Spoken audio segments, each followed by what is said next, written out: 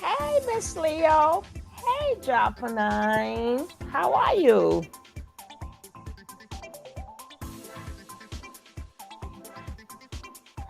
See, guys, let me cut this down. But we will be starting soon. We'll get some more people in the room. But I like to say, we're going to be going back and forth, but what we're not going to do is, I don't want to, because Aaliyah is no longer here. So we want to do this as tasteful as possible, like respectfully as possible, as well as keeping up on the current news. And we also, hey, Keish, and we also want to make sure that Miss Angela don't get all the exposure that she wants. So I'm not putting. I may put Angela in the title here and there if I'm doing something, because we need to know what's going on. Maybe we can help somebody else, but me personally want to be careful as possible, like if that was my loved one. You understand? So you just don't want to throw stuff out there like that. And then remember, she's the third girl. Angela is the third girl who have said that she was Aaliyah's daughter. This is not the first time. We have an Angel something, and then we have another girl. Hey, boss lady. And we have another young lady. So that's three of them. That's three of them who said that that's their mother for whatever reason, blah, blah, blah. So this not our first rodeo. This is definitely not our first rodeo. And then I want to get back into the interview that she did with Miss TK. I want to get back into the interview that she did with TK, because maybe we missed something. Maybe we missed out on something. Maybe we did. I don't know.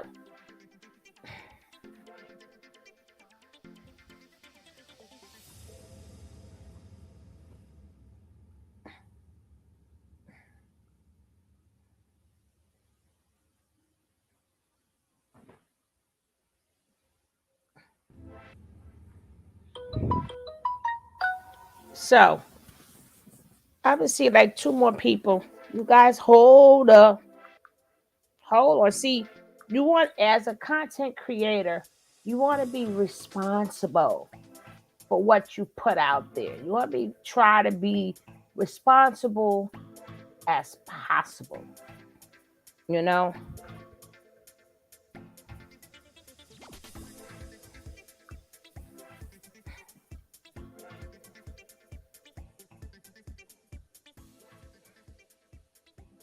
And no, I'm not putting out the girl is schizophrenia. We haven't seen nothing that states she have schizophrenia. We're not diagnosing her. Up until now, she's a regular girl. And we're going to get into, like I said, some of her old videos. Some of her old videos. So you can see how this girl talks about her family. Now she's claiming she don't know when she was born. See, we ain't gonna feed too much into that. We ain't gonna feed too much into that. You got to be careful what you put out there. Try to be responsible. You don't want to be reckless talking about somebody that's no longer here anymore. You understand what I'm saying? Then she has family, people who miss her dearly. Then after what happened, you understand what I'm saying? That's all I'm saying.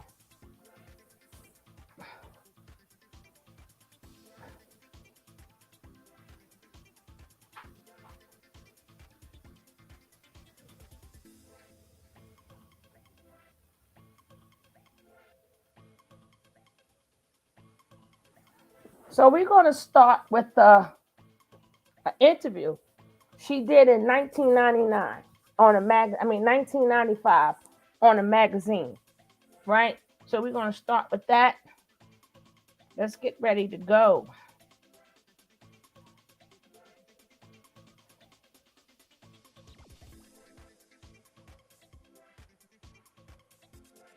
And this goes out to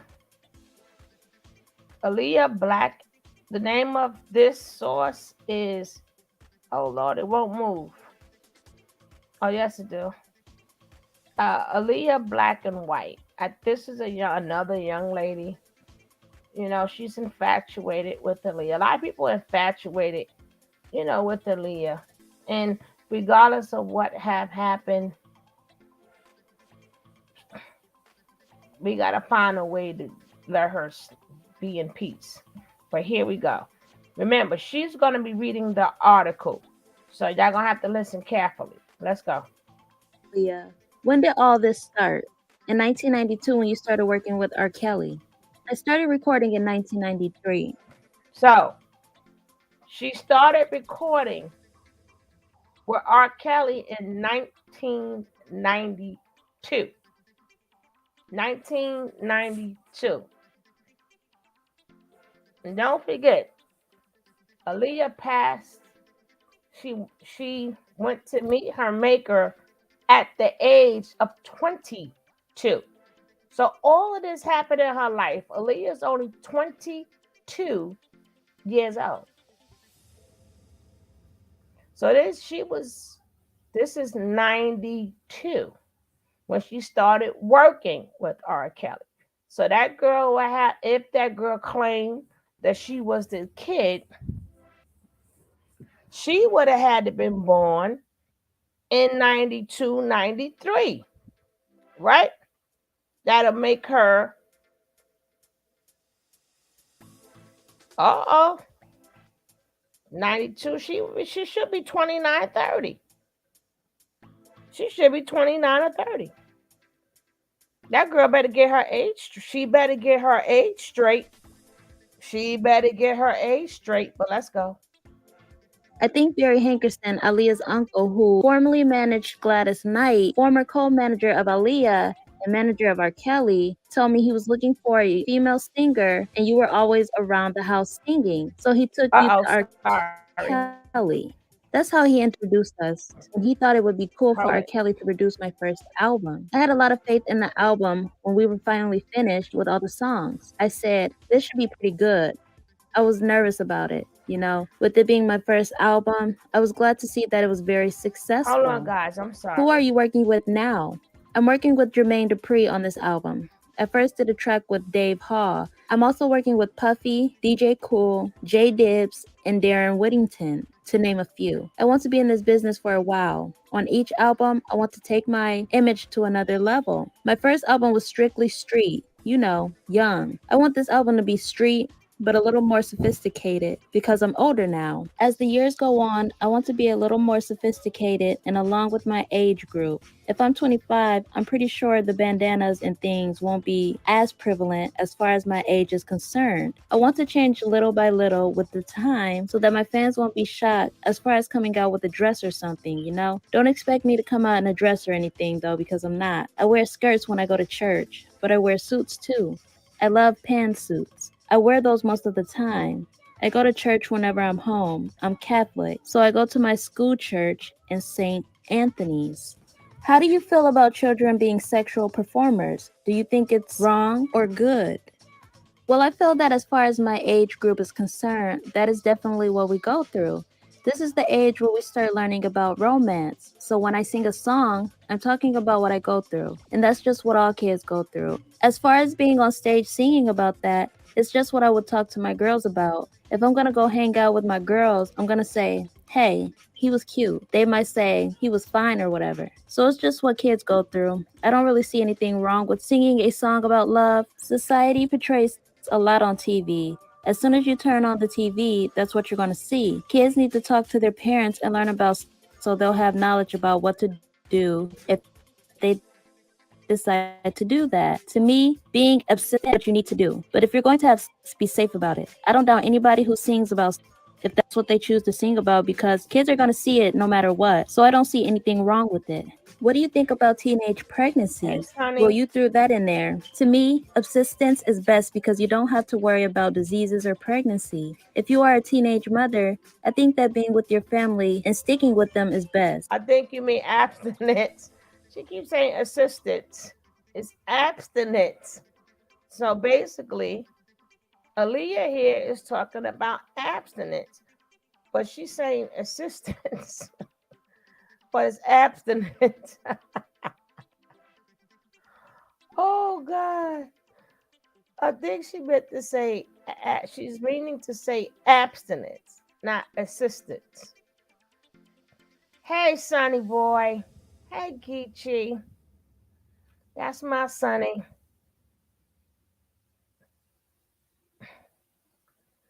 So I'm going to let it finish playing, but I'm just letting you know she's saying abstinence, not assistance. Sing about because kids are going to see it no matter what. So I don't see anything wrong with it. What do you think about teenage pregnancy? Well, you threw that in there. To me, subsistence is best because you don't have to worry about diseases or pregnancy. If you are a teenage mother, I think that being with your family and sticking with them is best. They can help you and your child, but you can also learn from them and have someone around to help you support the child. Well, a lot of girls feel like they don't have anybody. They want somebody to love them, and they have low self esteem. Tell me about how mommy and daddy raised you. Did you get a lot of whippings? Well, my parents, thank the Lord, did not believe in spankings. They didn't whip me. I would get popped, you know. Aaliyah, go to your room. That was if I did something wrong. We talked a lot. We would sit down and have family meetings. If my brother and I had questions, we would ask them. I think it's important to feel free to ask your parents anything because they're a parent, but they can also be your friend. So, how did you feel when this stuff with you and R. Kelly started? Boy, well, it's been a rough year. It has been tough, but my family and I weathered the storm and we've gotten through it. I can say the support of my fans also helped me get through this. How did your fans support you? I did a lot of touring, and I had a lot of people come up to me and they didn't care about it. They said they loved my music and they don't care what people say about me. A lot of people say, go girl. I haven't gotten a lot of negativity, which I'm very, very glad about. So is Barry Hankerson managing Aaliyah? Barry is a part of the record label, which is Blackground. He's the president. So when you hear Blackground's music, that's a subsidiary venture with Jive Records. Jive is our label, and Background is the production part of it. I'm Aaliyah's manager now. I'm her personal manager. It was the decision made and accepted in good faith due to the fact that I'm sure I can do a better job at managing my own child than anybody else. Everything has been going beautifully since that time. What about you, Rashad? How are you feeling about your sister? I'm very proud of her. I love my sister dearly and we're very close. I just try to be with her and by her side and whatever she does. I just want to be there. I know she's going to do great, so I just want to be with her. Do guys ever ask you about her? Man, can you give me her phone number? So you hit him up in the head, or do you hit him in the mouth? Well, like all brothers, I am protective. But I understand that being in this business, she's seen by a lot of people. She's a pretty girl. Anyway, she's going to be admired even more because of the business she's in. So I understand that, and I let it roll off my back. I'm not going to let anybody hurt her. It is now 1996, and Aaliyah has dropped her new album, One in a Million, which I'm told is selling 70,000 copies a week. In case you don't know, that's pretty fantastic. I have to interview her again, and I'm looking forward to seeing her daddy, Michael, whom I fell in love with when I was at their home in 1995. But he is not coming because he was taking his son, Rashad, to college. Things are good for Aaliyah. She's more beautiful than ever. Her cousin Jomo, who was Barry Hankerson's son, joined us for lunch. How much did you get to write on this album? Did you get a chance to write at all? No, I didn't write. I did some arranging. I arranged the Marvin Gaye remake. My brother and I did a song that we couldn't get done on time for the album. So we're going to put it on the B-side of one of the singles. You all wrote the song? He wrote the song, and I did the melody, and I arranged it. What does that mean when you arrange? Harmonies, different notes, structure. Did you do all the harmonies on the album? All the backgrounds, yes. On the duet with Tretch, Renee from Zane is on one part with me in the background. She wrote my part on that song. And Missy does some backgrounds with me. Who's Missy? Missy works with T-Point. And she's on which song? A Girl Like You. That's on the first side. You were with my baby Hey, Tretch? sis. Yes, Tretch is the best. Who's the Peace and coolest to work blessings. with? Because you've worked with Jermaine Dupri too. Well, I'm not going to pick who's best because I loved working with all of them. It was wonderful. I did make a lot of new friends. I knew Jermaine Dupri before I went into the studio with him, so he was really cool. I got real cool with Vincent Herbert. He's a sweetheart. You cannot get mad at Vincent. And if you do, Hey, you won't our stay mad forever at him. baby He came to girl. Detroit. What's it like when you're on the road? Most of the time when I travel, I really don't go too many places because either I'm working or I'm interviewing. And when I go back to the hotel, I go to sleep. Recently, I did a show in Chicago and there was an after party in the hotel. And my mom was like, "You go ahead and go." Me and Rashad, Tim, Missy, my dancer, and friend Demetrius, and Tim's brother G, and Marcus all went. So my parents let me go out and have fun as long as my security is with me and I'm with a group. Can you drive? Jamie, I'll be 18 in January. I promised myself by that time I will get my license. I don't have it yet because I haven't really had the time to go get it. I'm not even going to say that I can She'll, drive really well. she'll be 18 in January. And this is still 1996. So at this point, she's 17. See, this is why you have to go back. This is why you have to go back a little bit. And you got to sometimes bring it back. So this is the first one was 1995. That would make her 16. The next year, this is an interview, 1996. She said, I'll be 18 in January.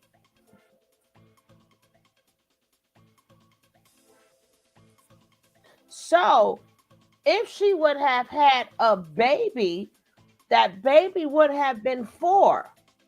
At this time, the kid would have been 4 years old because she met R. Kelly, as she said, in 92. 3, 4, 5, 6. So this kid would have been 4.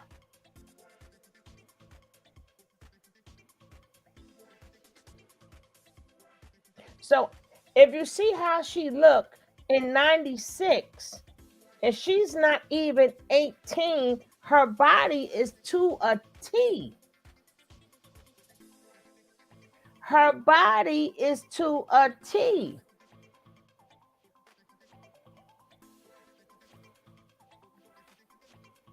So I need for you guys to listen to the years, the dates, and the ages.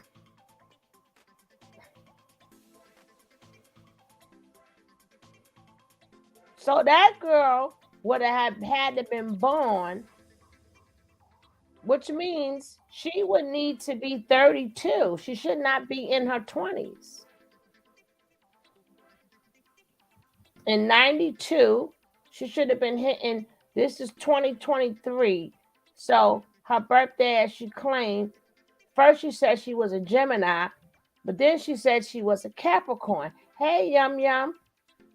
Remember, first she said she was a Gemini, then she said she was a Capricorn.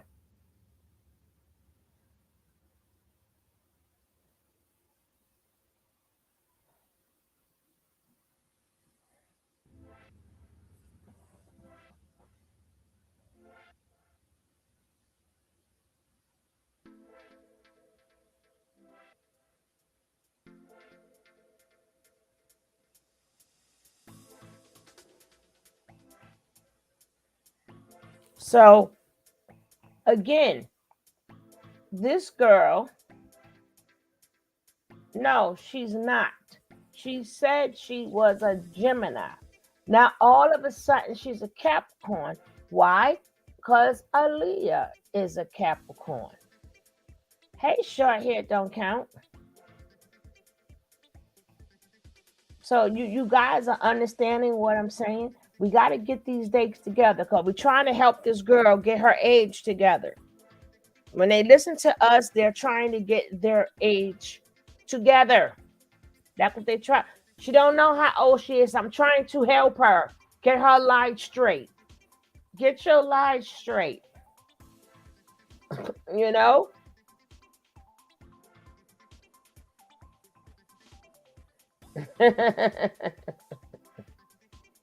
So again, for the people who just came in, being that it's not that long, I'm going to rewind the interview that she did with Jamie. Who remember the Sister magazine? Well, I should have kept the magazines too. Goodness, I used to get the magazines. Who knew? Who knew not to throw them away, right? Who knew not to throw them away? Yeah, she tells tales. And I'm not gonna sit up there and say like anything like what if it's true, and I'm no. Because even if it is true, that's not the way to do it. Even though we know it ain't true, but even if it is true, hey Paula, see, this is not the way to do it.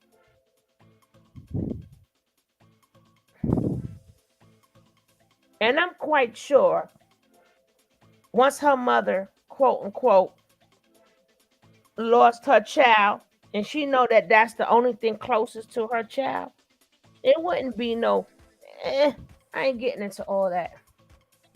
I know, but I'm gonna rewind it again. Like I said, I want to do coverage of this as tasteful as possible because we're speaking upon somebody who is no longer here, and we have to have respect for the people. Hey Trinity, welcome, sweetie. Yes, the math definitely does not add up. She said she was working. I'm gonna rewind it so you guys can hear it.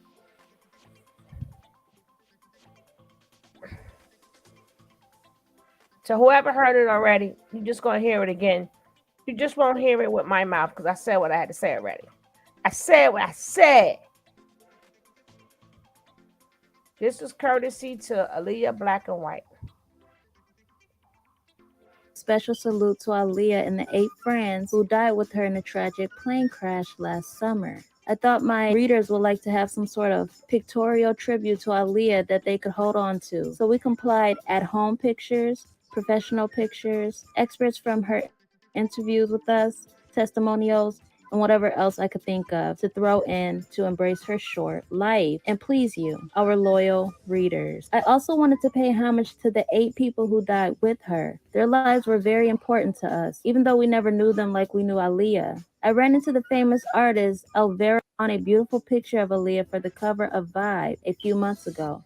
It was an emotional, full cover artwork. He used the pictures from a spread. I participated in a hip hop memorial for Aaliyah, the Abyssinian Baptist Church, presided over by minister to the hip hop community and WBL5 New York radio personality Conrad Muhammad. Conrad also upped the group called A Movement for Change. It's designed to organize the hip hop generation and to highlight the issues that most affect us. Conrad feels that there are too many children in our culture who are not spiritually grounded and cannot bring things like the sudden death of our young celebrities to closure. Reverend Calvin O. Butts, who pastors the historic church founded by Adam Clayton Powell, Sr., was gracious enough to host the memorial. Artista recording artist Toya sang a beautiful cry. I was once deeply moved by a person who told me that some souls, after entering Earth as human beings, choose only to stay a short time. They leave us while still young.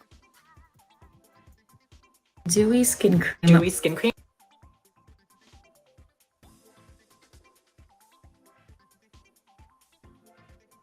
Yeah. When did all this start? In 1992, I started working with R. Kelly.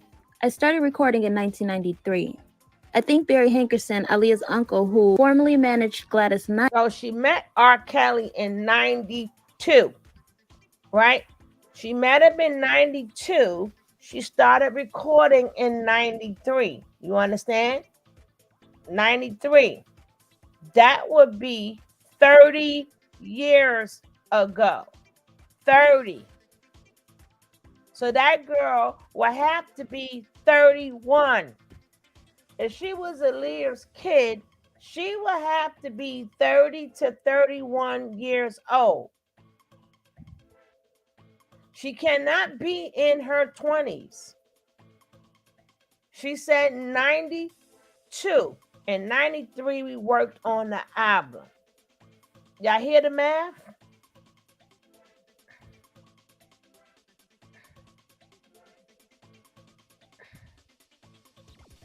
No, I cannot imagine. And she can try all she wants. She ain't making her look like nothing. She seems jealous. Aaliyah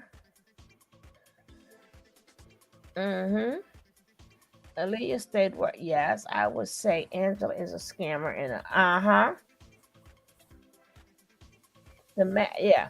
So we're gonna finish listening to this interview. We're gonna go back to this and let you listen to it. But guys, as you listening, check out the dates. Listen to the dates. In 96, she said, I'll be 18 in June. I'll be 18. So 4 years ago would have been her being 14. So that girl cannot be, if she had a kid, that girl would be in her 30s. So Regina, you got your age mixed up. You got your age mixed up.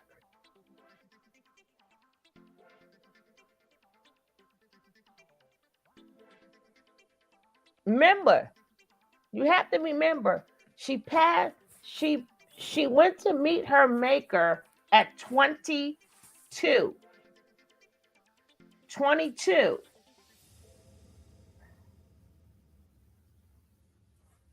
Everybody's saying 25. She was 22. So from 18, 19, 20, 21, 22, she only lived 4 years more. She only lived 4 years more. So a lot took place within the age of 14 to 22. And as we see, after she did that album with R. Kelly, which was in 93, that'd have been 93, 94. So then that kid would have been 2. And then she left, got herself together. And then she started doing stuff for other people, which that's in the article. So if you remember Jamie from Sister to Sister, that's the person who's interviewing Aaliyah. So you will see what Jamie's asking the questions, Aaliyah's answering the questions, and blah, blah, blah. Right? So let's go. Wright, former co-manager of Aaliyah and manager of R. Kelly, told me he was looking for a female singer and you were always around the house singing, so he took you to R. Kelly. That's how he introduced us, and he thought it would be cool for R. Kelly to produce my first album. I had a lot of faith in the album when we were finally finished with all the songs. I said, this should be pretty good. I was nervous about it, with it being my first album. I was glad to see that it was very successful. Who are you working with now? I'm working with Jermaine Dupri on this album. At first did a track with Dave Haw. I'm also working with Puffy, DJ Cool, J Dibs, and Darren Whittington, to name a few. I want to be in this business for a while. On each album, I want to take my image to another level. My first album was strictly street, young. I want this album to be street, but a little more sophisticated because I'm older now. As the years go on, I want to be a little more sophisticated and along with my age group. If I'm 25, I'm pretty sure the bandanas and things won't be as prevalent as far as my age is concerned. I want to change little by little with the time so that my fans won't be shocked as far as coming out with a dress or something, Don't expect me to come out in a dress or anything though, because I'm not. I wear skirts when I go to church, but I wear suits too. I love pantsuits. I wear those most of the time. I go to church whenever I'm home. I'm Catholic, so I go to my school church in St. Anthony's. How do you feel about children being sexual performers? Do you think it's wrong or good? Well, I feel that as far as my age group is concerned, that is definitely what we go through. This is the age where we start learning about romance. So when I sing a song, I'm talking about what I go through. And that's just what all kids go through. As far as being on stage singing about that, it's just what I would talk to my girls about. If I'm going to go hang out with my girls, I'm going to say, hey, he was cute. They might say he was fine or whatever. So it's just what kids go through. I don't really see anything wrong with singing a song about love. Society portrays a lot on TV. As soon as you turn on the TV, that's what you're going to see. Kids need to talk to their parents and learn about so they'll have knowledge about what to do if they decide to do that. To me, being obsessant is what you need to do. But if you're going to have sex, be safe about it. I don't doubt anybody who sings about if that's what they choose to sing about because kids are going to see it no matter what. So I don't see anything wrong with it. What do you think about teenage pregnancy? Well, you threw that in there. To me, subsistence is best because you don't have to worry about. I just want to correct that. It's abstinence, not subsistence. It's abstinence. So Aaliyah is speaking for abstinence, not subsistence. It's abstinence, young lady. So she's promoting abstinence, not subsistence. Okay? All right. Diseases or pregnancy. If you are a teenage mother, I think that being with your family and sticking with them is best. They can help you and your child, but you can also learn from them and have someone around to help you support the child. Well, a lot of girls feel like they don't have anybody. They want somebody to love them, and they have low self-esteem. Tell me about how mommy and daddy raised you. Did you get a lot of whippings? Well, my parents, thank the Lord, did not believe in spankings. They didn't whip me. I would get popped, Aaliyah, go to your room. That was if I did something wrong. We talked a lot. We would sit down and have family meetings. If my brother and I had questions, we would ask them. I think it's important to feel free to ask your parents anything because they're a parent, but they can also be your friend. So how did you feel when this stuff with you and R. Kelly started? Boy, well, it's been a rough year. It has been tough, but my family and I weathered the storm and we've gotten through it. I can say the support of my fans also helped me get through this. How did your fans support you? I did a lot of touring and I had a lot of people come up to me and they didn't care about it. They said they loved my music and they don't care what people say about me. A lot of people say, go girl. I haven't gotten a lot of negativity, which I'm very, very glad about. So is Barry Hankerson managing Aaliyah? Barry is a part of the record label, which is Blackground. He's the president. So when you hear Blackground's music, that's a subsidiary venture with Jive Records. Jive is our label and Background is the production part of it. I'm Aaliyah's manager now. I'm her personal manager. It was the decision made and accepted in good faith due to the fact that I'm sure I can do a better job at managing my own child than anybody else. Everything has been going beautifully since that time. What about you, Rashad? How are you feeling about your sister? I'm very proud of her. I love my sister dearly and we're very close. I just try to be with her and by her side in whatever she does. I just want to be there. I know she's going to do great, so I just want to be with her. Do guys ever ask you about her? Man, can you give me her phone number? So you hit him up in the head, or do you hit him in the mouth? Well, like all brothers, I am protective. But I understand that being in this business, she's seen by a lot of people. She's a pretty girl. Anyway, she's going to be admired even more because of the business she's in. So I understand that, and I let it roll off my back. I'm not going to let anybody hurt her. It is now 1996 and Aaliyah has dropped her new album, One in a Million, which I'm told is selling 70,000 copies a week. In case you don't know, that's pretty fantastic. I have to interview her again, and I'm looking forward to seeing her daddy, Michael, whom I fell in love with when I was at their home in 1995. But he is not coming because he was taking his son, Rashad, to college. Things are good for Aaliyah. She's more beautiful than ever. Her cousin Jomo, who was Barry Hankerson's son, joined us for lunch. How much did you get to write on this album? Did you get a chance to write at all? No, I didn't write. I did some arranging. I arranged the Marvin Gaye remake. My brother and I did a song that we couldn't get done on time for the album. So we're going to put it on the B-side of one of the singles. You all wrote the song? He wrote the song and I did the melody. And I arranged it. What does that mean when you arrange? Harmonies, different notes, structure. Did you do all the harmonies on the album? All the backgrounds, yes. On the duet with Tretch, Renee from Zane is on one part with me in the background. She wrote my part on that song. And Missy does some backgrounds with me. Who's Missy? Missy works with T-Point. And she's on which song? A Girl Like You. That's on the first side. You were with my baby Tretch? Yes, Tretch is the best. Who's the coolest to work with? Because you worked with Jermaine Dupri too.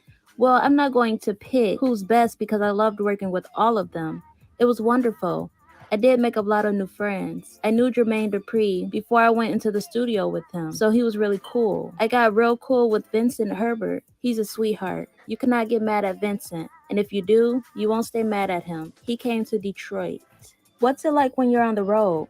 Most of the time when I travel, I really don't go too many places because either I'm working or I'm interviewing. And when I go back to the hotel, I go to sleep. Recently, I did a show in Chicago and there was an after party in the hotel. And my mom was like, you go ahead and go. Me and Rashad, Tim, Missy, my dancer and friend Demetrius, and Tim's brother G, and Marcus all went. So my parents let me go out and have fun as long as my security's with me and I'm with a group.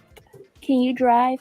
Jamie. I'll be 18 in January. I promised myself by that time I will get my license. I don't have it yet because I haven't really had the time to go get it. I'm not even going to say that I can drive really well yet. I can do a little something. I used to think when I was younger that by the time I was 16, I was going to have my car, my license, and everything. But when I hit 16, I was like, no, because I'm working a lot and I want to be ready because a lot of kids get into accidents because they're not ready. Do you intend to go to college? I'm going to college too.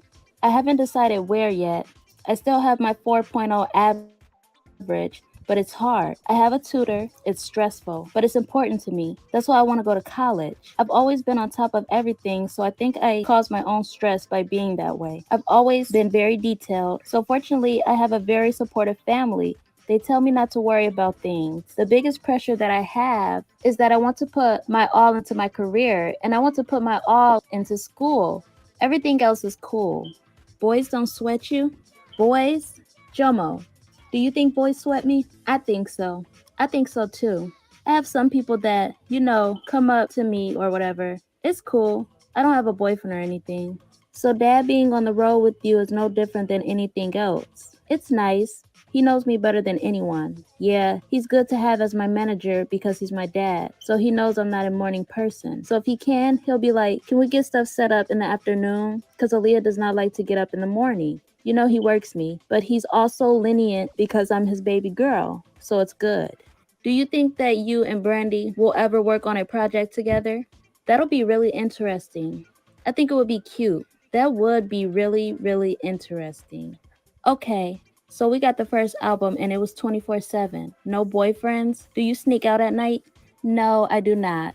What would you be if you weren't singing? Would you manage Jomo? Because you know he needs a manager. Manage Jomo? I would stay in entertainment on some level, if not acting, directing, maybe writing some, still have something to do with entertainment because I love it. You're 17 Wasn't she now. messing with You'll be our 18 in family? January. When will you wear a dress? You are so funny, Jamie. See, now you know me very well. When will I wear a dress? I don't know. I'm gonna surprise you one day. What do You said, wasn't she messing with R. Kelly? Her family made her cover it up. Well, she didn't say she was abstinent. She told them to practice abstinence.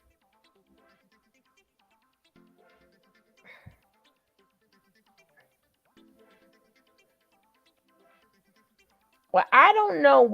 I don't know how old. We're gonna dig into that too. Of how old was she? How old was she? So I don't know if she was 11, but according to this, she was 14. According to this, she was 14.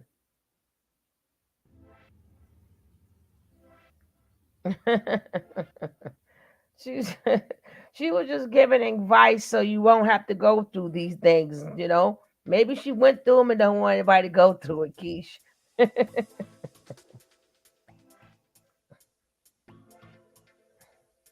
Hey, Gary. Right, she between 13 and 14, right, Keish? As meeting, because this backs it up. So, yeah, she was around 13, 14, but I believe she was 14. And she was 15 when she did the album. So I believe it was 14 and 15. Either way, it doesn't matter. Which year is still terrible.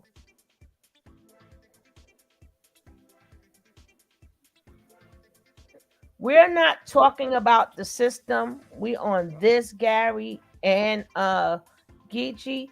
The system is not set up to destroy the black family.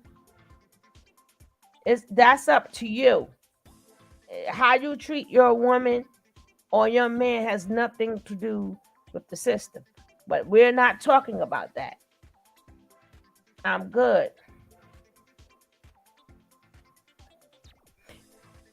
Oh, you care? Okay. No, she met R. Kelly at 11 years old, but R. Kelly was messing with her at 13. That's why I say either way is wrong. Either way is wrong. If it's from 13, because the way she make it sound like, and these are her words.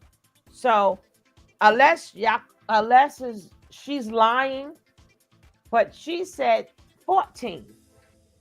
She was 14 years old when she met R. Kelly, and they started working on the album when she was 15. So she could be lying, but this is her interview. This is her interview. And these are the words coming out of her mouth. So I don't know. I don't know. We wasn't there.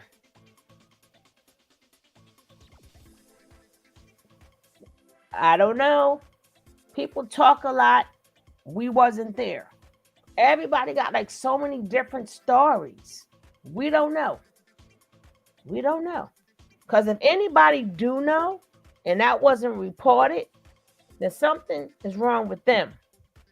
Something is wrong with them.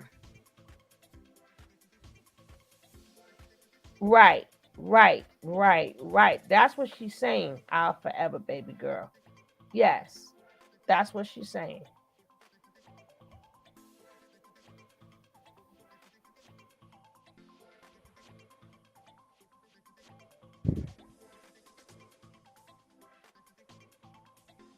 do your legs look like? I have nice legs, don't you think, Jomo? You have very nice legs. It's a family trait.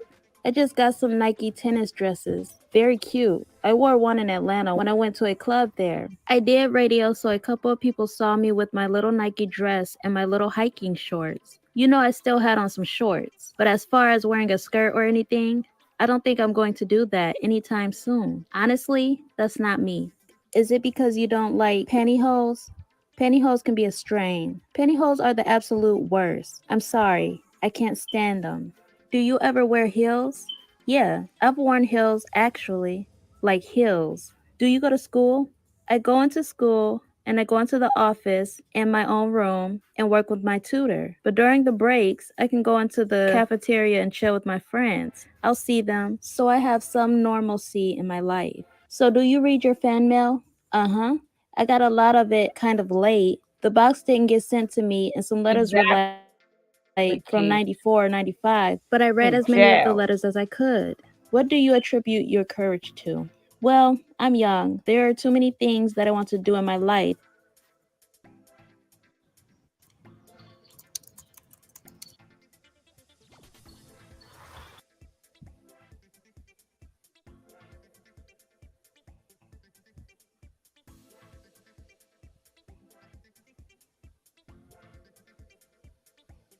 There are pages missing clearly, but this is just another page. We're just going to read it anyway. So if it's off, that's why. It's a totally different page.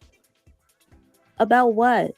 I had to get somebody out of class. My friend Amber, I had to get her out of class because she had my friend Michi's permission slip to go on a trip. Michi was like, go get my permission slip from Amber.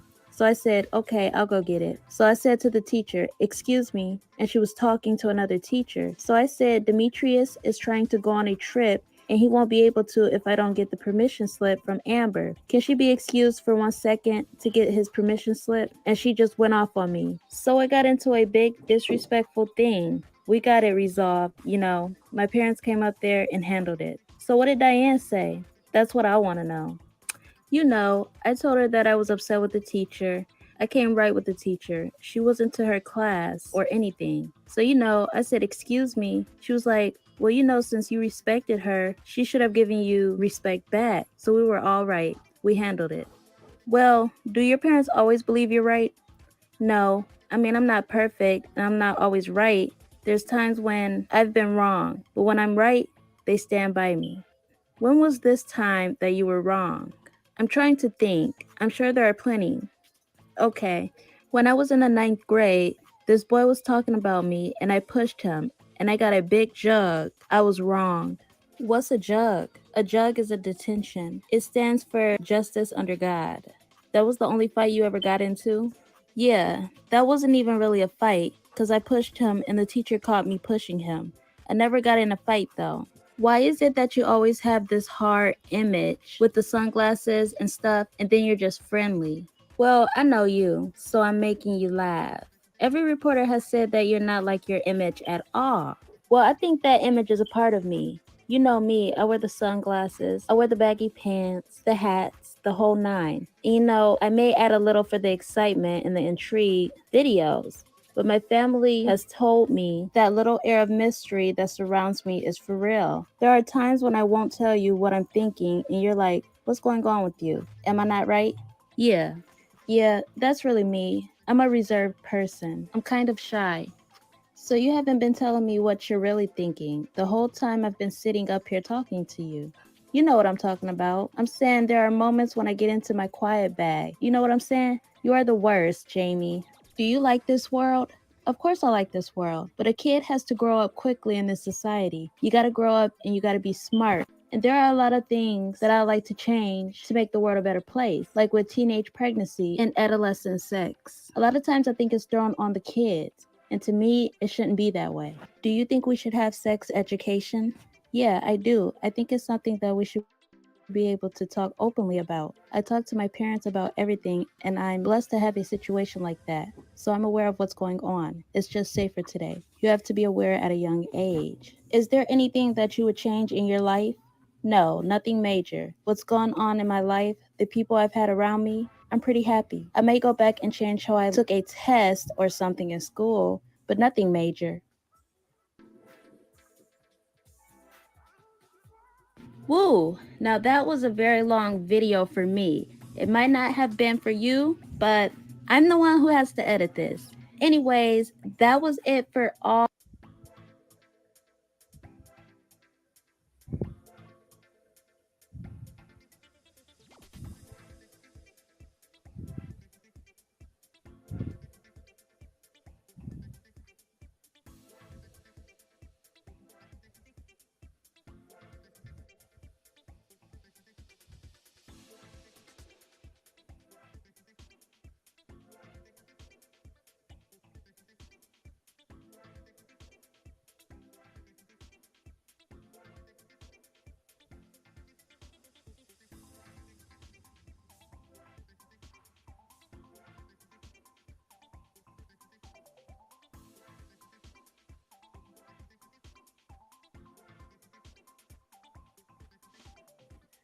And then they try to say she was knocked up with Timberland. But you gotta remember too, they was trying to say she was knocked up with Timberland baby too.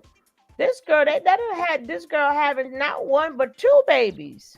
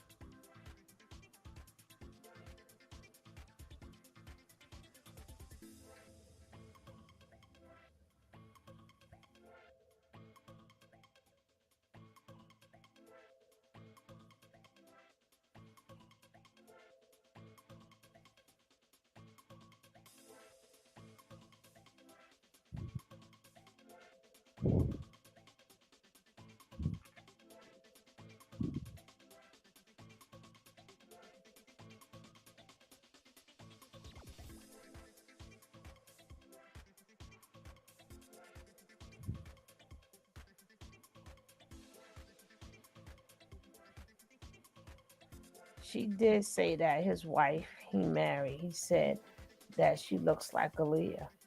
Yeah, yeah. We gonna get into this. Hey, Miss Apples. The world is an open book. It's how you choose to live.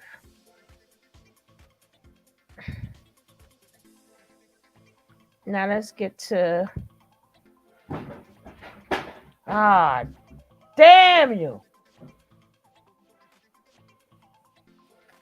She's the cat. Y'all know it's the cat, right? So let's check out what Aaliyah had to say. Another interview. And I remember when I was younger, I would take the album from my room and play home over and over again, and I learned it. And I remember singing it for the first time for my parents, and they loved it. And that was a song I sang a lot. Well, you know what I really like about this song is the fact that it's saying I want to be home where there's love overflowing. That's definitely what I get when I get home. I'll go home tomorrow, and I can't wait to see my father and mom before my brother's in college. But I can't wait to see my daddy because I get love, and I'm going home to Detroit where they give me love. So that song is definitely something that changed me. Bally's Hotel in Las Vegas, 11. Yes, it was a wonderful experience, a great learning experience for 5 nights. Came out in the middle of her show and sang home, and then we sang Believe in Yourself together. I recorded that song, let me see. I think it was Back in either late November, early December of 93. It came out in 94. I was 14. 14. Gosh, I knew like that was one of the last songs we recorded, so half the album was done. So I was excited because the album was on its way to being completed and about to be released. And after we did back and forth, after my birthday, we went and we did the video. So I mean, I was excited. It was coming true. That was my idea on my uncle. You're on ice slip for you. Oh yeah, love the ice. Love them. That's why I want to do another one on this album. Uh-huh. They're a unique group. I love their music. I love their style, and their songs have such great meaning, and that's what I really love about it. Ronald is the man. I mean, his voice is beautiful. I've grown a lot. I mean, I've experienced a lot, so um, I'm still the same Aaliyah from back then, but I've matured. I've always been mature, and being in this business, yes, you have to grow up quickly. But my mother has told me a lot of times that I've always been mature ever since I was young. Well, I'm happy I'm a senior. It's my last year. I'll be graduating in '97. Um, it can get rough because of my schedule, but I have a tutor that travels with me. I have independent studies with my high school, so she uses the curriculum from high school so that I can still be involved with the activities such as prom and homecoming and whatever performances I'm available for. But academically, I'm straight because my tutor is with me at all times. Actually, no, I can't imagine it because this is all I've known, all I've loved, and I can't really see myself doing anything else. There are other things that I want to do in the future as far as acting and even modeling, but singing is my number one love, and that's something I want to do for as long as I'm here. Well, I want to be the kind of actress that can do anything, whether it be a comedy, a thriller, a suspense it doesn't really matter. So it's hard for me to choose exactly what kind of character in what movie because I want to do it all. Hey, Can you Mimi. see yourself in a sort of a Scarface situation? Definitely, no doubt. Al Pacino, me and him get together in the movie, that'd be dope. I think that'd be sweet. Some gangster stuff. I absolutely love Al Pacino. He is very handsome. So, Aaliyah, I should probably watch it now that I'm older. Got into this, I always wear baggy clothes, bandanas, and it's just something I've always. I collect sunglasses. I'm just fine. Yeah, no doubt. Why do you always have sunglasses on? I collect sunglasses. I like to get a lot of different styles, different pairs, and whenever I travel, I try to pick up a new pair. And it's just something I've always been into. Before I got into this, I always wore baggy clothes, bandanas, and I always wore sunglasses. And I guess you could say it's become part of habit. Avena, formulated prebiotic Now, skin with 24 moisture. you heard her say, I always wear baggy clothes. I've always worn baggy clothes. Son in the background, which is my uncle's late. He manages R. Kelly. And when he had a joint venture with Jive, R. Kelly signed to Jive Records. So they thought it would be cool if he produced the first album. And that's how that came about. R. Kelly is a great producer. He's a great artist. And I respect him. And he's all good with me. People think that you have been married to him. Is it correct? Is it not correct? I am not married, to put a rest to it. Okay, and you haven't been. I'm not married, and that's it. Didn't answer the question. Oh, it was cool. I'm very proud of the first album. He produced a great first album. I delivered a great first album, and he was really cool to work with. He's a talented guy. Do you think, was there a lot of lies floating around about you two? There was a lot of drama. It was a lot of drama the past 2 years, but, and it was hurtful for everybody. But, we buy it. And that's it, really. It was just a rough time. Is it something that you regret today that you have done? Regret what? There's nothing to regret. It was a hard time for me. So, I learned you gotta be strong and you gotta be, just have to have strength. And just, it's just even in my family to survive. My grandfather survived World War II with the death of my aunt and the illness of my grandmother. So it's in my blood to be a survivor. And, there's too many things I want out of life. And, you just gotta push through it and be strong. And that's what I did. I was nervous about it. I wouldn't say I was nervous to come back, but just putting together the second album because the first one was so successful, there's definitely a pressure. Tumbling sound is just my favorite word. It's just dope. It's just dope. It's unique, and I like that. It's rather dark and dense. Somewhat. Some of his stuff is like for Beats for the Street does have a very dark and kind of futuristic sound to it, but then you have the outro that he's rapping on, and to me that has more of an up feeling. He's very versatile. Tim can do anything. Can I really describe what I hear in my head? Sometimes I can't even put it into words. It's not all the time easy to say this is exactly what I'm hearing and say, I'm hearing this kind of beat or this kind of melody. Sometimes you just have to feel it, and that's what's important when you hook up with a producer, that they know what you're vibing with. It's not all the time easy to say exactly what you feel.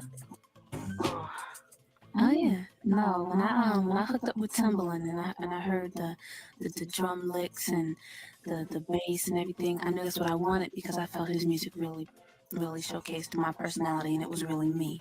And Timbaland is dope. I'm not gonna cap. He kind of reminds me of Twista, and Twista is dope. Twista was a childhood artist. My dad would always play him. I fell in love with his music, so I still listen to him to be original. So I loved it, and I'm down for taking risks and trying new things because I always want to be original.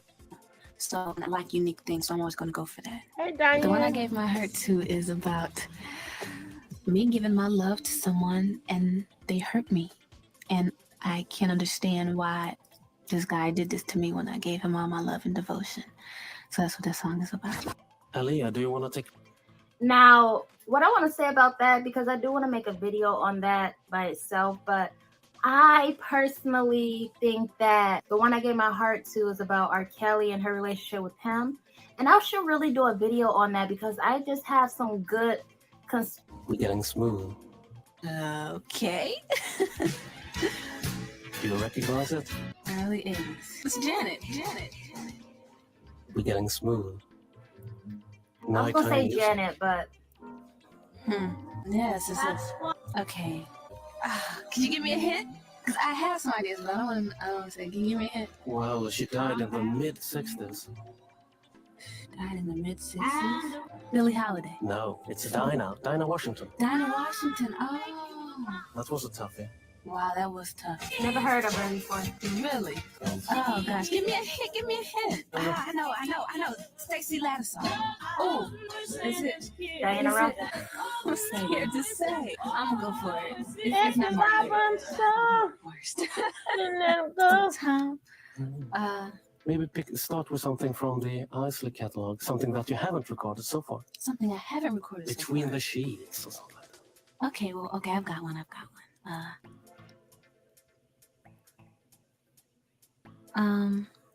Is love behind me?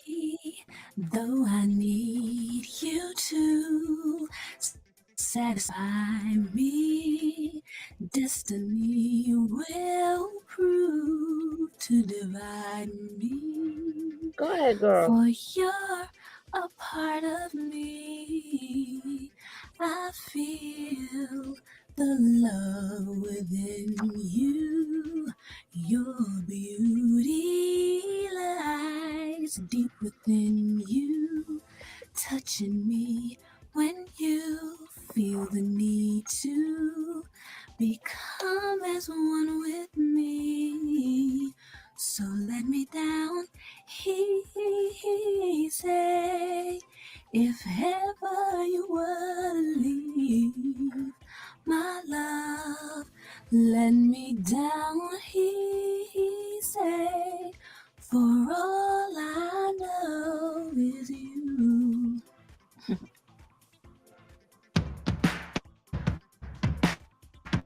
Hey, Angel. Hey, baby. I leave in the morning.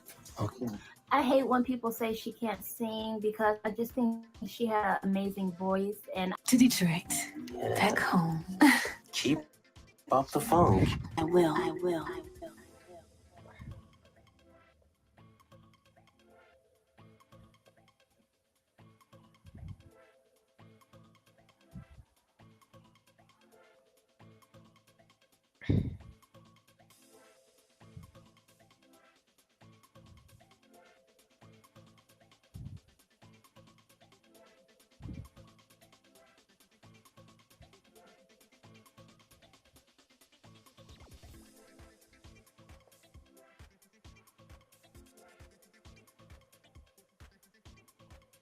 Hey, Chanel.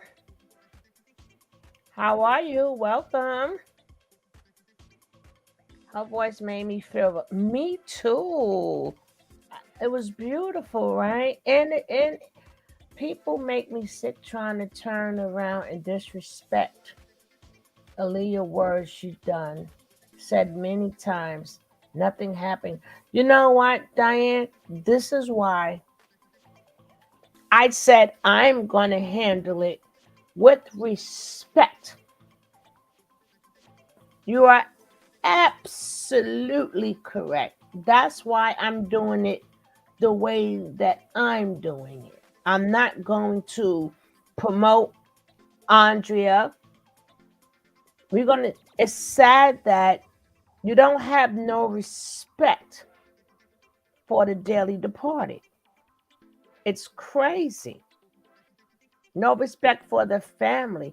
And if you know what happened to your quote unquote lady that you're calling your mother, and you notice the things behind, why would you do this? Why would you do this? And you could say, I mean, that's something that's supposed to be quiet as kept until you get the information. She wants to, they think we want the attention. No, you want the attention. You the one said you wanted people to see you. You the one wanted people to hear you. So now you all over. And I would never put her name in the title with her and Aaliyah. I want to be as responsible as possible. So I agree with that.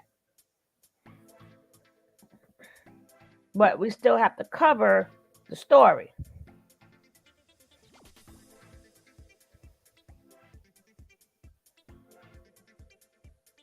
Oh, it was 3 of them. It was 2 other ones, Keish. Remember, I showed you guys 3. I showed you 2 girls. One name is I forgot the names. I give you the other 2 names, but they said it. It was done. It's over with, and it never went as far as this.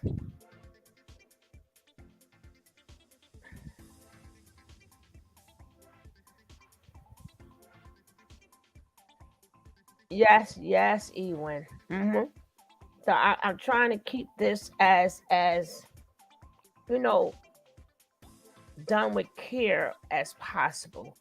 So, and I'm also trying to backtrack on the dates so we can hear it from her mouth. She know when she made the recording. She know when her album come out. See, we want to speak with our words. We don't, and we got the people speaking for themselves. What making lasagna so bad with it? No, it's there. Eggs, Paula.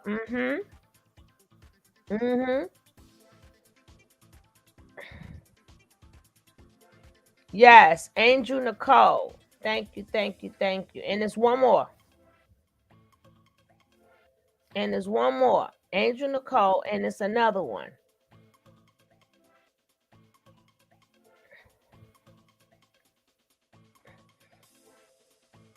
Yeah, she's all. That's why I say we have to handle this with care. We got to be very responsible for what we put out there and how we put it out there regarding the dearly departed. We have to do that. Well, that's what I'm doing, making sure it's respectful as possible.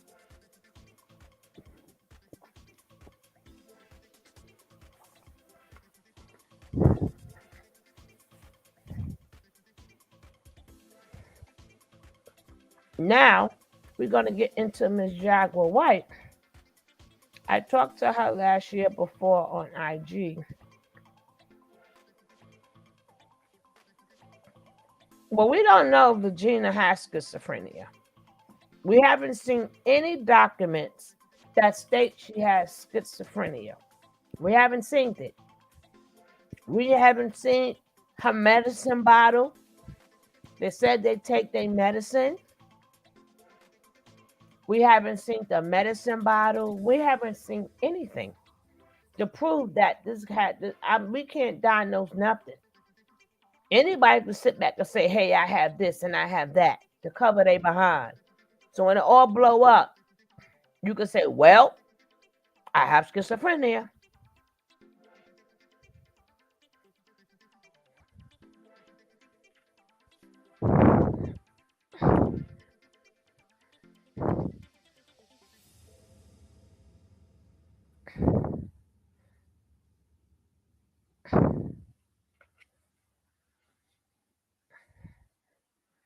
Now, if you spoke to the young lady, Our Forever Baby Girl, you got a channel? Our Forever Baby Girl, you have a channel? We're going to check you out. Hold on.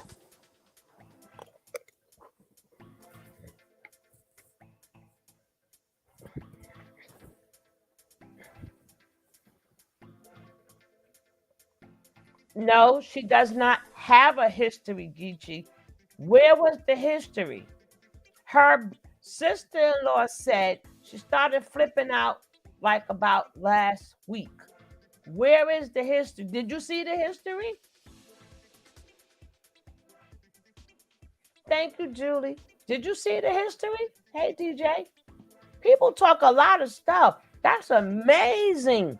Amazing. People talk a lot of stuff with no evidence. There's nothing you guys can say could go into court. Nothing. Y'all ain't seen nothing. Y'all ain't come with a doctor. Nothing. Thank you so much, sweetie, for making it rain up in here.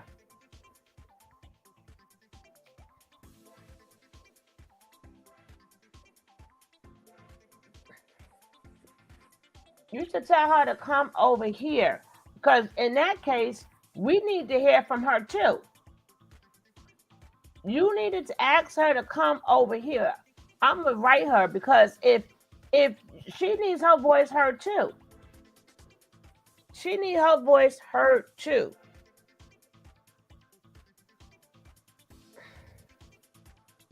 Tell her, speak her voice up too. So Gina could, so Andrea, whatever the hell, Angela could shut up. Because they think this is our first rodeo. I'm looking at her past videos too. And I've shown her past videos. But is the evidence? Oh, girl. Come on now. Come on now. Come on. Forget it, girl. If you want to come up, let me know if you want to come up. We could talk about this, because we need to talk about that too. Again, in the past videos, Geechee, did you see any evidence of her having schizophrenia? You saw her did you see her medicine? We don't know what her diagnosis is. No, do you? Okay, you're watching her, but you still haven't told me. I seen her. Thank you. No, we haven't seen anything.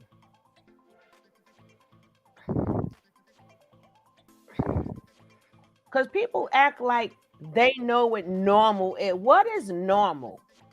Like, what is normal? Because a person talks slower, that makes them not normal.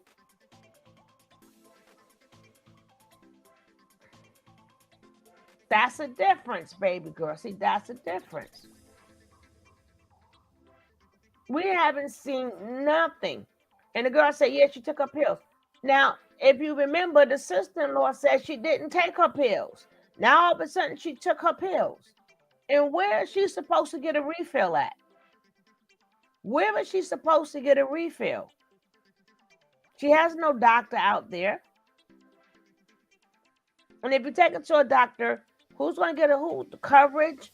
Like, you're going to take her to get a refill? Because they don't refill certain medicines. You got to go into the doctor. Certain doctors, there is no refills for certain medicines. You got to go to a doctor every month and get that prescription, not a refill.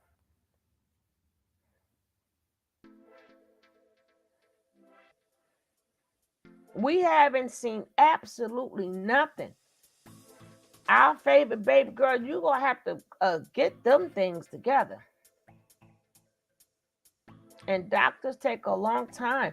By the time she see a doctor, her medicine is finished. Because they will have to do an evaluation. If she goes to a new doctor, they have to do an evaluation on her.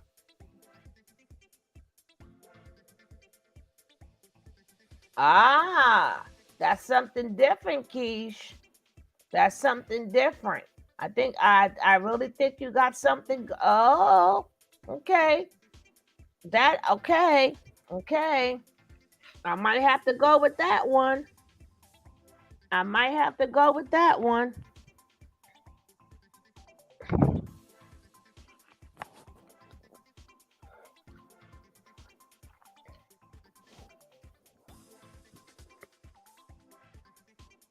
Hey, Ms. Wright.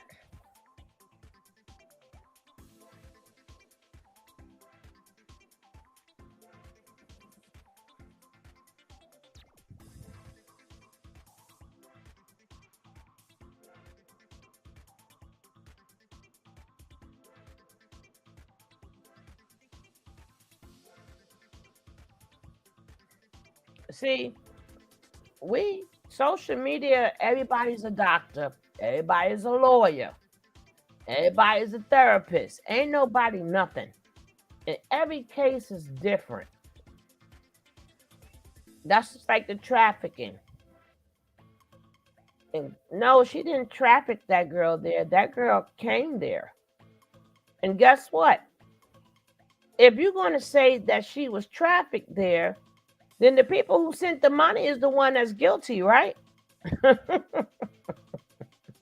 See, everybody think they're a lawyer. Oh, Jaguar trafficked the girl. No, Jaguar did not. Because people sent money.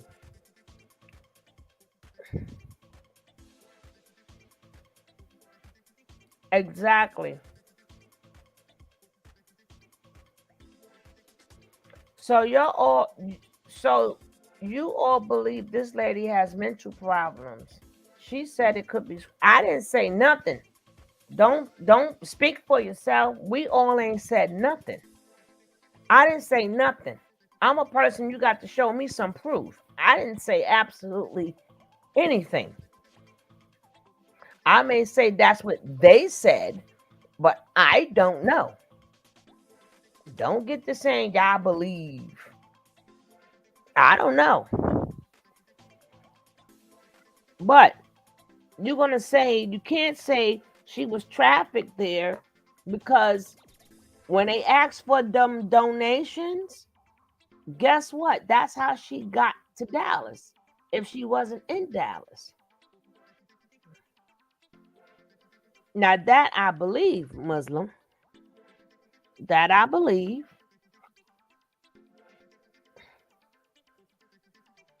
That's right. You got to show me.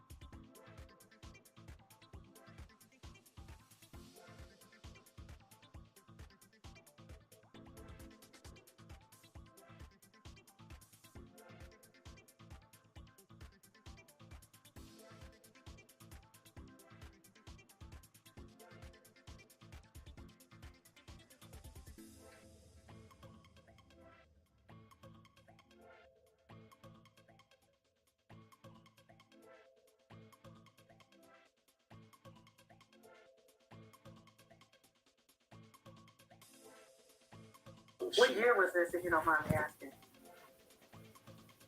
99, Oh, wow. 1999, I want to say. Okay. And she later came back that afternoon with the item that she was able to get for her ex-boyfriend. And she said it didn't work out. I said, okay, no problem. Mhm. So what happened? She caught him in another situation with a woman at her place. As such, they got into an argument. They broke up, and she asked if I could meet her afterwards on a date. All right, sure, you can go out. So she gave me the location to the studio, 421 North 7th Street in Philadelphia. Okay. And I met her there after work, and she hadn't put out any music or anything like that. Tell me if you guys can hear. She said she just finished a studio recording, and she wanted to go get drinks and shoot a little pool. And I said, okay, fine, no problem. At the time, I never played pool before, except maybe once when I was 10 years old over my uncle's house in Virginia. And we shot pool. She beat the death out of me. And that's how we started. I don't like losing in anything that I do. So I taught myself, alongside a few other people too, but I taught myself how to play. Every day on my lunch break, I would practice so that I can get better, so that I can win. So that's what I did. Joined the team. Okay, baby. Eventually, there's a league that's called the APA, and they have handicaps, which is a ranking from 2 being terrible to 7 being somewhat of a pro or an amateur pro. And every man starts off at a 4. So I got beat bad, I dropped to a 2. And through training, through my team and camaraderie and practice, That's her son's father. That's her son's father. Where she can never beat me, and my highest ranking is a 7. Built my own teams between Philadelphia, Chicago, New York, and other places, but I won the national championship in Chicago for 2 of the teams that I built, and with a different league called TAP, and finished 33rd in the country in the Masters. So all that from her beating your ass on your first can we say that was like your first date? That was our first date, yeah. Okay. How'd you feel about her? Like what was your first impression of her, like when you saw her and then she asked you out? Were you like feeling her? Well, she was a beautiful woman. In my Hey, eyes. Dina. Didn't know anything about the singing part, but she seemed like she had a good spirit. Okay. And I didn't have a problem with her at all. I thought she was, pretty cool to be around. She was funny. And, I thought it was a good first date. And then we had, multiple dates thereafter. I had a place on Broad Street, like Broad in somewhere in South Philly. Okay. And she had a place somewhere else, actually still on 4th Street where she lived. My lease was expiring. Her lease was about to expire. And she said, we should get a place together. And I said, okay. A little fast. Like how long had you guys known each other? Like it was about 3 months in. Okay. Excuse me. Very good. Very good. It's about 3 months in. And he said, we should do it. I said, all right. So I will say she was the first woman that went out of her way to build a home for the 2 of us, or for me. So when I say that, I mean like she got a terrible apartment. And when I say terrible, I mean terrible. I was down to talk to my doctor about Rybelsus. Ask your healthcare provider about Rybelsus today. Purdue University. Don't ask him about no Fidelsis. Basically went out and bought tile from Home Depot, bought a carpet with a little bit of money she was making at the time. Little bit of money. And Little bit of money. tile, laid carpeted, just so we can have this little apartment together. And I thought that it's something that it was a good feature to be able to have that kind of experience from someone, from a woman that I was dealing with. I've had a girlfriend beforehand who was great, loved her, but never had an experience where someone wanted to create a home for the two of us at that point in time in my life. We were both young. So How old were you? I was 20, 1999, so I was 23 at the time, and that would have made her 22. So, Who had her older son? So we did that for a while, and then she said, "Oh, you know what? We should get married." I'm like, "Well, it's still kind of soon." Now you notice, hey T baby, now you notice that even in the first conversation, the eldest son is not mentioned. How do you take the mother but not the child?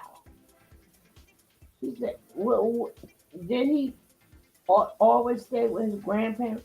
Like, where did he stay? The older one. Why wasn't he in the household? It's a package deal, right? It's supposed to be a package deal, right? Oh,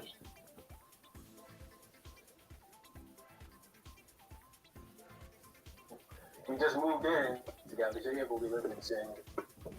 My father's a minister. Your father's a minister. Your mom's a minister. We shouldn't be living in sin. I said, all right, Jackie. I said, if you want to get married, we'll get married. But I want to have a regular wedding. I don't want to have something willy-nilly here, but that's going to take too long. We should get married and elope. Like Jackie. I don't want to go through that elope. After 2 weeks of browbeating me about getting married and eloping, I said, fine, I'll do it. Only if my father will agree to be there. If my father will agree to be there, I'll do it. My father said he definitely wanted to be there. My mom did not like her at all. So my father was there. Her girlfriend Leslie was there. We eloped to City Hall, and the rest is history as far as the marriage is concerned. The second. My mom did not come because my mom would have made a scene. Why didn't she like Jackie at the time? Jackie. No, my mom saw something in Jackie that I didn't see, and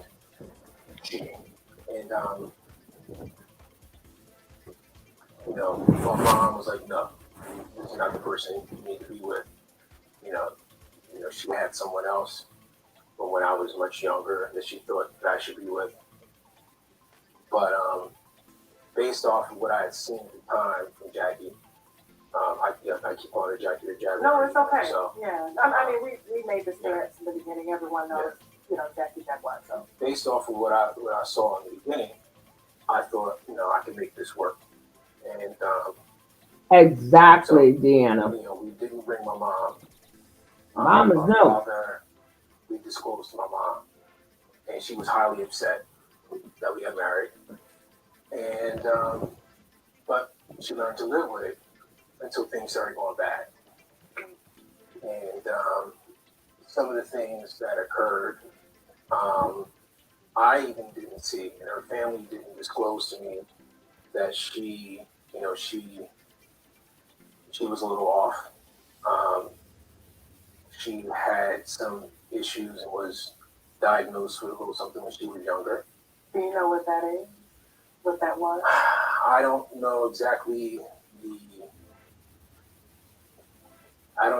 what it was called. If you talk to her family, they'll tell you what it is. If you talk to her sister, her cousins, Okay. they will tell you what it was. Okay. I didn't realize that until afterwards. Then the signs came.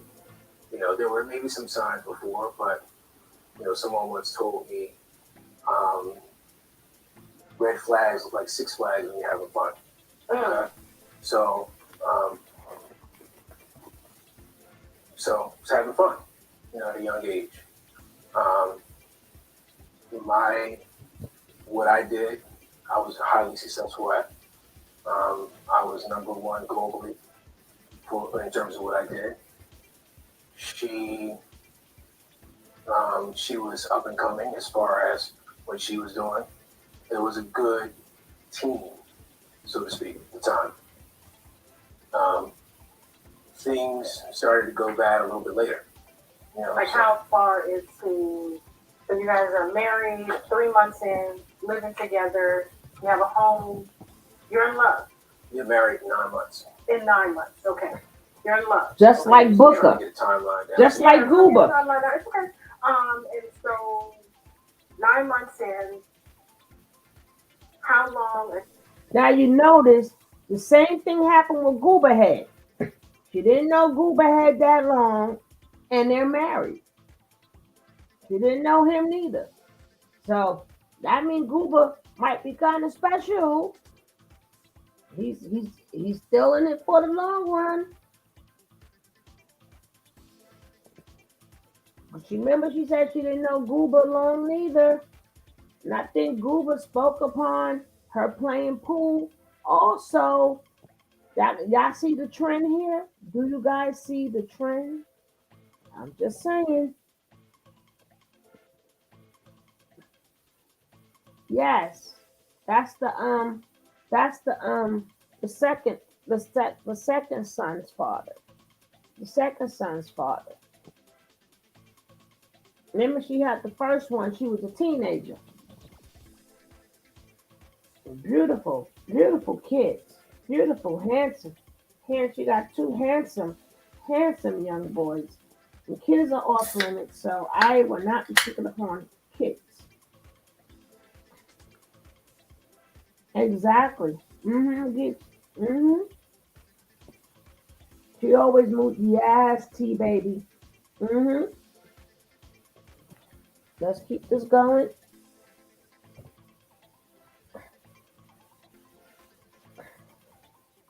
Until it gets bad. Like after marriage? After you got almost immediately. Almost immediately. It's like a trigger went off that it's like, all right, he's locked down now. So let's switch the behavior a little bit. What was the first time? The first time,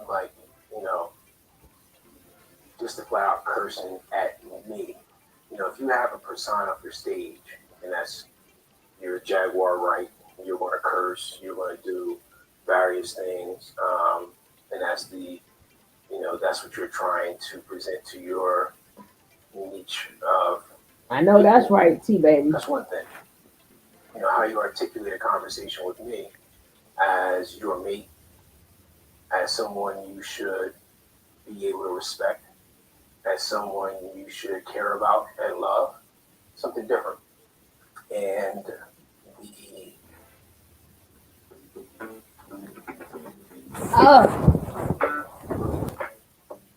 you can't even skip them. That's terrible. Discover the Ozempic Zone. Ask your healthcare provider about it.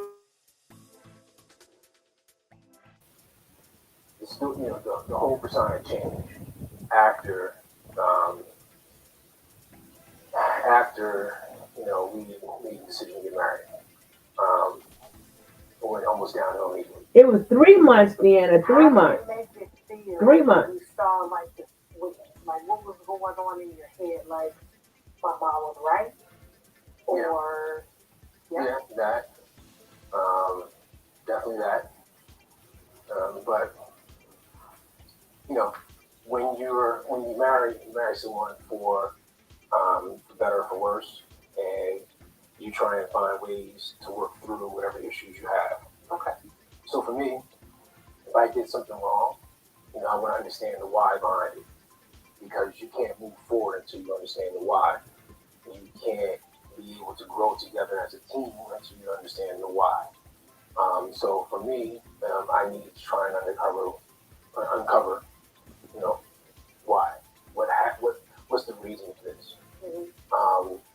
What did she say to you? Like, do you remember? Because I know when things like that traumatic happen, you know, they never go away. Like, what were some of the things that she said to you almost immediately? Like, after you got married, you had this, you know, beautiful wedding. You know, it was, we eloped. It wasn't a beautiful wedding for me. Well, I mean, your dad was there. We eloped. Okay. So my dad was there. That's special for me because my father molded me. I'll probably do that tomorrow, T baby. My father No.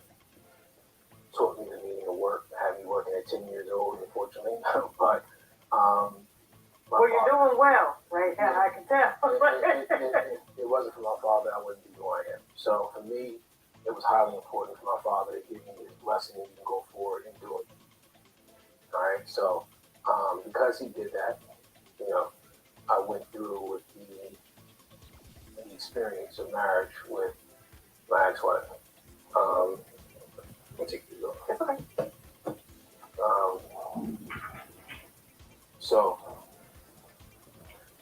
things did go south shortly thereafter. And you said some of the things that she would say. Yeah. She would say, F&B and this and that, and I'm like, where is this coming from? And then I was like, I'm not your peer. I'm not your audience, right? I'm someone that made a decision to spend a life with you. So if we can't work through this, and I would, after a while, just go out and leave, go shoot pool because pool became my passion, and I used that to be able to try and kind of channel. Oh wow, T baby. That was happening now. So I'll probably check for it. And then come back and try and work through it. It got bad when it really started to go downhill after she left to go on the road, which was almost directly after we got married. Was she with the Roots at this time? She was. Okay. So the Roots had signed her to, I believe it was like a pre-production deal until she can get her own deal through MCA. So she went out on the OK Player Tour, had an opportunity to visit multiple cities and gain exposure through their fan base, through their network, Mm-hmm. and Their fan base. Hey, Jess. As an artist. So, how do you feel about her going on the road? I was fine with that. You were okay with that? So you fully supported her? I fully supported her career. Fully supported her. Fully. Now, I was invested because I was invested in my wife. Okay. So, whatever you need to do to be able to do what it takes to be able to grow your craft, to grow as an artist, as a person, do it. I'm fully supportive. You got to go out on the road, go on the road. Okay. I mean, most husbands would see, a lot of men, and you're my wife, and not that you're insecure, but you know how men are.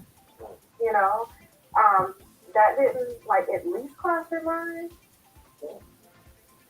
I'm not worried about a man if I'm secure.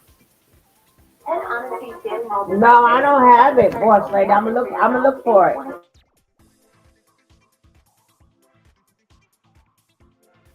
I'm not worried about what people say about me. I think if people have been paying attention over these last 6 months, I care less what my ex-wife has to say about me. Yeah. I do care about how what she says impacts the people around me. Right. I do care that it impacts my son. I do care that it impacts her mother. I do care that it impacts my family. Okay? But personally, you can say whatever you want to say. If people want to believe you, they believe you. Yeah. They don't pay my bills. They don't take care of. About that. They don't take care of ensuring the development of my son. take care of ensuring that he gets to the next stage in life and he can be a man that stands on his own 2 feet and take care of a family of his own when it's time. So, social media, I block that out, kind of. There are times I do have an Instagram account, and I do have a Facebook account. Yeah, they're private, so you can't really access anything. So that's why I said you almost have no presence. Yeah. One line. So, what I'll do, if you're a friend of mine, on Instagram, I post pictures when there's a special moment in my life. So, if my son just graduated from high school, that's on my Instagram page. If I take her mother out for Thanksgiving dinner, which I did. So you're still very close with Jaguar Stamper. You're just not close with Jaguar. I don't need to be close with her. The only thing that ties us together is our child, our son. Excuse me, I can't even call my child anymore. Our son, who's a man at 18 years old. Okay. So at this stage, it's really about what does her relationship look like with our son. Those are the questions she should be asking, and not how I can be deterring that. Yeah. I've said to her, and I've said to him, that, son, you get one mother. No matter how I feel about your mother, that's your mother. And the reality is, 12 o'clock you midnight, have a Jaguar. relationship with I your know. mother. And if you feel as though About you to feel pull out the uncomfortable bushes. about how your mother will talk about me, then you can terminate the conversation and state that the conversation should be pointed directly with me and what's going on in my life. I don't care if you talk about dad, and if that makes you feel uncomfortable, then that's what you say. But you should still have some kind of relationship with your mother. I'm not here to deter you, stop you. That's that. I don't have anything negative to say about Jackie. She did make a video when she kind of got wind. I don't know where she got it from that I was going to be talking to you, because I didn't say anything online at all. So she said that my ex-husband will never talk to you because he will be facing all sorts of charges and incriminating himself. So many that he can't, I can't name, and so he will go to jail if he talks to you. Sam Odom's thirsty ass just opened you up for everything. I'm coming for my money, Chicago. I can't get my time back, but you will pay me for my time. And maybe y'all will finally start pressing charges against Samuel Odom. Because if he has this much time to take court documents from Chicago and Philadelphia, which threw all of his cases out. Philadelphia threw all of his cases out, by the way. He lost in Philly and he lost in Jersey big, which is why he doubled down in Chicago. So, please, get him to perjure himself. Get him to lie, because I have every court document from the past 10 years, including his assault on me and my dead son from New Jersey. He's not going to talk to you, Tasha. I wish he would. But don't you look thirsty, though. Again, I don't fear Jackie. I don't fear the words she says. I fear the words that she says. I don't fear the voicemails that she leaves. I don't fear the death threats. I don't fear any of that. At this stage in my life, as I've told her, I told her on camera, I'll tell her in front of her face, there's nothing you can do that can impact my life. The comments that she says, Jaguar tried to play her before. Talk about it. Then she called her wanting to read allegations unfounded. All the time. All the time. Yes, all the time. So the reality is, if she has a certain set of people that choose to believe her allegations, that's their choice. We're all grown adults, right? I'm not here to change anybody's mind. Oh, you gonna tell me, girl? You gonna tell me when this finished? My ability to impact my son and ensure that my son is in the proper footing to be able to survive when he's ready to go out on his own and take care of himself and a family. That's all I care about at this stage of my life. Okay. I'm glad you made that clear. All right, so you're married. You fully support, Jackie, your career is taken off, of course, and, you have Pool. She's on tour, building her career. Tell it. Okay. I hope I'm saying his name right. Talib Kweli. Quality. Okay. There, I guess, is an affair. How long into her going on tour and you all being married before that happened? Almost immediately. So she goes on the road. We get married April 7th of 2000. Yeah. The Roots go on the road, I want to say, in August or September for the OK Player Tour. You can look up the dates, I'm sure. It's Google. You know you gotta fill me in, T baby. The timeline is between April 7th and the time the Roots go on the road. The very first night we go on the road. I'm calling to check you to see how your show was. I can't get you. So, think nothing of it. Go to sleep. Wake up the next morning with a phone call from someone on, from the Roots camp looking for her because they're ready to leave. Everyone's on the tour bus.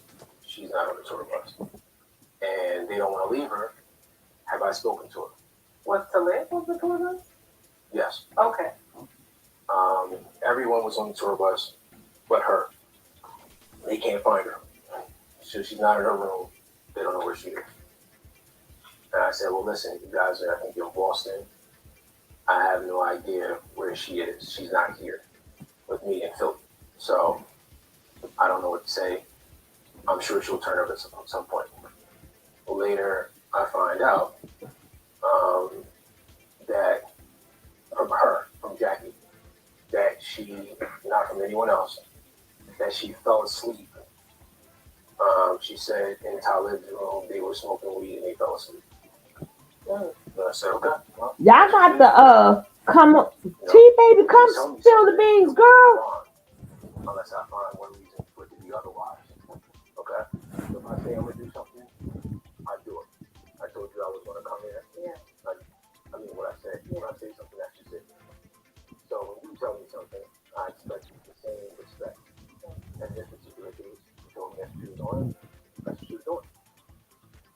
Later, I find out from her that she tells me that she slept with Talib. But I'm like, what do you mean you slept with Talib? She's on tour telling you this on the phone? On tour, telling me this on the phone. I slept with Talib. I said, so why are you telling me this? What did you hope to accomplish by telling me you slept with Talib? And she said, well, I didn't want to be out here living a lie, and I just wanted to let you know this is what I did.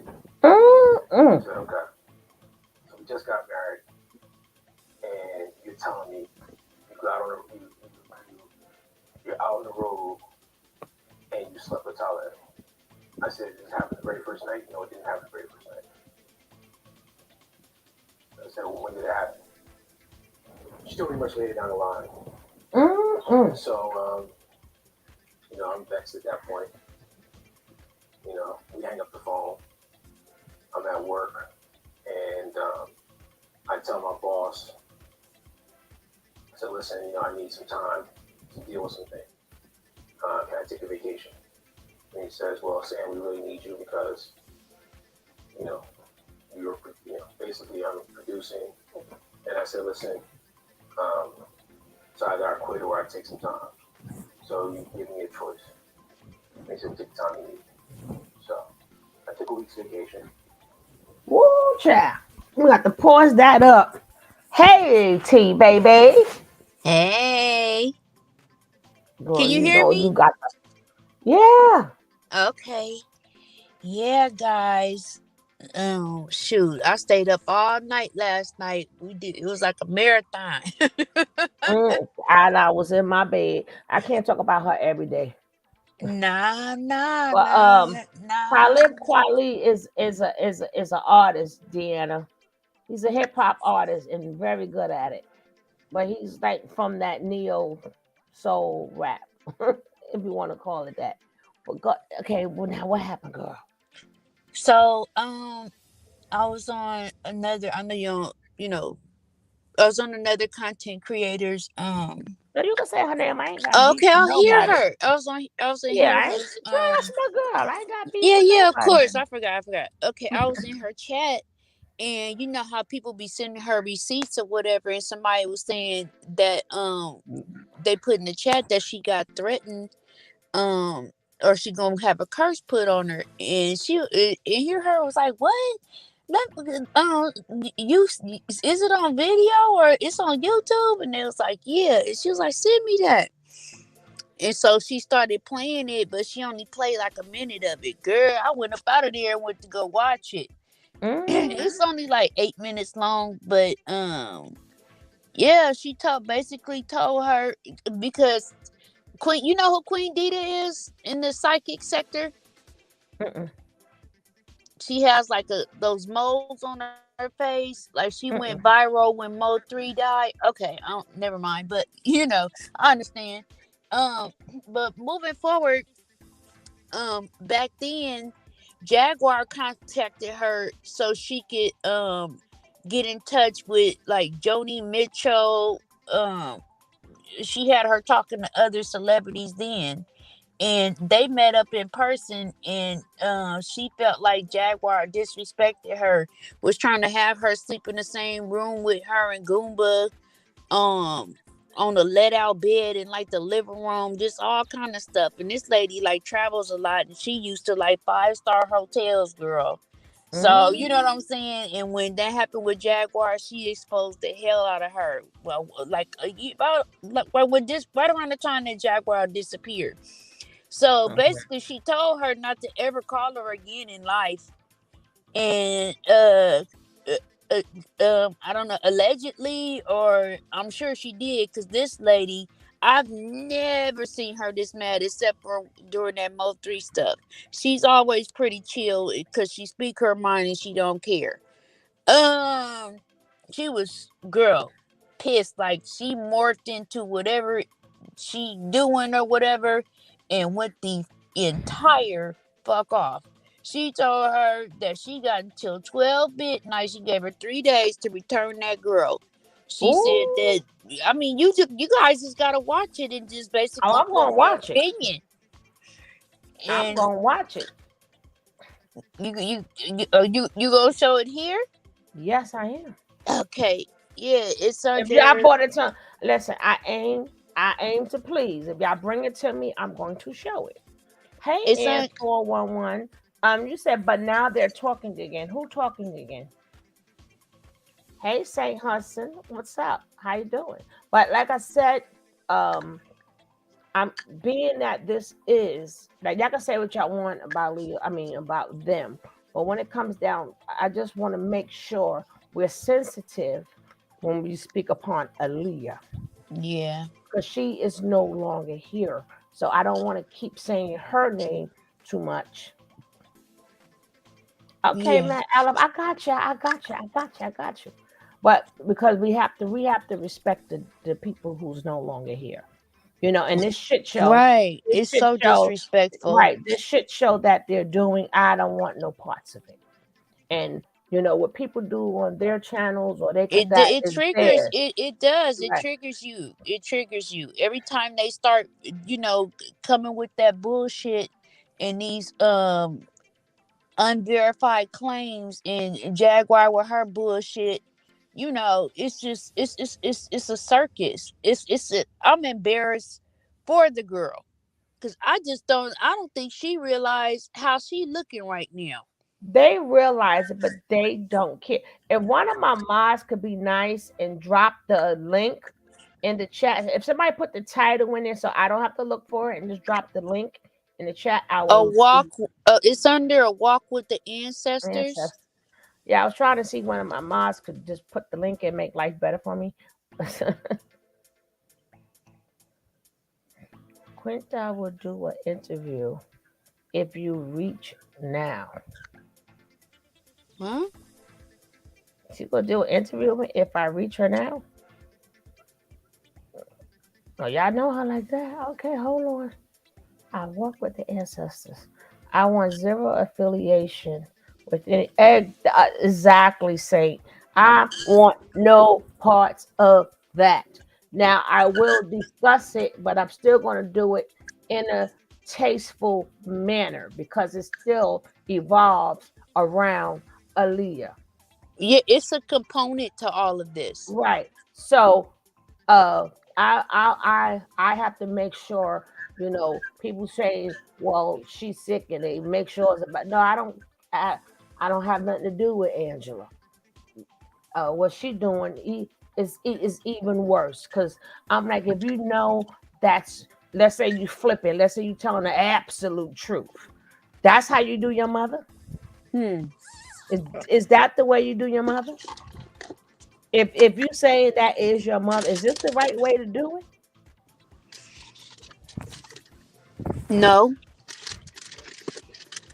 Some people are very private people. It's some people that don't have Facebook, that don't have IG. You know what I'm saying? They don't like to be on pictures and they don't like to be on the internet, seen on the internet or whatnot.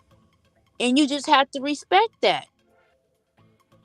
Because, like I said, even if what she said, even though we know it's not, but that's how you do it? No, but listen, we didn't go through her shelf. No, not y'all. I'm talking about an Angela girl. I'm talking about Angela. Oh. On Conscious TV just now, he just finished up. Girl, he wrapped it up like a Christmas gift. At the end, we didn't go through her shelf. Remember, we went through all her videos. There's a video on there where she was talking about how she hate her parents. That's why she don't trust fucking people. Her dad, it was like 77 years old when she turned 12, and her mama got the older kids and left her and the brother, the younger ones, with her dad. And so basically, she's a technology child. What I tell you? Yeah, I know. Well, what did we say? Well, what did we say?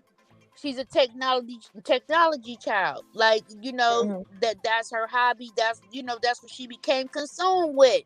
That's why she's so smart. That I found that out myself. Yeah. So this is basically revenge. Because she lost her job, you know what I'm saying, unraveling. She probably refused to go stay with her dad or anybody on his side of the family. Refused to go stay with her mama, anybody on her side of the family. She's socially awkward, so it seems like she don't have nobody that she can just go, lay on their couch or whatever. And then you don't have no job, so that makes it even worse. So, she was on there talking about she wanted to go to the Marines, but her dad talked her out of going. So that means you wanted to get the fuck away from here. Is that would be the whelp? Okay, like which one would the title be? Is I Walk with the Ancestors, Ms. Dean, right? It'll be under Tokyo and Jaguar. Then I must be on the wrong one. It was 3 days ago. Okay. 3 days ago. 2 days, 3 days. Readers, be humble. Happy Friday. Just hear me out. No, she must have took it down. I think I could let me see. Let me go on to. It says readers, be humble. She has blonde hair. Yeah. Blonde dress. Yeah, I'm in the right spot then. Okay. You got it. That's 2 days ago, but I ain't no 8 minutes. That's 24 minutes, but that's okay. Well, it seemed like 8, girl.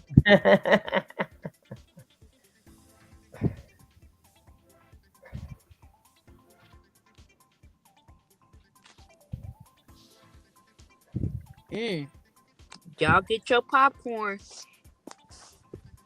your drink, your smoke.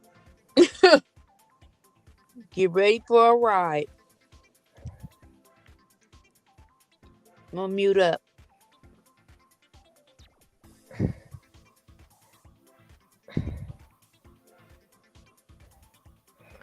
Guys, I don't mind if y'all click on the link, but just let me know. How are you, ST Hudson? Hey, boo. I just put the chat in the in the back chat. I just put the link in the back chat. No, I have it. I have it.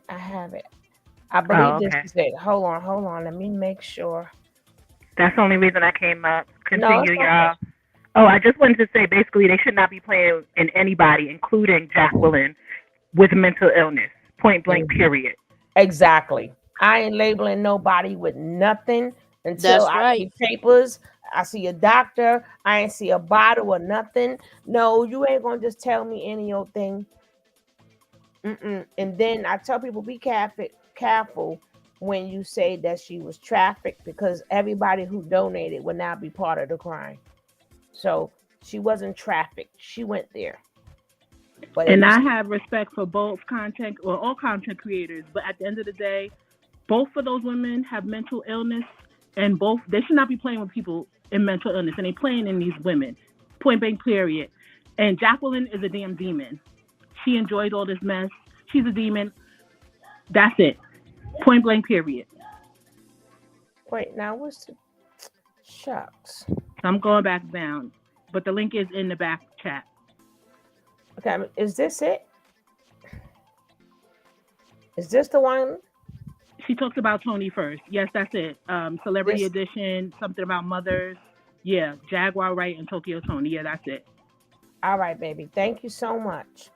You're welcome. And like I said, I'm being very responsible. Hey, Shana, I'm being very responsible as possible, because this, like I said, we have to have respect, and it's connected to somebody who is no longer here. So I'm not going to I'm going to speak upon things like how this is going on, but I'm not going to make it all about that young lady. I don't even like to say her name, but her. I'm going to call her, not the Her TV. I mean, that's Here TV. So I know I'm not talking about her. I'm talking about her, the Angela chick. I'm not going to give them, because she asked for the spotlight. And I don't want to give her too much. That's why I even put her name in the title, because we had other women who sat up there, and hopefully, the baby girl lady, she sends me the text, because she says she still speaks to the girl, and she suffers from schizophrenia. That's one of the first ones who said she was Aaliyah baby. Then we had another one. This is the third young lady who says she's Aaliyah baby. This is number 3. Right? It's just the disrespect, and Jacqueline is enjoying toying with everybody involved. They say one thing, like I've heard them say, like, oh well, they're not drinking, and she's not drinking, and Jackie's not. Well, they call her Jaguar. She's not giving the girl alcohol, and then Jacqueline, because she likes to play in people's face. The next lie that she does, she's like, well, I gave her whiskey. Didn't you like that whiskey I gave you? And didn't you like that Moet I gave you? She likes playing. And these guys that keep calling her her friend, calling Jacqueline her friend. Like, she likes to play in people's faces. I don't like the disrespect. This woman is a demon. I've tried to hold on. Yeah, she's been taunting the supporters. My God, my Jesus Christ, and my ancestors. Like, I can't keep holding on, and like I can't. I gotta let y'all go, because I gotta respect my ancestors and my God and myself first. Y'all not gonna be playing in my face on the strength of Jackie. Fuck that bitch. I'm sorry. Excuse me. You might have to edit that out, but I'm not doing it. This is just you gotta say YouTube. I'm sorry, because I don't edit. I'm sorry, nothing. YouTube. I don't edit it's nothing. Okay, girl. But I always go okay. Let me go down, because she pisses me off, and if I like, it's to the point where she's gonna take me back to the old me if I catch her in the street. She's gonna take me back to the young me. Actually, I like what you're saying, because you're speaking with passion, and you're speaking how it should be spoken. I already told my mods, and just in case they forget, if she pop up in here again, erase everything. I don't have nothing to say to her. No, I don't want her up here. I don't want to explain nothing to her. We have nothing to talk about. So as soon as never have a conversation with her ever. What do I have to say to that woman? Thank you. Now, like I told her that the other day. They're about, no, drop the link. No, not this. No, not this link. No, we got nothing to say, nothing to talk about. No, nothing. Aw, thank you so much. I appreciate you. Well, I'm made gonna it let rain. you finish your show. I appreciate you bringing me up, and God bless everybody. Ancestors, look over after everyone, and everyone trust your instinct. Because I know for a fact that every person I spoke to on every single channel, their instinct told them that this woman was bad news. But people want to go with the flow and walk with the sheep, and you Just to walk fit right off in. the cliff. I'm that one that say the emperor's not wearing no freaking clothes. Y'all can run with the sheep if y'all want to. And I'm gonna step down with that. Enjoy your show. God bless. Take care, huh? You too, sweetie. Yeah, now and they already know. She pop up in erase. I don't care what erase it. We don't want it. We're not answering it. We're not going. We ain't got nothing to say to her. But no, you probably we gonna do our show, carry on what our show. And She could sit that's there and that's enjoy how it all she want. you hurt that. That's how you hurt a narcissist too, ignoring them. I'm not gonna be like, oh, come up in. No, you cannot. What can you say? And no, we don't want to speak to that girl. Nothing. No, I'm not. No, I'm not labeling her anything until it's shown to me. Who are they talking about? Hey, Judy, we're talking about a Jaguar. And this is the lady who I never heard of her, but we're going to hear her. I just didn't understand how these people bankroll this mess with a beautiful A tarnishing her name. Yeah, exactly. Exactly. Yeah, people usually can't accept the truth initially, Shana, because they want to believe that this can't be real. I mean, maybe I'm old school. I believe in respect. It's a disgrace. It's the beyond disgrace, sister, and you're exactly right. This stuff is just like I said, has nothing to do with them. I'm like, is that girl? She can't even rest in peace. If it's not about thank you. If it's not about somebody mentioning Jay-Z, if it ain't about this, if it ain't about that. Oh, did I? No, I seen some of it. Hey, brother. Hey, brother. Now, if we still on, hold up.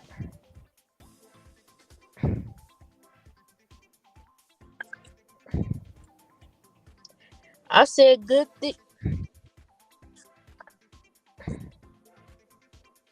Her baby got drugged. Yeah. I mean, but nobody. It's to the point that nothing. Yeah, he coming up. It's to the point that nothing is really off limits no more. But for me, I can't be everybody but me. I'm certain things I'm going to be off limits with. Like, I'm not going in with other content creators. God bless them. All I know exactly. It's just no boundaries. No boundaries. There's no boundaries. Yeah, there's no boundaries. There's no, let's respect her. Let's not. Okay, she has a family. We don't do none of that. That's crazy. I mean, like, forget about her mother, and then if this is the way you handle this, how you know you scamming?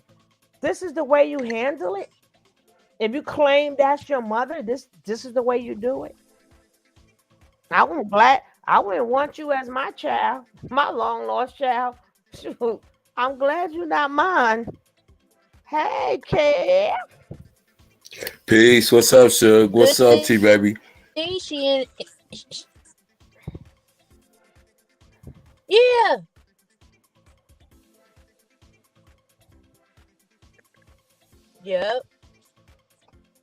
Yep. Okay. I don't know what this is, so I'm gonna let this go. Let's try it out. And I want you to hit them with everything you got.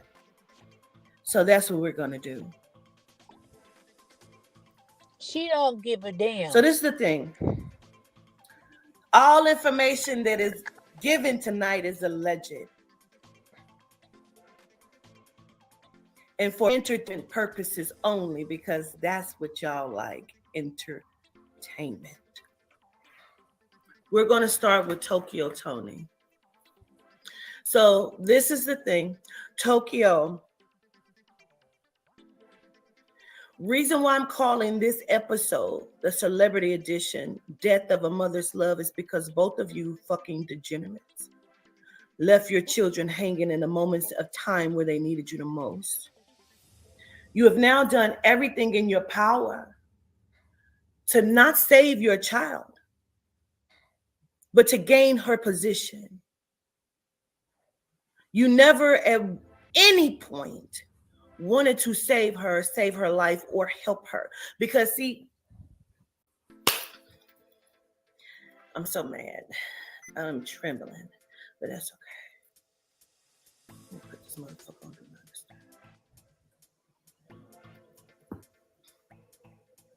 Yes, hit the like button when you come in this motherfucker. Because at no point did you want to save your daughter. You and I have had a conversation before. You're not unaware of who I am.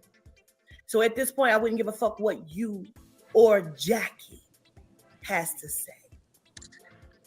Tokyo, you wanted to save your, you said you cried. See, after all of the Grammys, you cried. Before the Grammys, you cried. Now here recently, you're on camera pouring lotion down your face and down your stomach and shaking and fucking gyrating. See, let's go all the way back to the beginning when the death happened, when the murder happened. Because see, you killed your child. You killed her soul is what you did. You were not there for her. Where were you saving her when she was being molested by the men? You remember, don't fucking play with me. You know, when you was fucking doped out. When she came to you and she told you, she tried to tell you, but you was putting all of the fucking men ahead of her. No, don't fucking play with her. She knew nothing but fucking and sex because you taught her that. You killed her soul long time ago, and now you want to save her from what? From you? You know when you used to talk to her and beat her the fuck up?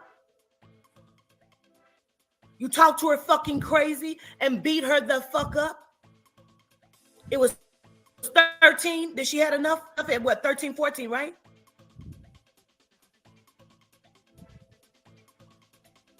That's when she started running away, right? Turning tricks, right? See, you didn't want her to put nobody else before you because you thought you had control of her. So then when you saw the way she made something of herself, you tried.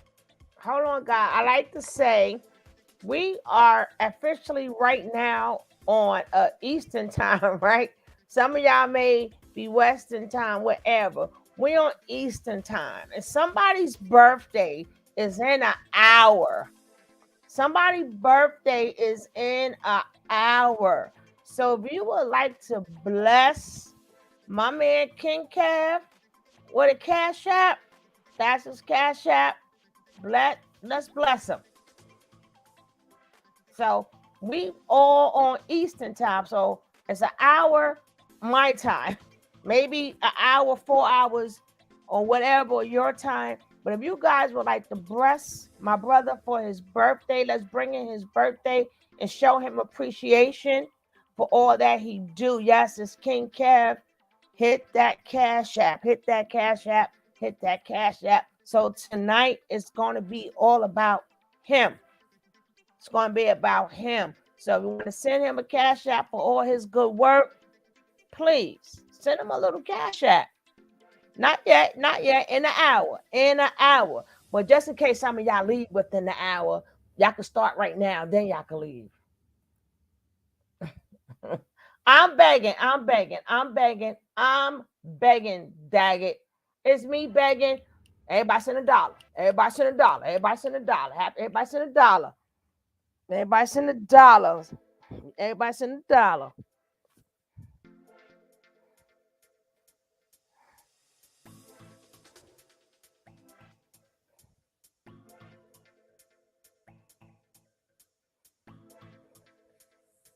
Now let's get back to her reading them a whole new one. If I be like, she put a cash app up there, yeah. It's his birthday. I go, shorty. It's your birthday. And you might go on the Sugar Cubes tomorrow and have a party. Tried to come in. By any means, by any account. And every time she let you back in because she thought you were really going to be there this time. Hey, Zaya. You killed her mental ability. Don't listen to Kevin. For those who have my class tonight, I have class here in about an hour. I need you to allow me to push this class back an hour.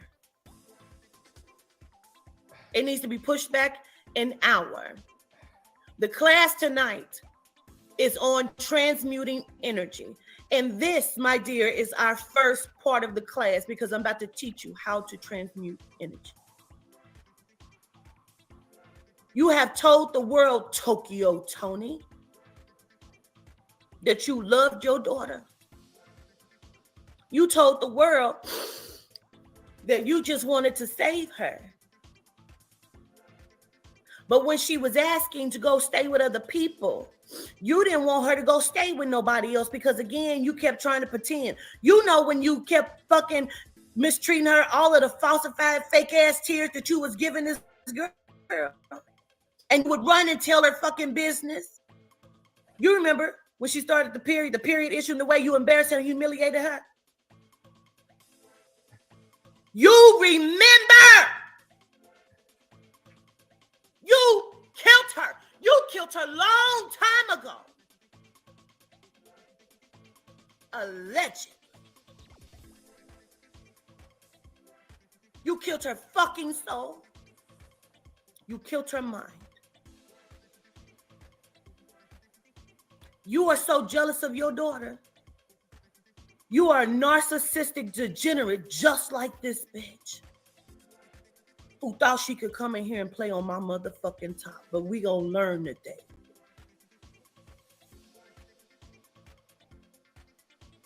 You don't give a fuck about these grandchildren. They are a payday for you, just like your daughter was.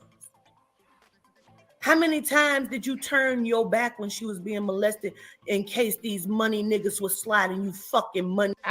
She keep talking about the N-word. Let me just fast forward a little bit. Guys, don't forget, look out for my brother, the great co-host that he is. He put in a lot of time on the scenes, behind the scenes, and y'all all learn something from him.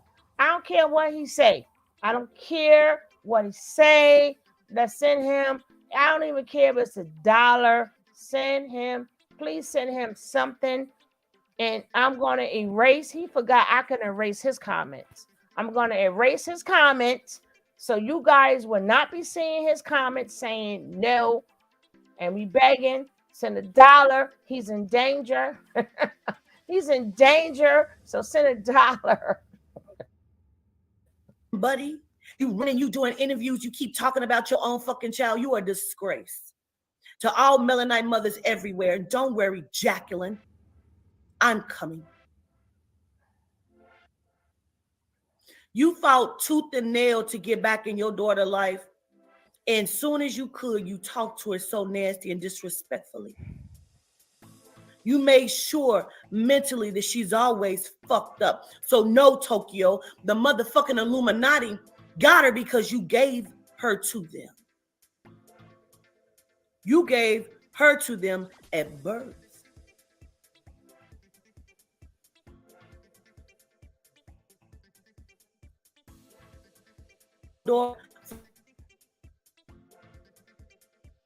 Shit you was doing. Here we go. You destroyed her. And every time she tried to tell you that, you tried to pretend like you were the best mother. You are not shit. You're an embarrassment. That she would rather give herself over to this than to ever have another attempt at a relationship with you. So now, everything that she is, You fucking owe it via the spirit, bitch. I meant to put a $sign. I put an @ there. Oops. If she's destroyed, you'll be destroyed. Let me do that over. I bind you to Black China. Angela will be your death because you killed her a long time ago. I bind your soul to her soul. You got me fucked up. You're an embarrassment.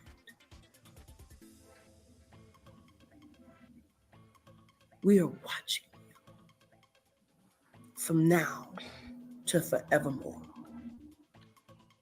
Every time you speak Angela's fucking name, we will hear it. It will ring through the ethers. Do you understand me? Do you understand? Shut the fuck up. Ooh. There are no games being played here.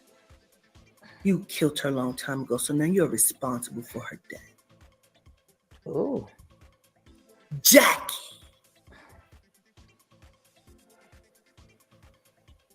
You thought you could come to me and play on my top? Ooh. You brought Legina to me. And you to validate what for you? Hey, I don't know. Why have you never brought your son to me? You don't want to communicate with your son? You've brought Prince to me. You brought Janis Joplin to me. You've now brought Legina to me. Let's tell the world why you've never brought your son to me. Because you gave his life. And now you fucking owe his life. Matter of fact, we bind you to both souls, both of your children. You owe both souls now. Who the fuck do you think you playing with, bitch? You think I'm a motherfucking game? Let's talk about your son that called you before they fucked. You knew they were gonna kill him, huh? Shut up!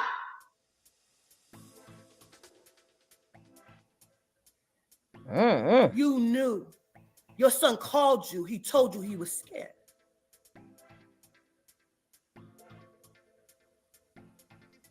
Death becomes you, Jack. You got these people fooled. You can't fool me. You are playing on this little girl. You want to expose her mental instability because you know, like I know, she's neither one of their child. But you should have done something differently because you shouldn't have brought her here. But the fact that you thought you could do that and play on my motherfucking top, bitch, let me show you something.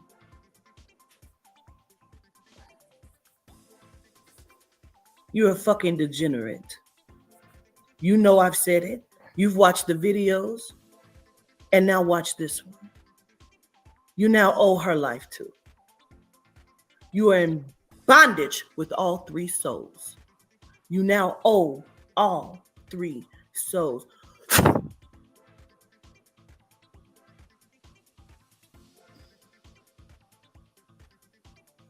You never intended on helping her. You just wanted to expose her. On Philadelphia, that is going to be your break.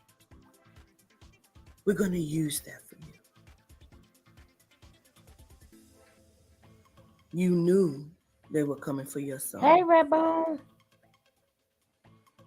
You shitted on him. You talked to him so fucking badly. Allegedly.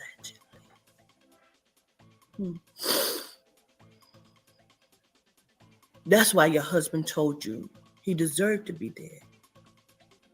Because he knew. You talked to him like you talked to your husband. You talked to your son so disrespectfully. You told him you wasn't going to do shit for him. See, you told him he couldn't do shit. He wasn't shit. He wasn't going to be nothing. You had nothing for him. What? He couldn't stay in your house. You threw him to the wolves. You knew what would happen. You should have never come here. For everyone that thought it was a game, real time. You shouldn't have come here, Jacqueline. You are buying 3 souls now. You keep it up. Keep it up. We will now bind you to your husband if you're not careful. You can't pay that. I let it go that you tried to kill me. I let it go. And you came back here? Are you fucking crazy? Now I show you who I am. You can listen to these people say Quatita's work isn't working. You see it all over me now. If you ever call my phone again, I will bind your tongue in such a way that you will only speak the truth. You know, not the truth that you've been speaking. Your fucking truth. You know. The shit you don't want people to know about you. Huh? You should probably go play now. Release girl. You're going to pay for her to go back to where she came from. Because if you don't, you're going to disappear again. Let me take what he's saying out. This is not a fucking I game. can take out Kevin's comment. Release the fucking girl and send him $1. Bring her in danger up on any platform again, it's going to be a problem that you can't pay for. They told me to play this, not me. What you say now? You shouldn't have brought here. You killed your son. Oh. And you're trying to kill her mentally? No. Where's your other son, Jackie?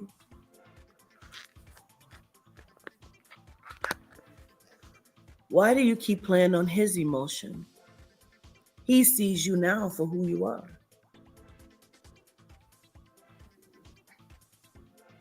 You want nothing to do with him.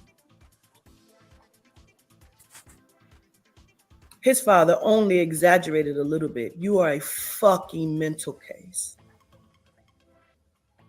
And now we will expose you. Hey, love child. Because you thought you could come here and do what? And do what? No. You're now binded. If I see you on this phone contraction ever again, when you gonna see her? It is gonna be smoke. Ooh.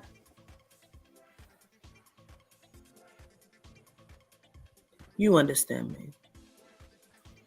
Do they know each other? What's going on here? Go play.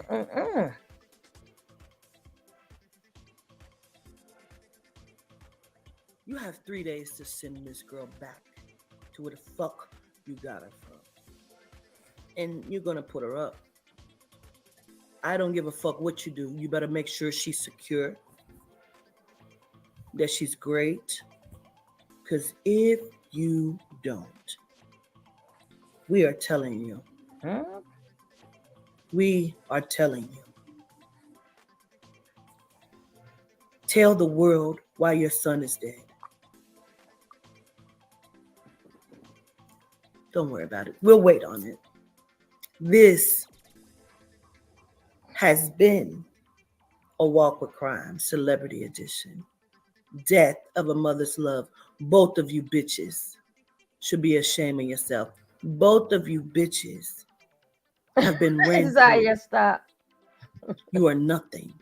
You are degenerates. You are lackluster. You want to build yourself over other people. You have no ambition. You're on trial. Don't fuck with me. I don't give a fuck what these people say. You're gonna hide on the bed. You already know, Jackie. 3 days notice. Tokyo.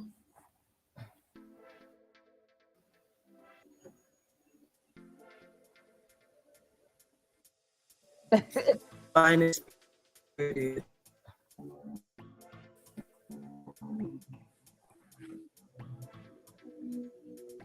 Jackie, Toki, there's something worse than that. You're going to find out what it is. For those in class, give me an hour. We're going to be 1 hour behind.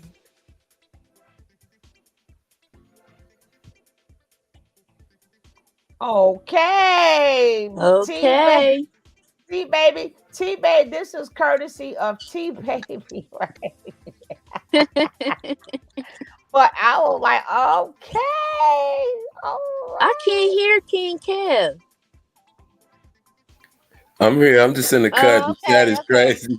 The chat is crazy. Y'all, this banner is going to be here for, remember, I believe 24 hours is your birthday.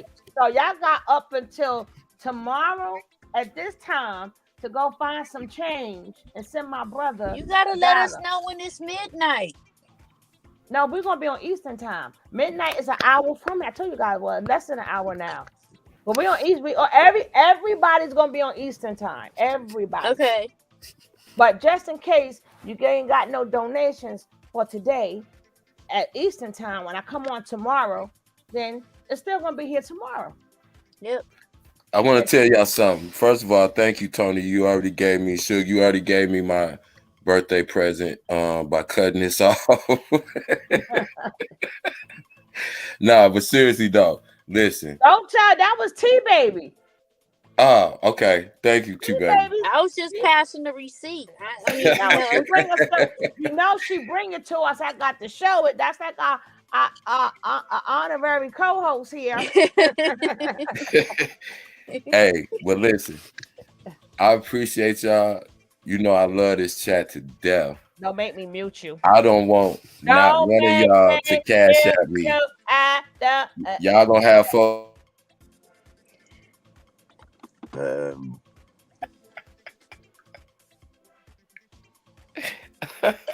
No. No. We're gonna do something for you. That's right. Y'all is crazy. Y'all crazy. What's going on, Suge? What we got coming up? I seen you in the marathon chat this morning. Hey, look, man. I told Suge. I fell asleep. I told Suge I went to sleep. Yeah. I went to bed. I got a full 7.5 hours sleep. Got up, went to work, and it was still going on. I was like, yo. It was going down. Y'all, wow. Y'all crazy, man. But yeah, it was like, again, the one thing I really, really did, we have fun, we kick it, we joke, but I think we get to the point. I think we get to the point about a lot of things, and that's the important thing, because we could go back and forth around in circles, up and down, who's right, we know what it is. Just take the lessons from that and say, listen, now we know what to spot in our family members and our friends and our loved ones that's close to us if we see certain things. Yeah. And we also learned a valuable lesson of, listen, I don't care how young or how old the person is. We can never condone a person lying to us for any reason because it encourages them to keep doing so. And I'm gonna just leave it at that. But thanks to everybody in the chat for wishing me happy born day. I appreciate y'all, man. Straight up. Oh no, you gonna get a couple of dollars. Get sending some gas. They sending some gas money aside. I'm just saying. Y'all got 2 days. Y'all got. I'm sending a notice just like that lady. Don't make me talk like her. I'm putting you on notice. No. You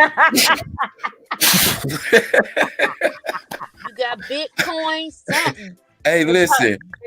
Because he is in danger. Damn it. I thought y'all was pranking me, man. I was like, it scared me. I was like, what? You in danger, boy. Oh. Hey, but what a way to start out. I came in a little late. Yes. See, so look, this what happened. So look like Jag tried to go back to Governess Oda May. And Governess Oda May is like, hell to the nah. I told you not to ever call me again. No, but I'm saying Jag knows her? Yeah. Oh. She had her do a reading on those celebrities. Remember I was telling you? Oh. And Jaguar disrespected her. Was trying to get her to stay in the same hotel room with her to save money and stuff. And she was like, what kind of broke ass shit is this? And that's when she found out that Jaguar was homeless. Oh, that's when you said that they was trying to both do her? Yeah. Ooh. Mm-hmm. And she said that they were supposed to be doing a production meeting, but Jaguar is a liar. She was using her, just to try and get those readings or whatnot. Cause this girl be booked up. Mm-hmm. So it turned on. That's why I don't mess with that stuff. Cause baby, it can work to turn on you. I'm like, no, thank you. I take my chances with the Lord. I'll take my chances with the Lord. Well, she probably would break Jaguar in half in 10 seconds. She see her. She was mad.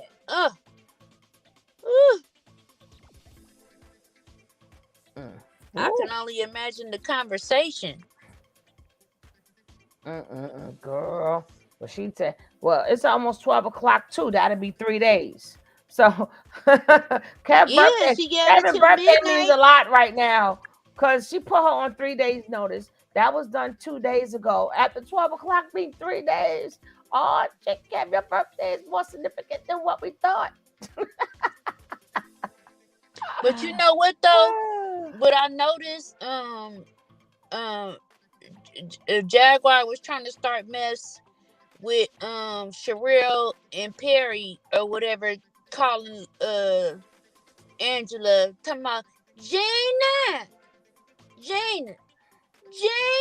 come here. They talking about us while she's streaming on her platform or whatever, just a lion. And she had the camera kind of propped up close to her. Jaguar is like real swollen all over. She got some type of health problems going on. But that's what be happening when you be on that dope, on that snowflake. Allegedly, yes. Allegedly. So she needed to slow it down. And I don't know when she sleep. Well, when you're on that white line, girl, going through my mind, and while I think of you, they don't sleep. Well, that causes delirium, so no wonder she be so damn crazy too. Mm-hmm. And she said that out her own mouth, so she can't get mad. She said I'm on coke when they was arresting her behind. And sleep deprivation is one of the tenets of mind control. It's used by cult leaders all the time because sleep deprivation, food deprivation, it works on your brain, your central nervous system, and your physical body as well. So you find that a lot of times, like when people are suffering from mental illness, and again, we don't know that either one of these people were, but I'm just saying from the outward signs, they're showing something's going on with them. So I'll just say that, but you'll see that in people that are mentally ill or suffer from some type of you know that something's wrong with them. And a lot of times you'll see they don't eat a lot. I don't know what the correlation in that is, but you know, it's just it's a lot of scary things going on right now. I don't want to say scary, like, oh my God, you know, we should call SWAT and have them kick the door in. It's not that situation.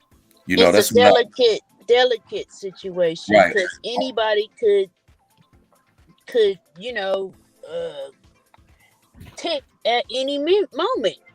You know what I'm saying? Yeah, because she's starting to unravel, because she don't know what tomorrow's looking like. Ain't no more hopping up on the platform, you know, with those two that she was terrorizing. Ain't no more of that. And then, you know, nobody's gonna buy into this bullshit with that girl, I guess, unless the twinkles of people that call themselves supporting her or whatnot. That's out their damn mind. But see, ain't and this is nobody one, gonna be wanting to sit there. You know what I'm saying? The likes ain't gonna be liking, and people is just not gonna be wanting to deal with her. I just want to make this point real quick too. Again, you know, like Suge and I always emphasize to the chat, like, don't get personally involved and attached. And we understand that it's hard because we're human beings and we feel what we feel. But you have to understand where you are. We're in a social media medium. And so everything is not what you see or what you think it may be. And so when a situation, a storyline, a play is put in front of you, you have a choice. If you choose to attach yourself personally to that, that is the exact goal of the person who is putting the said visual in front of you. It is to evoke a reaction. Now, if we start off with the premise that we know this whole thing is a lie and a play, it's going to how be is more it possible that we are allowing ourselves still to be pulled in and manipulated financially? Especially, I think about how hard I work for my money, and I just couldn't imagine parting with my money. You know, my wife's a fly girl. She likes bags. You know, she's not materialistic, but you know, I would get more pleasure out of buying my wife something nice and making her smile than sending some money to someone for whatever the cause or reason that they make it to be in the scenario that they put in front of us. I don't care what the reason is. You know who I'm worrying about trying to save? My family and my loved ones and the people who are close to me in my community. I'm not worrying about saving everybody who I am made to believe is a victim. We can't get personally caught up. That's when we make a mistake. That's when we trip. That applies to everyday life. It's just like, ladies, when you go to a club, you don't automatically just meet a man and then say, okay, move in tomorrow because I believe everything you just told me, because that would be ridiculous. And if a man came up to you and said, hey, I'm getting ready to lie to you every time I open my mouth, and then they come to you the next day and say, hey, you know, my brother just got locked up and he needs bond money, and you give him money, are they scamming you? Or are you a very willing victim of a situation that you chose to put yourself in because you personalized something that you have no reason personalizing? And I'm on mute, y'all. I like to say, don't forget, this banner will be up today and today. Today night and today tomorrow. I am not big and I work every day. I work every day. So if you guys feel like you would like to, he put in a lot of time. Let's show our brother some love. Let's show him some love.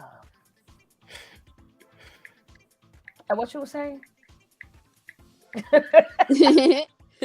I was just finna type in the chat and get you. Suge just mute me for real, y'all. And I'm gonna delete what you type until you forgot I could do that.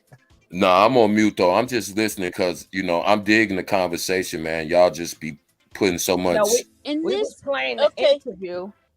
well, let me tell y'all. So that chat was so lit. We got a drive by Jaguar like 3 or 4 times. She was coming in the chat, but she wouldn't come up on that panel because it was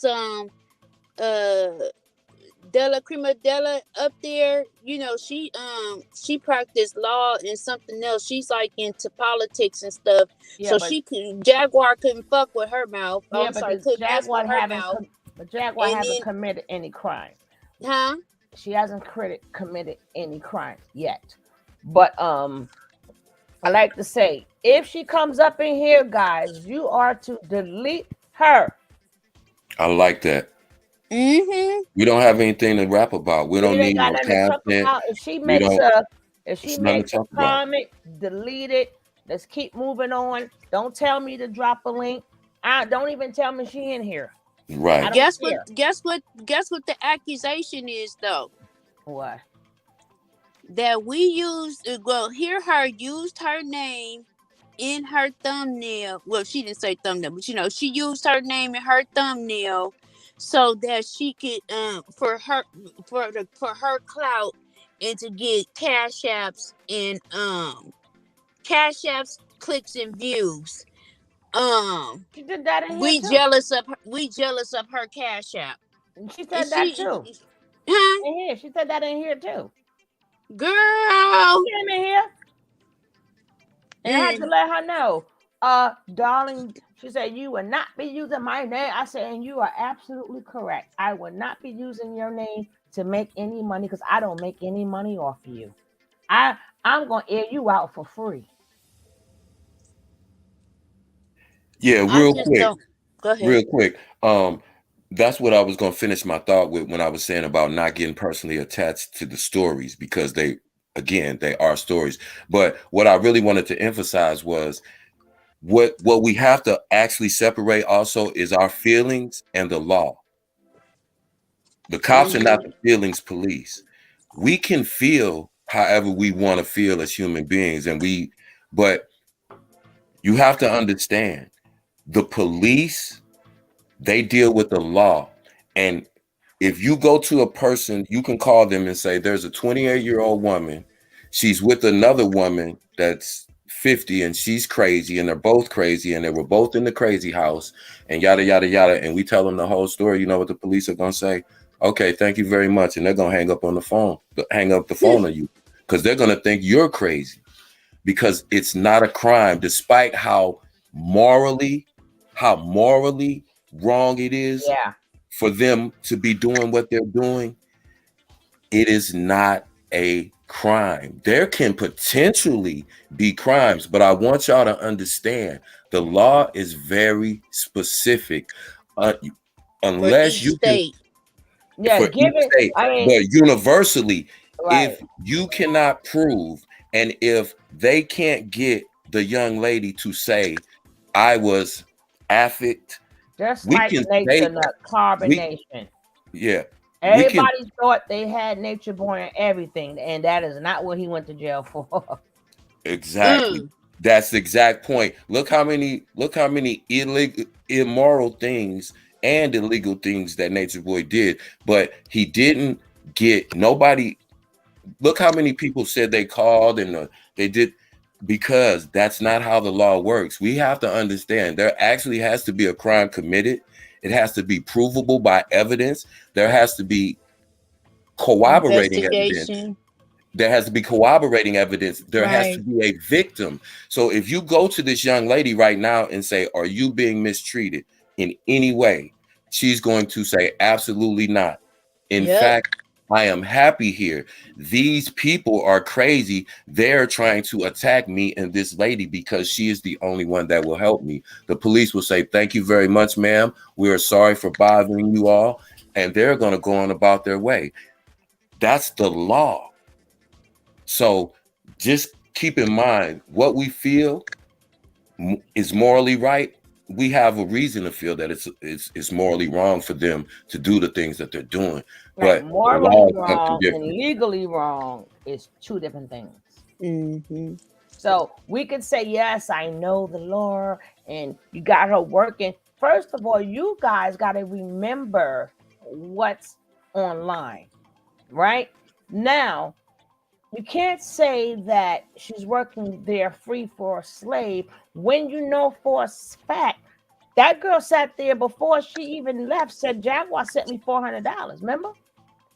Yep. So is she working for free? Well, I'm gonna tell you how cold the game is. So peep this. If people are saying, and I understand, don't get me wrong, I'm just playing devil's advocate when I make a point. They did that with Nature Boy too, Shauna. It's We okay. can we can sit here and say, well, Jag is working that woman and for free, right? So if she's getting a cash app, that means we, the people, are paying her. So now we just put ourselves in the, if she's being affixed, then who's paying her? Because there has to be an agreed contract. There has to be a payment for a favor. So if I, for instance, sent her money, then I can't turn around and say that she's under slave wage, she's under slave conditions working, or she's not being paid. And she can prove that I sent her money and I paid her. So what service did I pay her for? Is going to be the question the police are going to ask me if I try to say she scammed me or that I believe that this is happening. But, well, if you believe that she's being mistreated, why are you sending her money? Because I want her to get out. Well, if someone is holding her captive and she can't get away and they have control of her money, then how do you think sending her money is going to help her get away? Right. Those are just questions they're going to ask us. So I'm just putting that out there. But anyway, I'm back on mute. Oh, yeah, but that goes. That's why I say you have to remember what you guys hear on the internet. So if before she left, she said, "Haven't I sent you money?" She said, "Yeah." She said, "Remember, you're supposed to send her $400." And then didn't Jaguar come up with the money for her to get there? So obviously that's not trafficking. And if it is trafficking, everybody who sent the money is just is everybody. All of them is part of the trafficking too. She didn't get it there by herself. Them donations did. And then while she's there, she can remember there's room, there's board, there's food or whatever. Hygiene. So she could say, hey, and then them interviews ain't real anyway. How much Jaguar's really making? You understand what I'm saying? I know what she wants. I know what she wants to do because she included Kirk Franklin's son. I know what she's trying to do, but far as it being a lawsuit or her doing something illegal, no. Because even look how many times them police used to knock at the door every other day at Nature Boy house. And they had a baby in there.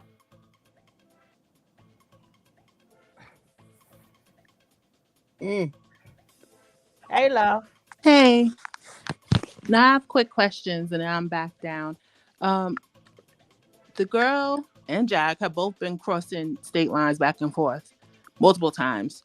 Both of these women have said themselves that they have been on multiple psych meds. They have been in and out of psychiatric institutions, and that they both have schizophrenia as well as other mental instabilities. They have said this, not that we know this is all alleged, but they have said this themselves, and people have still had them on their platforms and, been teetering them around or whatever, having them on strings, whatever. Our country does have laws. I don't know the laws. I'm not in law. And I know, there are multiple levels to the law, but I know there's one big federal law, and I still don't know that either. But there are laws protecting the elderly, children, and the mentally disabled. But the thing is y'all missing is the key word you say they both go around saying. So basically that means Jaguar's not in the right state of mind neither, right? Yeah, but what about the people who are in the right state of mind and still? No, but I'm saying for her to say for y'all to say she's taking advantage. I'm just saying legally, If both of them is effed up, then both of them is effed up. You can't say she's now taking advantage of her and doing this because both of them, quote unquote, is on paperwork. So it's like the blind leading the blind. That's not a crime. Mm-hmm. Well, not even her, really, because she barely goes on her own platform. She likes to use other people's platform. And my other question was, they asked, I know that there's laws against obtaining funds and using those funds for other like things. Right, but the fun was, remember they said she's in danger, correct?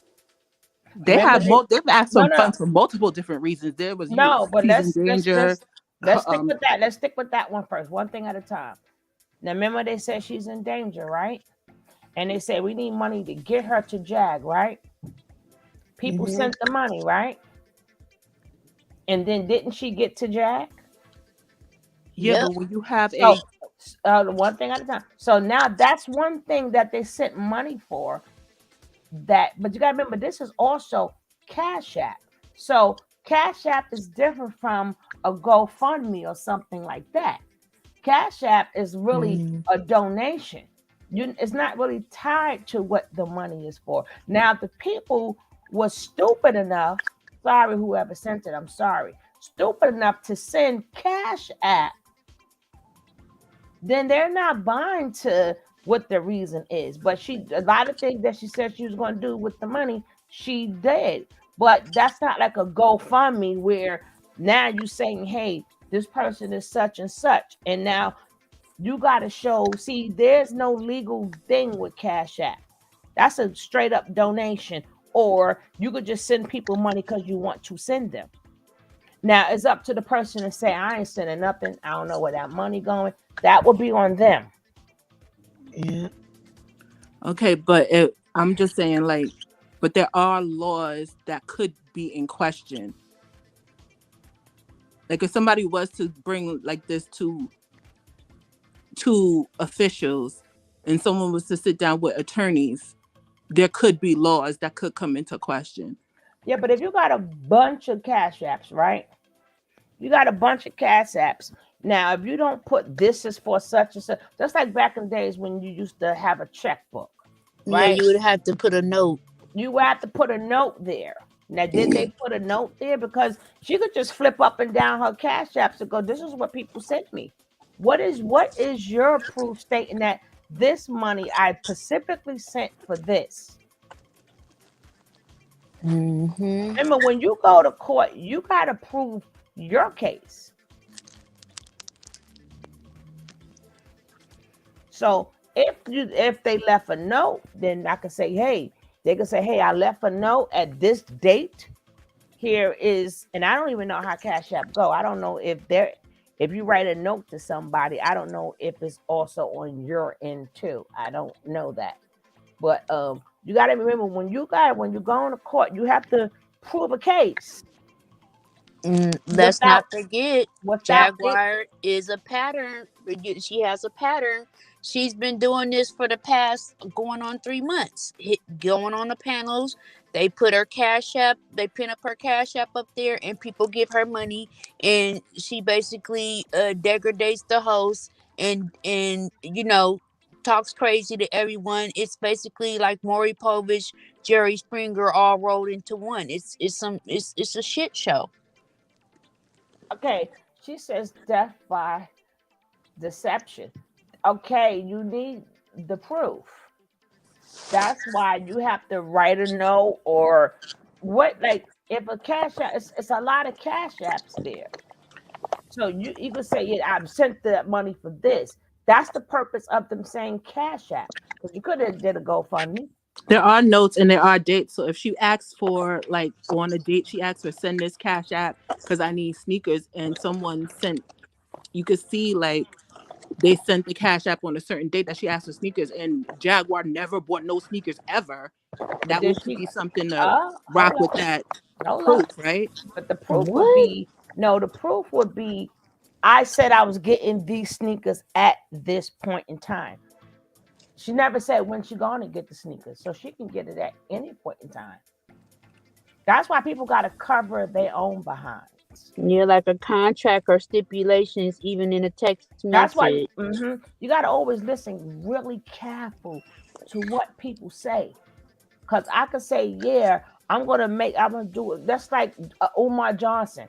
People been sending money forever. It's been like, what, 15 years for this school?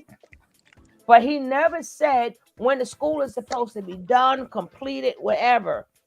But we still waiting for the school from Umar Johnson. But legally, you can't do nothing because he never gave an ending date.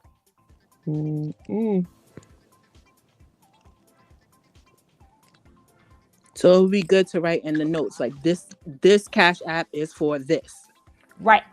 But the thing is, even if that this is just a life period before you give your money to anybody. Because even in the streets, and if people do like get grants and stuff like that, you got to have they have to give you a finish date. You got to go by a date. There is no date there, then you can't say she never got the sneakers because she never said when. So that's just something in life. You just got to remember that before you go to help people, unless you know exactly where your money is going. But that's just like when somebody go tomorrow, and I hate when people do that. Then they go tomorrow, then tomorrow come. I told you tomorrow, then tomorrow come. I told you tomorrow because they never said which day. So you can't say she never got the sticker. She could say, well, I didn't find the ones that I wanted. And I never said I was getting them to. See, that's where the tricky part's going to be. There's no date. Now, what about the people that are still waiting for their salve that Jag bought, that Jag promised them that they paid for like last year? That's I know. I was talking about that. We were talking about that the other day. Now that's something different. They will have to do like the small business bureau or something like that, and then you will have to you will have to track your money down, because it wasn't a company, and nobody never saw the product anyway. People gotta. It's sad that you gotta really start being responsible for yourself, because these people out here is con artists, as we see. They're gonna get you because you gotta listen carefully. Like was there a website when people sent it? And then she's supposed to have the CBC or whatever, and she's supposed to have been making oils, all that stuff, not just the salve. It was other products that she was claiming to have too. I can't find that video for nothing. I remember that. I can't find that video for nothing. Because a lot of people took them down. I know what's her name? Plain Jane still has her videos, but she made them private. So I don't know if you want to reach out to her. I can't find it in my own video. People gotta remember, I've been doing Jaguar for over 2 years. See, I didn't just jump on this bandwagon. I was talking about Jaguar, and some of my videos I say, look, this is 2.5 years ago. So I know there's a lot of those laws that are like, there's a billion laws that are easy, like, you could fight them. That's what they're there for, to fight. Yeah, so like the obtaining funds under false pretenses, what do those laws even mean then?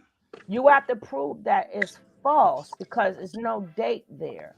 There's no date. That's just like you paying for a concert, but they never gave you a day for it. So how you can say, I paid for a concert, but there's no day. Now, if you could say, hey, the concert was supposed to be this day and was never a concert, now they got to answer for it. Yeah, she just made a good point. You right. A lot of times con artists and scammers, they engage in crimes where the laws are very, very fickle, open to interpretation. Right. A lot of them are very hard to prove. Like you always hear people say, they defame my character. Defamation of character is one of the hardest crimes to prove and to prosecute and to win in a court of law.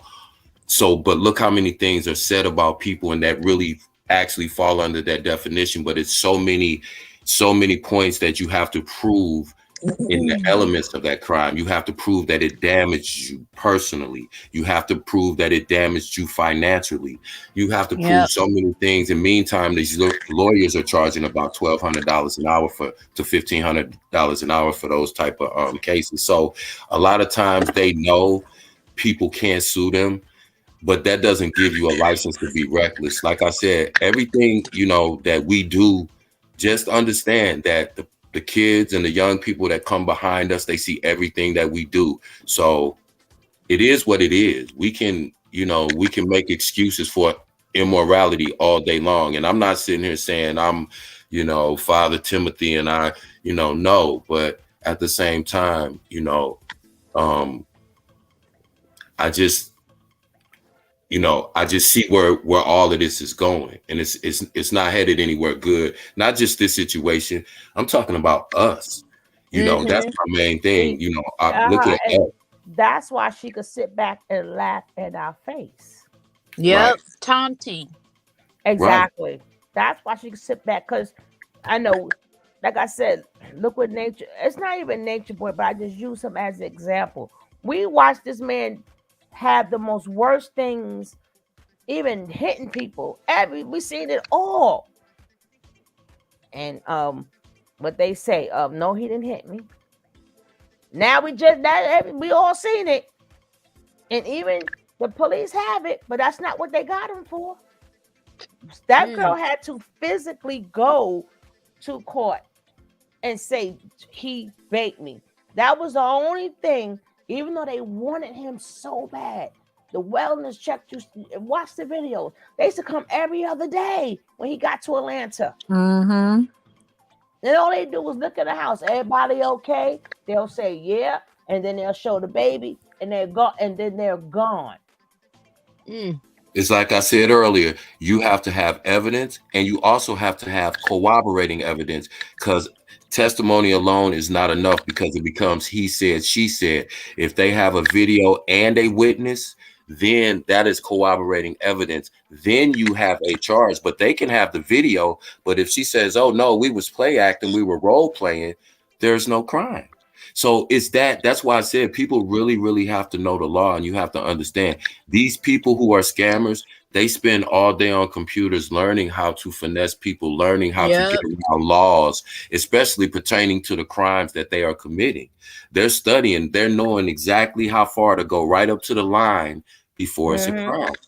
But there is that finesser. I'm glad you said that word. There is a finessing crime that a lot of men and women are starting to go to jail for. You know, tricking people into making them believe that they're, you know, their boyfriend, and cleaning them out and then disappearing. You know, giving them fake names and whatnot. You know, that's finessing. And some people be getting millions of dollars off of multiple women. You'll be surprised. Taking I watch them shows, and that's only if they can catch them. Right, I'm just saying though, they shows ever. Oh, them the sad. I be wanting to cry. But here's the difference between Jacqueline and Aaliyah, though. Aaliyah, he didn't have the record that Jacqueline has. He had more of a record than Jacqueline. No, he didn't. She got more cases, and she got open cases right now. His cases were in other countries, really, and he didn't have he wasn't no felon. He didn't have all these like she got all these kidnapping charges. She got TSA charges now. She can't now. All he had was his passport taken. How do we know she got a TSA charge? Allegedly, it's a letter floating around. The same way that insurance paper she got floating around. Same way the car got blew up. You can't trust I said the same thing. You can't trust nothing these people say. Because look how she was acting at the airport, and then she got away from the airport. I used to work for United Airlines. I still can't understand for the life of me how she walked away from there. Because she told them that they're gonna be on Philadelphia TV, because if you watch the beginning, look at the Caucasian lady. She was regular when she came in or whatever, and then that whole act went there, and she was like, "I'm gonna leave, but I'm doing a TV scene or whatever." And you know, she got the gift of gab. She got the gift of gab, and it's not like, if you look at it, people in the place wasn't even excited. Like, what the hell? Look at the people around. Sometimes you got to get the whole entire scenery. Like, we're gonna check that out again, because that might be. You know what? That might be. nervous? You know what? That might be down the line. Oh, you guys, I'm gonna go to jail. Can y'all help me? Can y'all send me some money to help me pay off this bill? Because they're gonna always keep coming up with something. But we gotta think about it. There's no, whatever people sent in the money for, and then they will have to say, I sent it for this. But then again, she kept asking for money for different things at the same time. So how was you to prove that you didn't send? You know what I'm saying? You will have to prove, no, I didn't, because Jaguar could say, no, that's not what you sent me the money for, because it's all on video. She was asking for $1 for help. Send whatever you can for help. Hit the Cash App up for help. Then she needs to get away. And then so she was asking for multiple things at that's one why time. she got pissed off, because I know she saw my comment. I was like, okay, y'all want people to send a Cash App to somebody whose integrity is completely shot to hell. How are we supposed to know how this money is being allocated? You know what I'm saying? Is she gonna show you a ledger of, okay, it's this much, and is somebody gonna be watching over her, or somebody gonna be, you understand what I'm saying? Exactly. She's a demon. That's what I said. Every which way. She's a begging ass demon. Did you hear the new one? No, we ain't getting no lie to detect the test, because girl, we not. it's a You lie. saw that? It's a lie. Now they're not getting the lie detector test, because blow up in flames. You put they're not lying to liars. They're the liars. I'm like, this bitch. I mean, sorry, YouTube. I'm like, this chick. You gotta be shitting me. Oh Yeah, my God. this is the biggest. But again, people have to use discernment. They have to use discernment. And we can't say she's breaking a crime. The people who sent the money have to all get together and say, hey, we've been taken.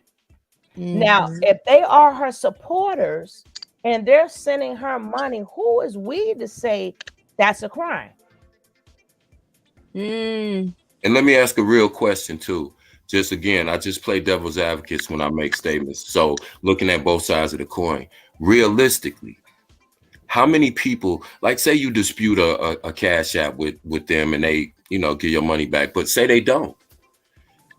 Or say you're accusing her of committing some kind of crime. How many people, are going to hire a lawyer, go to their local county or city, whatever they live in, file charges, courthouse, have that attorney file charges in the jurisdiction. First, they've got to locate her, then serve her in the jurisdiction in which she's in or which she uses as a legal residence. Then after she's served, there's a time period in which she has to respond. Now, whole time again, how many people are actually going to take time out of their real life to go through that process to try to maybe $5-10 they said for a $20 donation? It's going to cost you, even if you didn't go through that and you wanted to sue her in small claims court, it would cost you more to file the paperwork for the small claim. It'll cost you about $150 to file a small claim. You don't need a lawyer or anything. You can go in there and represent yourself and just present evidence, and you can get a judgment, but you're going to pay more to file the paperwork for the lawsuit than you'll actually get back for what you. So that would be a net loss for you. So again, like I said, going through their bank. Yeah. Well, you got to, like I said, you got to think about how much time you want to dedicate to of your real life for this make-believe pretend world that you chose to immerse yourself in. That's all I wanted to say. And even if you send money to some, let's say the wrong person, and they ask for their money back, what was homeboy made mistake and sent that $1,000 to the wrong person, and he was like, Can you please send my money back? Because Cash App can't send it back. The person has to be nice enough to send it back, or you can fight for it. But that's why they chose Cash App. But like I said, people have to use discernment. And who are we? Who are them? Are their supporters? They sent it because they wanted to send it. Who are we to say, you know what, that's a crime? No, that's not for us to say because we never sent the money. The people who support her do. Mm-hmm. And even with the girl being there, even with the wellness check, are you all right? You okay? You good? Yeah, I'm good. And they're going to look at her thoroughly. And if that girl is good, they're going to say, have a nice day. Mm-hmm. That girl is African with some ancient African ancestors. I hope she murk jacked for real. Ooh. Right upside her head. And then she's looking for nothing but attention. So I'm not giving her too much attention. Because she's looking for a big old come up. And I'm looking there, and I know 2 other girls prior had said they was Aaliyah's daughter. But now all you see is her. She's all over. I think everybody did her. So whoever didn't know her name, they know her name now. Her name is Oya. You know, Goon got her back. Watch, she gonna go right outside Jaguar. Oh, she pissed. Yeah, we don't even know what her daddy or her mother is American. Hey, Brenda, welcome. Exact. So we got to be careful. I mean, you can throw out all the terminologies that you want to, but in reality, you have to fight it. Yeah, we know what the rule books say, but like I said, if people know the law, they're gonna play with it.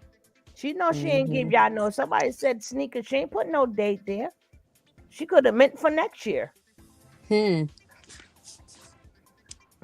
Or who's to say she ain't got no old sneakers and just washed them and say, hey, I got the sneakers. And then she bragging. She bragging that she pulled in $5K. I'm like, okay, that's enough money for somebody to get that girl an apartment. Set her up at home, some little furniture or whatever. They could be doing some resources and trying to get her a little job or whatnot and send her on her way. I'm not doing nothing, sorry. No, I'm saying that's what she need to be over there doing. No, but remember, if you schizo and all this other thing like you allegedly say I'm not doing nothing for nobody who can get a free check from the government. Why we got to take our working money and give it to somebody who's eligible for a check? Bingo. They can get a whole lot.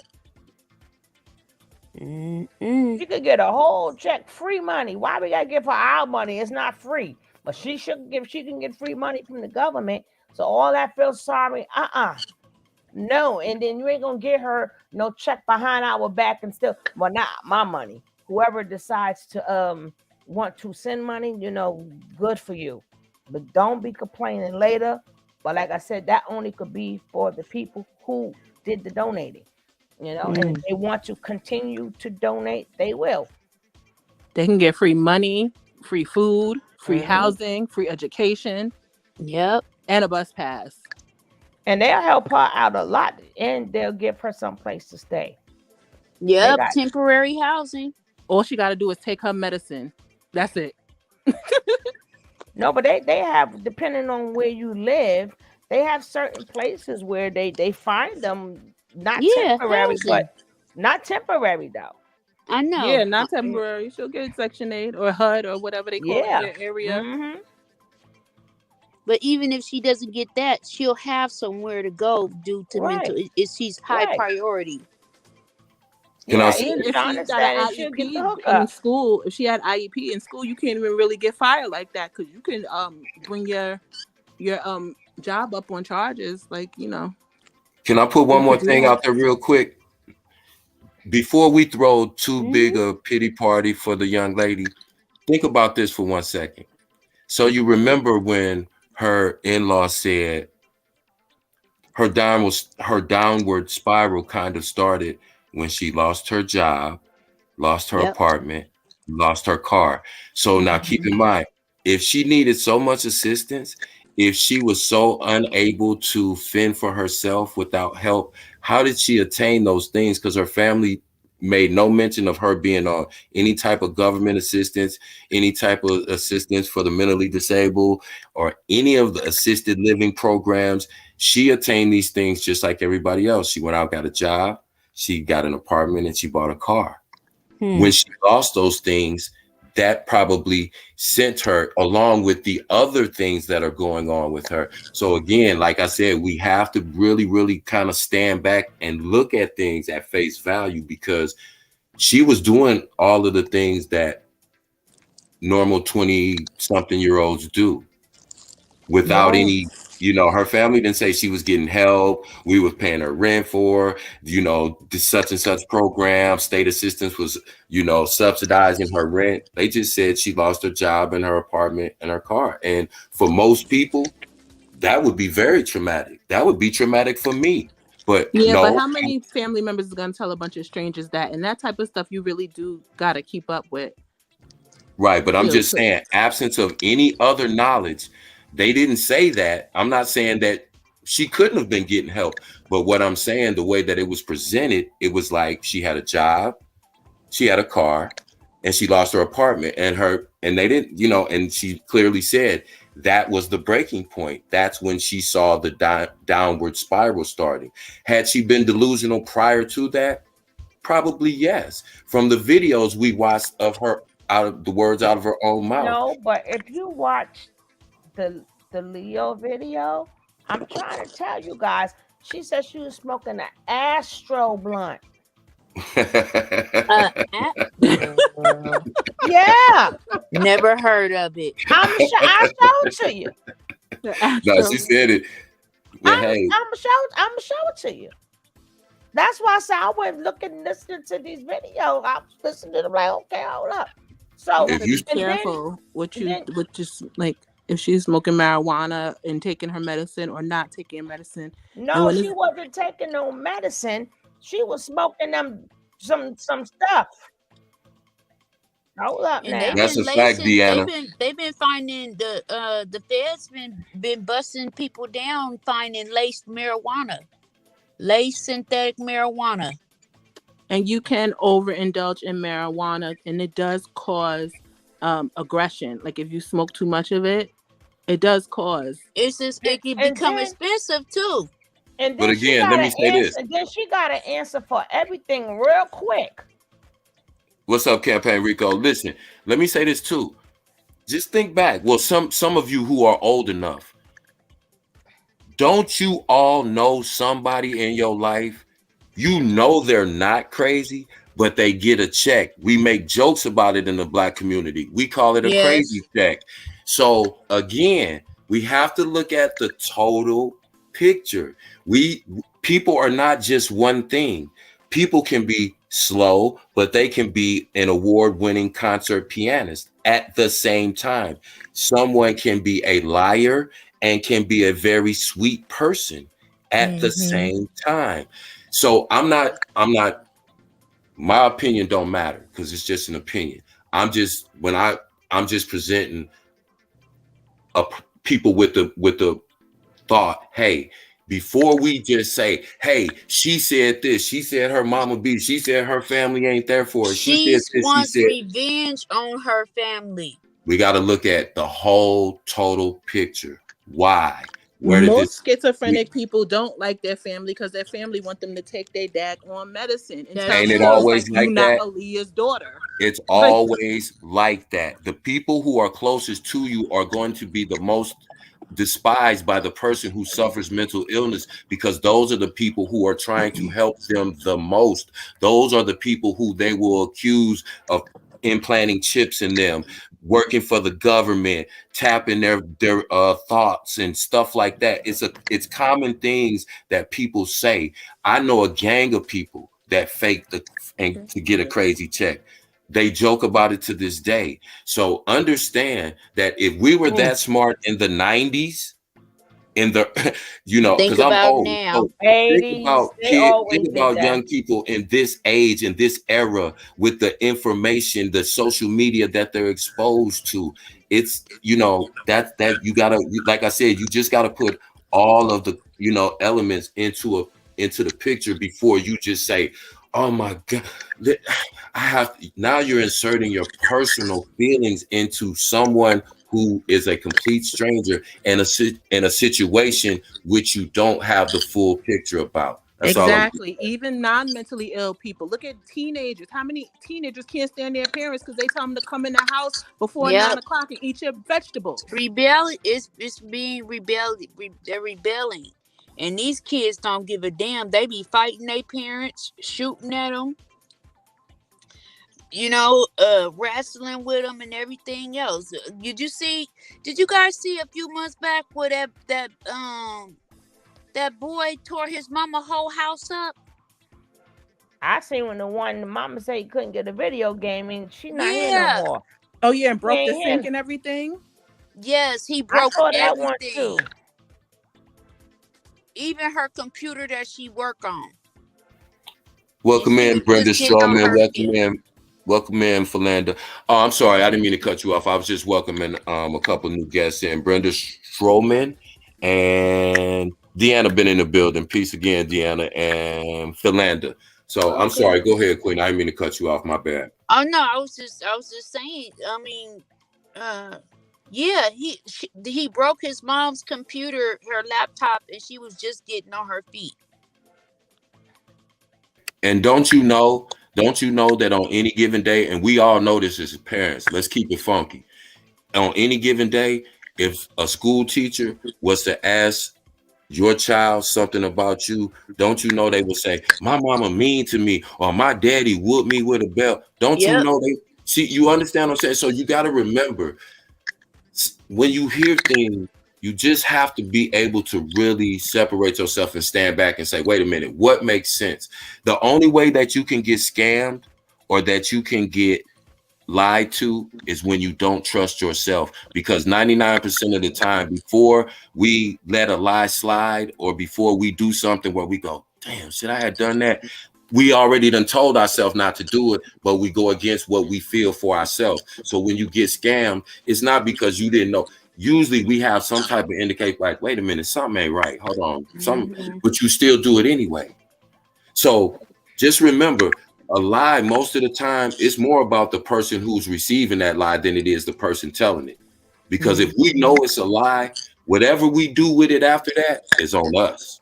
Yep. I would be devastated if this was my child or my even a friend's child out here as content because somebody just wanted to get their content. Now look, you see where it says Astro smoke section. Astro smoke section, and he smoked. I thought she's smoking that stuff. I think that's what messed her up. Ain't no mental illness. I think she started playing with them. She started playing with them cards and all that type of stuff. Like she told Jaguar, "Yeah, you protected. I protect you." Remember, she does them type of things. And then a lot of them like to experiment with like the mushrooms and ayahuasca and all these little type of things. Sometimes people don't come back from them trips. Absolutely not. Some people, and especially if she decided to do it by herself. But a lot of times when you do that, especially the ayahuasca, people have to be around you. Who knows, so we don't know if this is, she just ain't come back from one of them trips. Who does an Astro smoke section? And then the girl sits up there. She's talking about her brother. She talks about her nephew. Oh, what? Yeah, and remember, she was regular up to a month ago. She was regular to a month ago. Hey, Andrea. She was regular up to a month ago. So we got to say, within 30 days, what changed? She hit the astro blunt too hard, and it tapped into something that she couldn't tap out of. It kills your brain cells. It kills your brain cells. That's like sometimes when people they thought they could that angel dust. I know people tried that and they never come back. Ayahuasca too, and it was a time when women weren't even allowed to take ayahuasca. Wow. Yeah. What is that normally used for? Or it's just a hallucinant? Yeah, they said it used to make you tap into the levels of actually death. Oh hell no. And then some people like they'll vomit while they doing it. Some people start seeing, they think they on different dimensions. Some people start seeing animals, and I mean it's for each person it's different.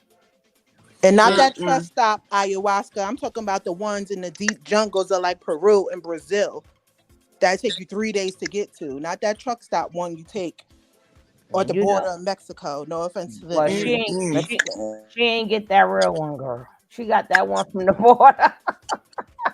she got that. He got it over the internet. Yeah, I think so.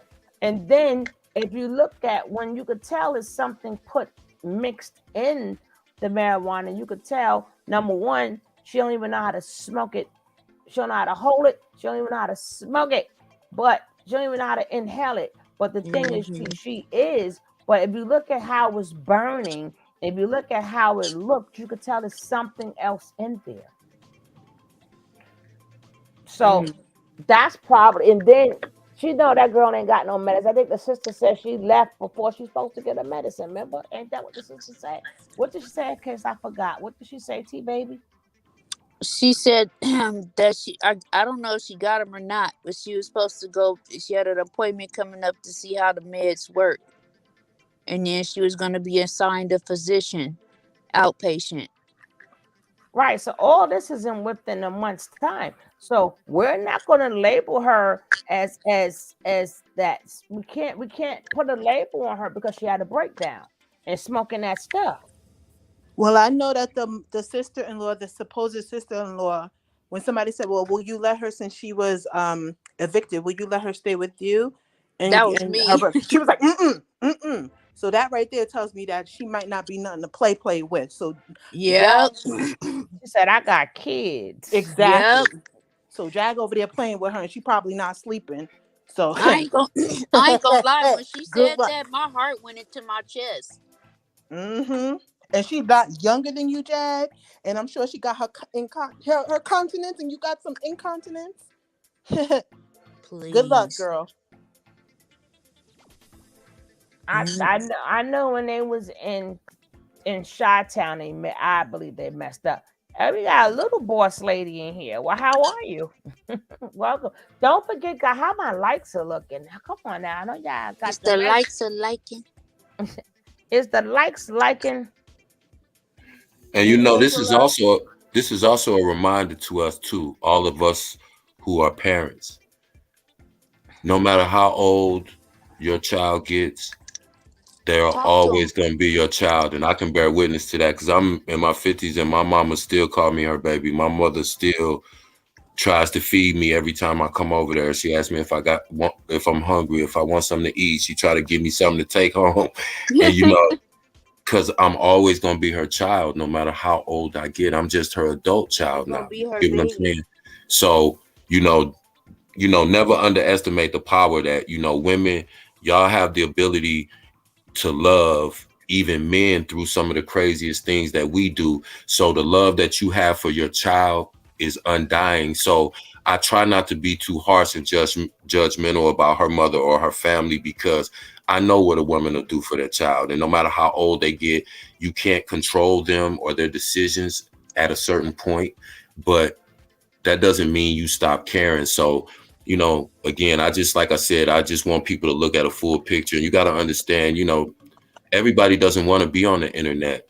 Everybody doesn't feel that they need to come on social media and explain their child's behavior or their siblings' behavior to complete strangers. Some people don't know anything about this. Like I just learned about this stuff not too long ago. I didn't even know it was a sector. I didn't know it was a this sector and a that sector, and I didn't know it existed. So just to see how all of this stuff plays out when these different, you know, things happen and come out, it's mind blowing sometimes, but it just shows me, you know, how detached from reality that a lot of people are in our community, people we work with, because these people that are in the chats and on these different people, these are, well, a lot of them don't go to work, so I can't say that. I was going to say you just work with these people, but again, too, like I said, you got to look at things like I don't, you know, anything that I say to you, you know, you always trust and verify anything. I don't need anything from anybody. That's why I've never in my life ever posted a Cash App. You know what my Cash App is? You know what my payment is? His Cash App is right here for his birthday. And if anybody would like to happy birthday. Yes, happy Thank you, birthday. T baby. But my brother. And just coming up here, just being able to, if you would like to, this my brother, he put in a lot of good work. If you would like to hit that Cash App in good faith, just hit the Cash App. Y'all give it to the fake people, right? Give it to the real people. Y'all come hear this man every day, and this man give you knowledge every single day. He has a job. He works every day. He has a family. Exactly. I was just getting ready to tell you something. Listen, this is, and I'm not, and it's not for show, because like I said, you can, you know, I got videos from, you know, 10 years ago. I've been mentoring for 27 years. So I work for kids. So again, I never ask for Cash Apps, because the things that I do for the kids that I mentor, I do out of pocket. So when people bless me, even though I asked y'all not to send me Cash Apps, but y'all are so gracious, the Cash Apps that I got, I'm gonna do another. This will probably be my first video on my own channel, but I'm gonna take whatever Cash Apps I get, and those people will know I'm not going to show anybody's names, but I'll let you know how much was donated to me. And I'm going to take those funds, and I'm going to donate that into my nonprofit. And you will see actually in real time, just supporting somebody just out of love, just out of saying, hey, I just want to support the dude, send him $5 because it's his birthday.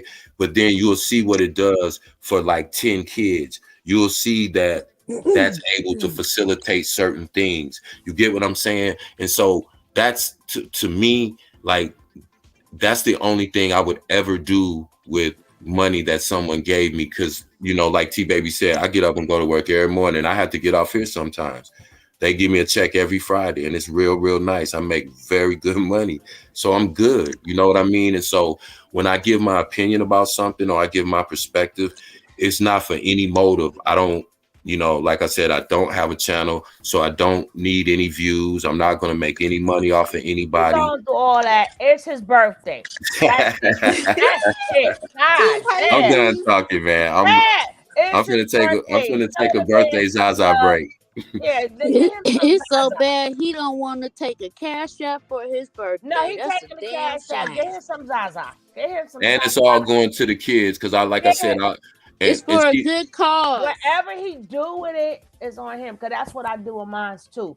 But this is why I'm gonna do it. Not because I want the props for doing it, but the only reason I'm gonna make a video is because I want y'all to see the kids' reaction, because I'm gonna let them know. They know I'm on a podcast, and they watch sometimes when I'm down there, because I have my laptop with me. But I'll say, hey, my chat, they donated, and this is what and I want y'all to see the reaction when they know that older people actually really care about them, and like, wow. Aww. That, I mean, like, to see their face, yo, that they don't know us, but they're actually supporting us because they know that we're good kids and we're staying out the street and we're trying to do something positive. Like, that means the world to them, to know that other adults care about them, because a lot of them have adults in their life that don't really care for them properly, because for different reasons. You know, some of their parents suffer from drug addictions. Some of their parents are no longer here because of certain things they were doing, you know, when that child was a baby. And so so other adults do things, I always make sure to let them know that, like, I'm not just the only one that cares about you. I'll come down here and pick you up and hang out with you and do things with you, but there's other people in this community, because I want them to feel like all adults in their community will look out for them, will care for them, will be there. You dig what I'm saying? So it's not, like I said, I don't ever have to make a video, because anything that I ever do for my kids or anybody else, you'll never see that, because it's not a public thing. That's not what it's about. But I want you all to see the effect that you can have on a child that you don't even know. Instead of trying to save somebody who's not at a point where they necessarily feel they need to be saved, you got kids that really, really could, it would be a lifeline to them just to be able to show them this podcast and go, yo, these people right here, they good folk, because they made sure that they sent me something so that I could make sure that I could do X, Y, or Z for the center or for you guys, you know, and that's dope, man. So I appreciate everybody. Like I said, don't send no cash app, but those that have, I thank you, and I'll make sure. No, we ain't hear nothing. He just said, this is the first time I ever had to mute him, because he ain't gonna mess up my birthday surprise. Damn it. Now, what was you saying? Amen, Brenda Stroman. Amen. Amen. We definitely going to eat, Miss Ride. We definitely going to eat. They told me that. Look, they like, this is what my kids, this is how my kids are, and this is why I love them to death. They say, what you doing for your birthday, Mr. Kevin? I said, I don't know, man. You know, my wife and them always try to surprise me, but I'm going to probably be at home. They like, all right, well, we going out to eat tomorrow. And I'm like, who? And they like, all of us. And I'm like, oh, okay, y'all taking me out to eat. And they like, well, no, you got to drive. But, and I'm like, oh, so y'all going to pay for like dinner for me? And they like, nah, we just going to go out for your birthday. So I'm like, all right, we going out to eat tomorrow. So, anyway, I'm on mute because I need some Zaza right about now. At least they had the idea. I know, right? They said they wanted to be with you. That was it. See, that's another clause. See, and you know what? They ain't gotta buy me nothing. Them being with me, making me smile, making me feel the way that they make me feel being with me. That's everything, man. I'm telling you, that's everything. You'll get to a point in your life and your kids will grow up and they'll be older and they'll have their own families and they'll move away. And then to know that you can connect with other children that you really mean something to them. Like they'll call me and just like out of the blue, for real, and be like, "Yo, like doctors, like the fake doctor. We getting no, you ain't got her no doctor that damn quick. Because when you went to the damn doctor, you wasn't even in Texas. What doctor you took her to? I don't know who you. There. She got Dr. Medica. She got all the best help. Girl, please. Apparently, she had the world's leading hypnotist on speed dial. So you go figure. I don't know. Oh, she got it from the Black Panthers. Oh, yeah. The Black Panthers have yet to make a statement. I reached out to their national office and I'm going to leave that alone. But yeah, they deny any knowledge of Jaguar Wright or any of her comings and goings. That was the Black Panthers that had it set up for her. And I'm like, please. And ain't nobody helping her figure out nothing. They would have did it to the other girls too. And then one lady said, the one Nicole Angel, whatever, she said she still speaks to that girl.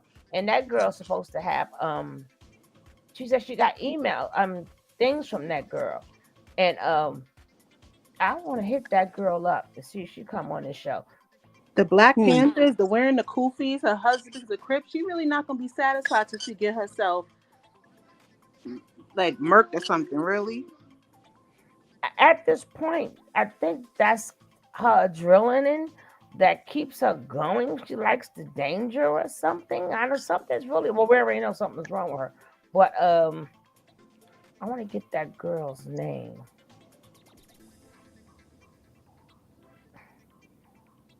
Dag it, I got it anyway. The girl was in here. Something baby girl. I'm trying. I got to stroll all the way up because she's one of the first ones that was here. But definitely, yeah. But I want to get back into the interview that she had with Tasha K. That's what we was up to see what we missed. Sometimes you got to watch things over again So we're going to get back into that because remember a lot of things that she was saying, because even the son said that he don't remember his mama being like that. So what happened to Jag too? Well, let's go. Well, don't forget the son just met Goomba too. I'm gonna step down. Oh, the son just met Goomba? Yeah, remember when she was How you screaming gonna at say his... that and just step down? Hold up. Remember she was Yeah. screaming, let him meet his father. Let him meet his father to that. No. Remember? No. To his grandmother. Outside of Sam Senior's mother's Oh, house. thank you, Brenda. We appreciate you. So she never, and it's bad. They put him up to do that interview, even though she said that he called, but Gooma still did that. And I'm starting to wonder, did they really keep her for 3 days? It don't even matter at this point in time anymore, really and truly. Mm-hmm. Because as far as I'm concerned, the case is closed. It's So just she a spent matter all of that her time getting back to where without she Sam. need to be. I mean, she could stay. Shit. Or she want to stay, but don't be We interrupting people programs asking for no damn money for her to stay. She better get ready. Well, in my grandbaby's words, it just all feels yucky. I mean, Misty see dead eyes. I don't see any dead eyes. Well, my thing is this. What is normal? You understand? Sometimes people is just a little bit off. It doesn't make them mentally ill. It doesn't mean, remember, mentally ill, it has to be something gone. Some people are just a little bit off. Some people is just slower than others, but they're not mentally ill. Not everybody is like on point and regular. Some people. And you know how people can be socially awkward. He just cut me off. It make me forget. Yeah, but I'm sorry. My sound is bad. I'm sorry. Go ahead. But that part too. Sometimes people got the brilliant mind, but they can't get it out their mouth. So them the people you may play with because you think that you're verbally, you could verbally speak and you speak intelligent, not knowing that person is mentally that it just doesn't come out that way. And them the ones you think you're gonna play and they get you every time because you don't understand. Just like you may think somebody who's talk with a stutter. You may think you're smarter than no, they just talk with a stutter. They're highly intelligent. They're regular too. Like ask yourself, what is normal, and what is not normal, and what is mentally ill. That's what I was just getting ready to say, and that's why I was glad that you kept re-emphasizing the point that we can't make diagnosis of people because we're not physicians. And even though they've said themselves out of their mouths, like she said she was schizophrenic, I take everything that she says with a grain of salt because she also said she was R. Kelly and Aaliyah's daughter. So what I'm saying is sometimes a person can be very socially awkward, or they can be an extreme introvert, and it can look like mental illness. So that's why we have to be careful, because sometimes, it's not necessarily mental illness, but it can look like that. People can have OCD and they can look like they're mentally ill because they're obsessively doing something, or they're washing their hands 30 times. And you think they crazy. What's wrong with her? Why does she keep? So again, you have to kind of look at things from a neutral perspective so that you can really kind of make a good assessment about what you're looking at. And this they said they smoking that gas. They smoking that gas station. Exactly. That's exactly what they got. That's exactly what they got. The gas station weed. But okay, let's get back into this. God, you guys let me know if you can hear it. And here we go. And didn't tell Jackie. I just went and I paid for out of my pocket a flight to go to a one-way flight to Chicago. Is this where she was at the time? That's where they were on their way to. The House of Blues. And so I fly there. I'm gonna have to rewind it because he talked about when she cheated on him. blues. I walk up, I tell the guy that I'm Jaguar Wright's husband. I'm here for the show. Oops. She did make a video when she kind of got wind. I don't know where she got it from that I was going to be talking to you, because I didn't say anything online at all. So she said that my ex-husband will never talk to you because he will be facing all sorts of charges and incriminating himself. So many that he can't, I can't name. And so he will go to jail if he talks to you. Sam Odom's thirsty ass just opened you up for everything. I'm coming for my money, Chicago. I can't get my time back, but you won't pay me for my time. And maybe y'all will finally start pressing charges against Samuel Odom. Hello, Cocaine. Welcome. Time to take court documents from Chicago and Philadelphia, which threw all of his cases out. Philadelphia threw all of his cases out, by the way. He lost in Philly and he lost in Jersey big, which is why he doubled down in Chicago. So, please, get him to perjure himself. Get him to lie, because I have every court document from the past 10 years, including his assault on me and my dead son from New Jersey. He's not going to talk to you, Tasha. I wish he would. But don't you look thirsty, though. Again, I don't fear Jackie. I don't fear the words she says. I fear the words that she says. I don't fear the voicemails that she leaves. I don't fear the death threats. I don't fear any of that. At this stage in my life, as I've told her, I tell her on camera, I'll tell her in front of her face, there's nothing you can do that can impact my life. The comments that she says, people can investigate it, talk about it. Once they're finished their investigations, they usually find her allegations unfounded. All the time. All the time. Yes, all the time. So the reality is, if she has a certain set of people that choose to believe her allegations, that's their choice. We're all grown adults, right? I'm not here to change anybody's mind. I can care less what you think. I care about my ability to impact my son and ensure that my son is in the proper footing to be able to survive when he's ready to go out on his own and take care of himself and a family. That's all I care about at this stage in my life. Okay. I'm glad you made that clear. All right, so you're married.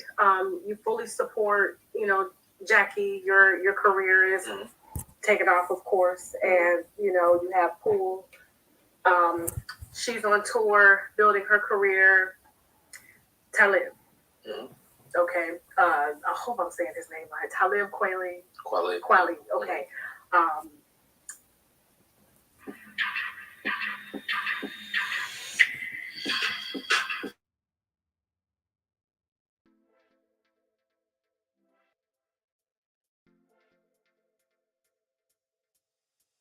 There, I guess, is an affair.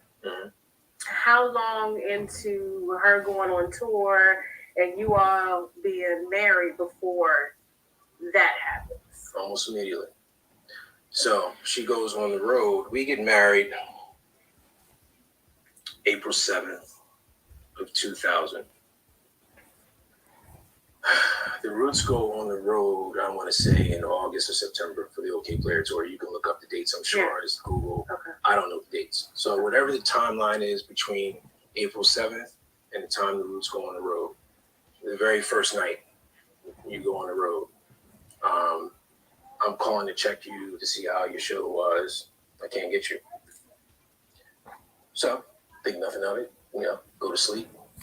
Wake up the next morning with a phone call from someone on, from the Roots camp looking for her because they're ready to leave. Everyone's on the tour bus. She's not on the tour bus. And they don't want to leave her. Have I spoken to her? Was Talib on the tour bus? Yes. Okay. Everyone was on the tour bus but her. They can't find her. So she's not in her room. They don't know where she is. And I said, well, listen, you guys are in Boston. I have no idea where she is. She's not here with me in Philly. So I don't know what to say. I'm sure she'll turn up at some point. Later, I find out that from Jackie, that she, not from anyone else, that she fell asleep. She said in Talib's room they were smoking weed and they fell asleep. And I said, okay, well, that's what you did. You did. You know, when you tell me something, your word is bond, unless I find one reason for it to be otherwise. Okay. So if I say I'm gonna do something, I do it. I told you I was gonna come here. Yeah. I mean what I said. Yeah. When I say something, that's just it. So when you tell me something, I expect the same respect. In this particular case, she told me that's what she was doing. That's what she was doing. Later, I find out from her that she tells me that she slept with Talib. And I'm like, what do you mean you slept with Talib? What? She's on tour telling you? She's on tour telling me this on the phone, saying I slept with Talib. I said, so why are you telling me this? What did you hope to accomplish by telling me you slept with Talib? And she said, well, I didn't want to be out here living a lie, and I just wanted to let you know this is what I did. I said, okay. So we just got married, and you're telling me you got on you're out on the road, and you slept with Talib. I said, did this happen the very first night? No, it didn't happen the very first night. I said, well, when did it happen? She told me much later down the line. So, you know, I'm vexed at that point. You know, we hang up the phone. I'm at work, and I tell my boss, I said, listen, you know, I need some time to deal with some things. Can I take a vacation? And he says, well, Sam, we really need you because, you know, basically I'm producing. And I said, listen, it's either I quit or I take some time. So you give me a choice. And he said, we'll take the time you need. So I took a week's vacation. And didn't tell Jackie. I just went and I paid for out of my pocket a flight to go to a one-way flight to Chicago. Is this where she was at the time? That's where they were on their way to. Oh. The House of Blues. And so I fly there, I land, and I take a cab in to House of Blues. I walk up, I tell the guy that I'm Jaguar Wright's husband, I'm here for the show. They didn't ask me any questions. They said, oh yeah, no problem. Come on. My name wasn't on the list. I just popped up. I wanted to have a conversation with Talib, and I wanted to check in with Jackie as well. Had you guys ever had any conversations, like you and Talib before? No. Okay. So I get there, and I see Tariq. You know, gave him a pound. So what's up? Didn't see Talib at first. I do see him, and I asked him, could I have a conversation with him? And he said, sure, no problem. So I said, I don't want to be around a whole bunch of other people. I'm sure my presence here is alarming as it is, since I didn't notify anybody. I said, but you have a second? He said, sure. So we went to the back stairwell area, and I just told him, I said, listen, I'm not here for drama, not here for any beef. I'm here to work on my marriage. And I just need to know, because I just need to know, when did it first happen? And he told me it happened the first night. So she had lied about it. Correct. Step up to GMC with 2.9% APR and no monthly payments for 90 days on Turbo Hideout.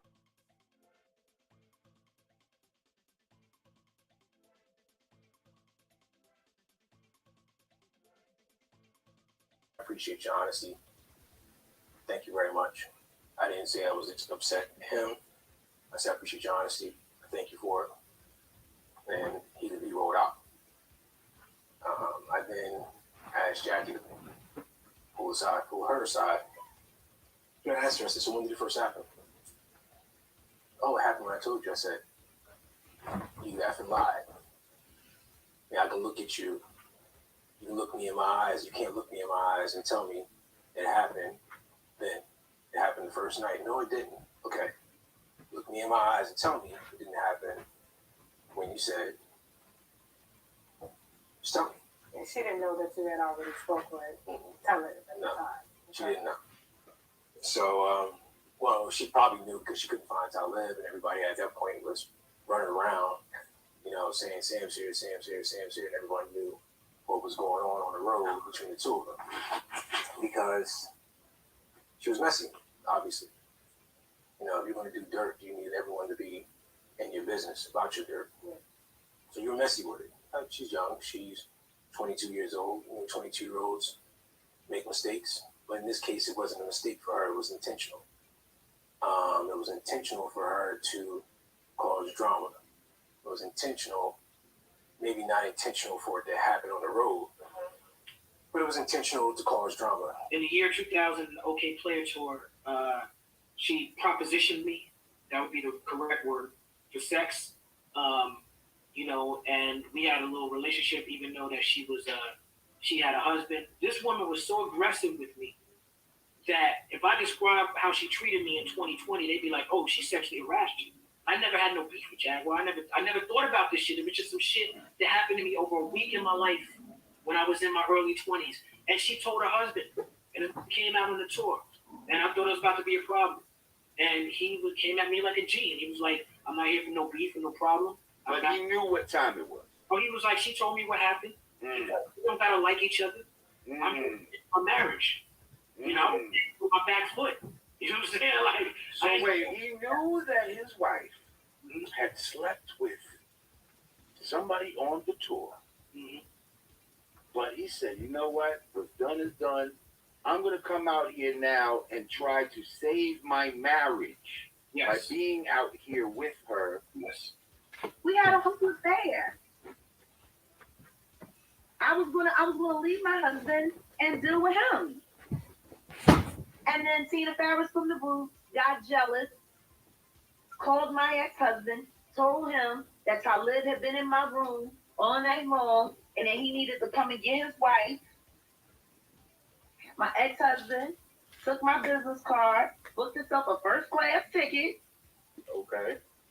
From Philly to Chicago, came straight to the House of Blues because we were doing an OK Player Tour. If you look at my EPK, you'll see the show. It'll say House of Blues Chicago, and the first thing that I say when I open it up is, "Yo, I had a really fucked up ass day," and usually that means I'm gonna have a great night on stage. I really had a fucked up ass day.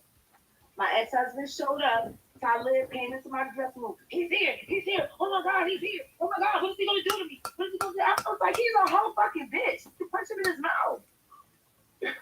Oh my God. Huh? He was that scared? Yeah. And I'm like, if you don't fucking just knock that the fuck out and get out of my face, I gotta get ready for the show.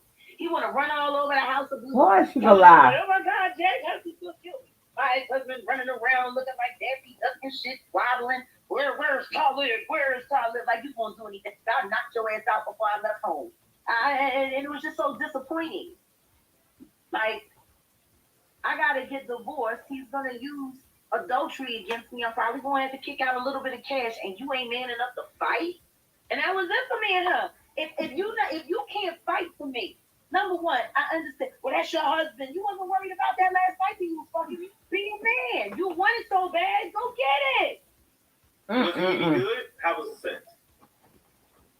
Honestly, his best friend Juju was a lot better. You cheated on him with Talib Kweli. You came home and told him you cheated on him with Talib Kweli. You wanted to cause drama between him and Talib Kweli. That didn't go down. And so now Sam's frustrated because you continue to cheat. So, Mm-mm-mm. I then rode the tour bus with them to Minneapolis.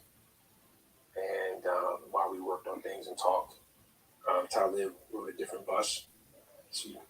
And I then booked myself a one-way flight.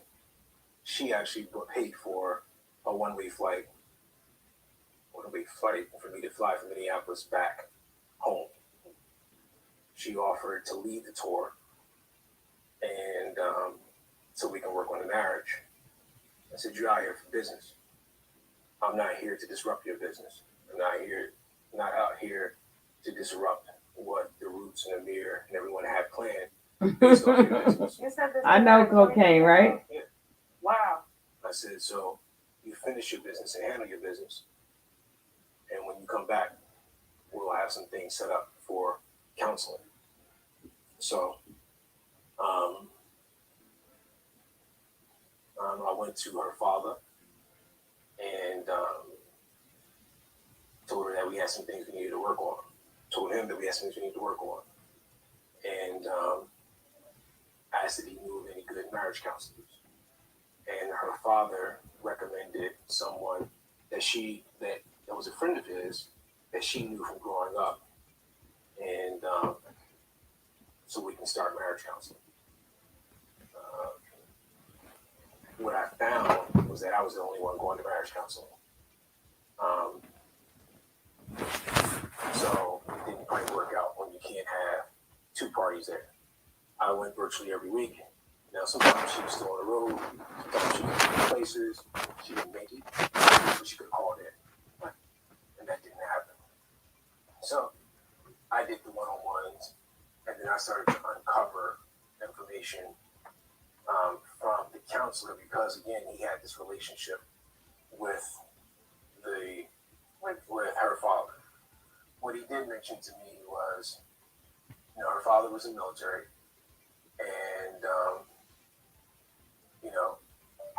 he had, I don't know, I would say experiments, but they had some things that he did with him, and as a result, he was a little violent from time to time. Not always, but from time to time. He had a high expectation of Jackie. So, for example, if he gave me a situation where if she came home from school and she was proud that she got all A's but had that one B, he would be upset with her. And told me one time he picked her up and put her into a wall. So there was a small little thing in the wall. Wow. So what she does is she looks for men to be able to do the same thing or similar to her in terms of abuse for the man. So for me, I'm not an abusive guy, but she will want that trigger. So she would do things like she would get upset and want to hit me now to be able to have me have a reaction to do that to her. So now I have to keep that in the back of my mind. How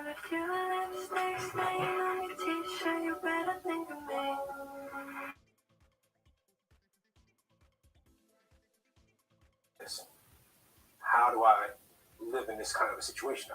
I'm not used to this. I'm not accustomed to this. I wasn't raised this way to ever hit a woman. I don't need to start now. So. When was the first time she put hands on you?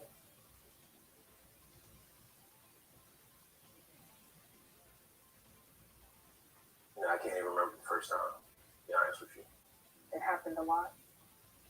She would try. Yeah, she would try me. A lot. She would try a lot of different things.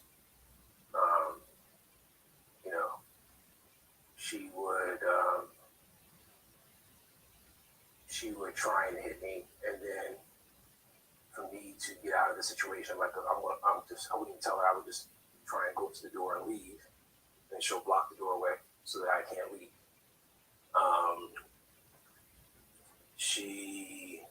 I can give you various scenarios. I would have, if I bought a $1,000 cashmere shirt that I wanted, okay, or a $2,000 cashmere shirt I wanted, and she knew I liked the shirt, loved the shirt, she would take red wine and throw it on to ruin the shirt. Oh, terrible. Other examples would be, this chick crazy. Can we get 6 likes? Can we get 6 likes? Can we get 6 likes, please? And if you're new to the channel, would like to join the family, hit that subscribe like right now so we could finish hearing this story.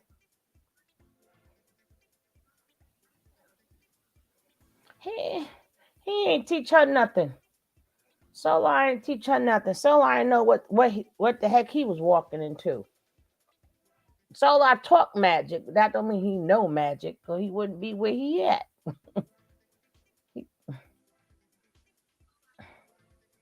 Can we get 6 likes, please? Bush babies, we love y'all. Y'all can send me a special gift. Just give me 6 more likes, man. Make my birthday for me. Got My 8 voice minutes. is terrible, but thank you. It's terrible. But thank you, darling. Thank you, thank you, thank you. Hey, chat. I appreciate y'all spending like part of my birthday with me, man. You Y'all got 10 minutes on your time. I'm gonna get us a copyright strike, and we're gonna play something. Hey, boy, you know what it is with this I'm chat? gonna do that on Sugar Babe. We're gonna do it on Sugar Babe. I be getting ready to say stuff sometimes, man. And somebody in the chat will take the words right out of my mouth. So I don't even type my comment because I be like, yep, there you go, right there. I know, right? Let me see if I get my two little likes. My 2 little likes. Yeah, let me just say this real quick while we waiting to get them likes right. Bush babies, 2 likes, please, and thank you. But yeah, like this, when I'm just sitting here listening to this, what I was thinking about, this is a lesson for us again to learn. Just remember, out of everything that we do, we say, we watch over here is for a reason. What I took from this was like, it reminds me that you have to be careful of what kind of energy, what kind of people you let into your space, because this shit is draining. Like, I'm just sitting here listening to this. I'm thinking, this got me reevaluating my life. Like, one I'm more like, like. this is We need crazy. one more like. Just one. We need one. One more like. One more like. One nice person. Please share the live, also. Please share the live. And if you're new to the channel, take that call. I want to hear. I want to get back to her beating them up now. Hey, people will wear on you, man. That's why you have to be careful. Thank you. What you say, bro? No, I just said you have to be careful of what kind of energy you let in your space. Cause like just sitting here listening to this, you see how draining it is. This ain't even our issue, but it like stresses you out listening to how crazy these people are. It's wild. But yeah, that's all I wanted to say anyway. I'm out. I'm on mute. Tab, I gotta send you $5. This is for you. But she sent it to my super chat. Thank you. I told y'all quit sending me cash outs, but I'm gonna like I said, it's for the kids. Sure, my kids gonna love it though. Thank you. Oh, you can say that part. That's it. It's your birthday. Sometimes sit back and let us enjoy. You put in mad work. Hey, and I'm gonna say this real quick. I'm sorry, Sugar. I ain't gonna be long-winded while I'm thinking about it. Go ahead. Like I said, I'm gonna put y'all donations into the youth centers called St. Kofa Center in St. Louis. But the thing I want to say about that again is like it means a lot, man, when these kids know that we really care about them and that we'll look out for them, because if they know that they got a community of people like us that'll look out for them, that will stop them from going to the Jaguar Wrights. That'll stop them from admiring them and following them on social media. They might follow one of us and say, yo, Gary is real positive. I like Gary Hawkins' channel. I'm gonna go check him out. He always talking about politics. Or the Information Man. That brother really be bringing like the real news and information. Or, a lot of positive people that be over here. That's less chance of them people like Jaguar and Nature Boy getting their hands on these young people. So thank you for that though, y'all. I appreciate it, and I'm done. And I'm gonna send it. I'm gonna send it straight to him. Brenda, don't worry about it. You don't have to have a cash app. I will send it to him for you. Hey, Danny girl, what's up, booby? So I'm gonna definitely send it to him. I'm gonna send it to him, and Kev going to say, "Yeah, I got it." What's up, Shaw Wright? Thank you for coming in. Welcome in. And Shaw Wright, what's up, baby? Now let's finish hearing about this beatdown. Oh, hold up. Let me send him his It's $5 first. She always trying to beat somebody up but can't fight.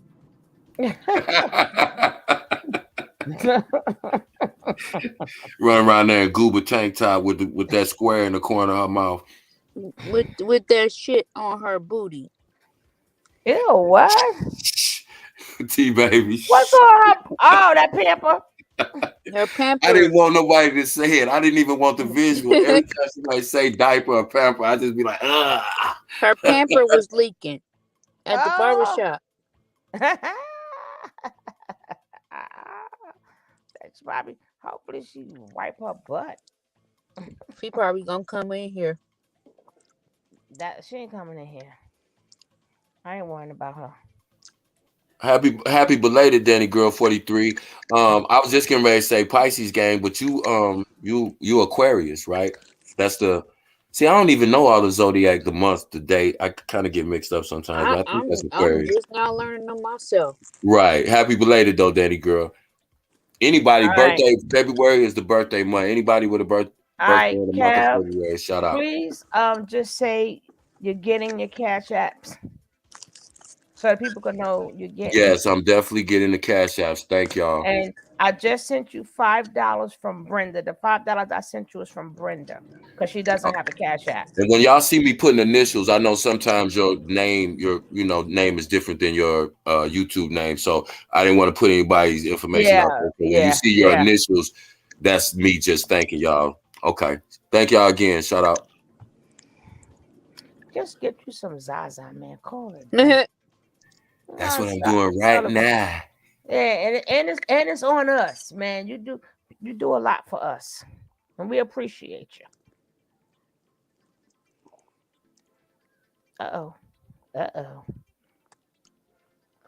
Okay, let's get back to this ask whooping. Speak down.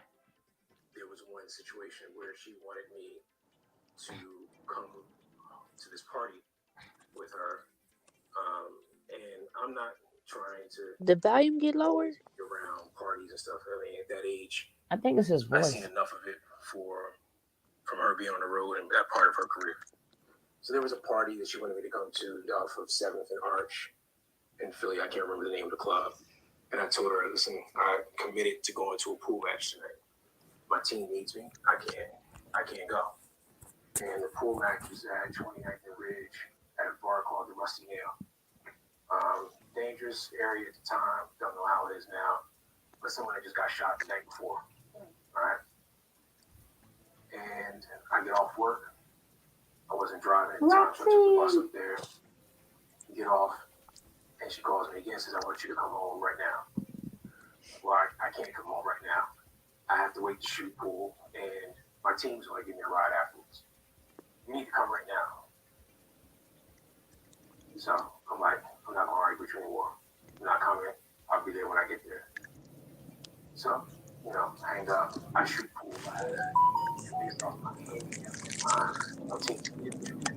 can explain the whole thing, but it's not really necessary.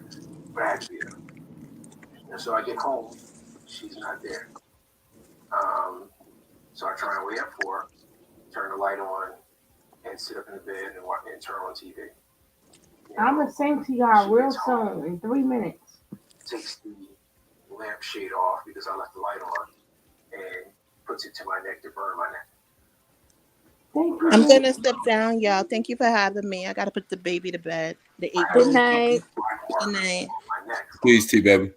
Because I left the light on because I fell asleep at night. He want to run all over the house of blues, telling everybody, "Oh my God, Jack has to still kill me." My ex-husband running around looking like Daffy Duck and shit, wobbling. Where's Talib? Where's Talib? Like you won't do anything. God knocked your ass out before I left home. That's an example of stuff I had to deal with. For her then to tell me because I didn't come home. Ms. Rod, too. I'm sending another $5 check from Ms. Rod. Of course, you guys were married for 9 years. When did baby number 1 come? So right around then, that's when I was done. When that situation occurred, told you about the light bulb for your neck. Okay. And after she told me she was intimate with someone else, She said a light bulb to his neck. Damn. Oh, wait. With someone else, and I won't go into the details of that. That's when I was done. And I decided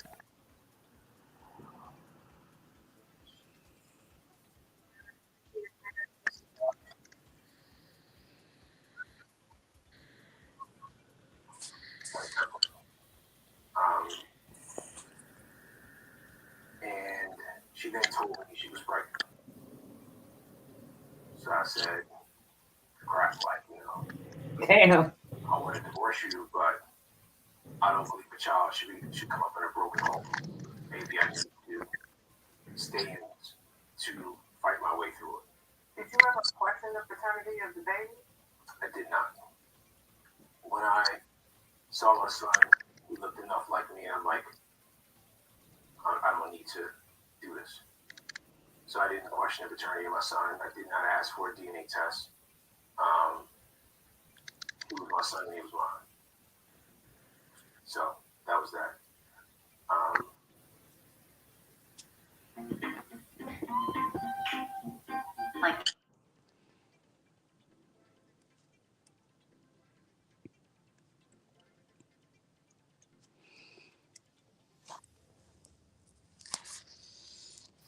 All right, guys.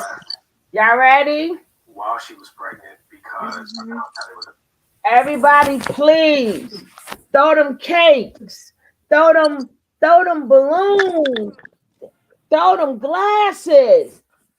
It is exactly 12 o'clock on his coast. Everybody, let's start singing. Happy birthday to you. Happy birthday to you. Happy birthday, Keegan. Happy birthday to you. Thank y'all, man. Y'all crazy. We're not keep doing this song. Okay, let's keep going now. Danny girl. Happy birthday. Happy birthday to all the February babies. Danny girl. Happy belated birthday. Thank y'all so much during the chat. I appreciate y'all for real. Straight up. I appreciate y'all. To you. Happy birthday to you. Hey, happy birthday. That's right. Let's get it lit. Let's get this chat lit. Not the soul clap. You put the Stevie Wonder soul clap version in it. Happy birthday to you. Happy birthday to you. Happy birthday. Happy birthday to you. 2, 3, 4. Hey, awesome. And T Baby can sing. That was good, Miss T Taylor baby. That's what's up. I appreciate y'all, man. Y'all made my birthday. Y'all jumped off my birthday the best possible way, man. I love y'all to death. Oh, welcome. Happy birthday to you. Hey, man, that's somebody else's birthday, damn it. That's a little chocolate. Thank you, ladies. Thank you, queens. I It appreciate better be nobody else but now. Happy birthday, Stella. Happy birthday, Danny. Happy birthday to my brother. Happy birthday to all the Pisces so far. The slippery fish. Happy birthday to ya. That's right. Keep this chat lit for all the people. I want to shout out my baby brother too. His name is Eric. We share a birthday 8 years apart. I don't know how that happened, but anyway, I know he's listening too. So shout out E. I love you, dog. We're gonna hook up tomorrow. Here we go. I'm gonna say happy birthday. No, we're not doing that again. I'm gonna tell him y'all sung for him. I'm Marilyn Monroe. Damn it. That's my Marilyn Monroe boy. Stop it. He always listen. He won't come out the bushes because I don't know. He's shy. Yeah, he's a real introverted cat. But we're Pisces. You know how we are. We get, he's the quiet. He's that typical quiet Pisces. You could be in a room with him for 2 hours and he'll barely say 2 words. But we thick as thieves. That's my road dog. So, happy birthday, E. I love you, dog. And after I get back from the kiddos, While y'all be done, my cookies. I be jealous. That's right. Oh yeah, let me get one of my cookies. It's gonna be either the coconut or the oatmeal one. All Is right. that interview over? No, but I had to stop for my brother's birthday. It's 12 o'clock on the nose, baby. All right, let's get back to schedule program. It's enough of the mushy stuff. Y'all got my eyes moist, not because I'm crying, because it's moist in here. So we're gonna get back to the video, y'all. Oh No, I yeah. appreciate y'all again. No, Miss Rod sent you $5, but she doesn't have a Cash App neither. And she Thank you, Miss Rod. Thank you, baby. She sent it to my PayPal. Yeah, we good money. We good money. I thank y'all so much, man. I appreciate y'all. Being that there's I want you to being that they're here, and I want for you to say I got it, so they don't think I'm an honest person like that. Oh no, I definitely got them. I'm not like the rest of them. No, I'm getting them immediately as we sitting here on live. They're literally going off. That's why I had to turn the sound off on my notifications. So that's why I said y'all dope. Let me know when you get this one right here. That's from Ms. Wright. She sent it to my PayPal. Now you got it. I don't people say, "Oh, you sent it." Nah, I ain't keeping this money. Look, you don't want people making no video to my Suge got all them donations for I King know, right? Kevin. Exactly. You got it, bro. Hey, yo. She said it was for Kat's birthday, but she she went kept and bought the some money. $12 eggs. Right. No. Philanda, I am. She's got a brother that shares a birthday with her, also 5 years apart. Let me blow your mind again. I have 3 children. My last 2, my son is in the middle, but my son and my youngest daughter, they share a birthday, which is 2 weeks. Well, a little more than 2 weeks. They both share March 15th. So, yeah, go figure. If you got PayPal, you can send it to my PayPal if you don't have Cash App. And while we online, I will send it straight to him, and he would say, "Yes, I got it." Yes, I am getting them. As y'all send them to her, she is sending them directly to me. And like I said, I just on behalf of these kids, because like I said, it means the world to them, yo. It does. It means the world. Even if it's just taking them out to eat, it's a beautiful thing. We'll just mob up in the restaurant. We'll be like 10, 12 deep, and we'll get a big table, and all the waitresses are, giggling and paying them attention, like, oh, and so they feel, when they feel adults just really care, man, I'm telling you, they respond. I don't have to say, hey, sit down, stop running around, don't fight. Those kids sitting there, they're well behaved, they're appreciative. You enjoy your birthday, and yeah, man, that's why my birthday means a lot, because I'm gonna get to hang out with all my kids tomorrow. So I thank y'all for that. I appreciate y'all for that. Now we're gonna get back to this beat down. Let's get down to this abusive relationship. Let's go. It's a possibility that he may have been someone else's. But thank all of you guys. It'll still be here tomorrow. To stay because I wanted to see for myself if he was mine or not, based off of how he looked. And then coming up through the years, you see him now. He looks like a good mixture of myself and Jack. So I never questioned it. But I did stay in it as long as I did. I still stayed married as long as I did because of my son. Excuse me. We split up in 2008. So we stayed together for 7 years. It was the rockiest 7 years of my life. It was probably the toughest time of my life. Oh no, Brenda, we appreciate it. Thank you. Don't worry, that's more than enough. Thank you, sweetie. Act out in front of your kids? Yeah. So there was Giovanni. I came into Giovanni's life when he was 6. His biological father had never been in the picture. And then there was Deuce. Deuce, his name is Sam as well, but I call him Deuce. So she would act up in front of him as well. Because of her behavior, I never adopted Giovanni. In hindsight, the biggest regret I have is that I was gonna say, The biggest regret I have is the fact that I didn't adopt him, because I would have had more legal say in regards to his upbringing and what his experiences look like, which would have deterred and altered his death. So had I adopted him, I could have made a difference. And I allowed her treatment of me and the perception of what she does in front of him and in front of my son, our son Deuce, to deter me from adopting him. I didn't want to go through the same thing I was going through with Deuce, with him, and having the choice now to fight for 2 kids in the court system.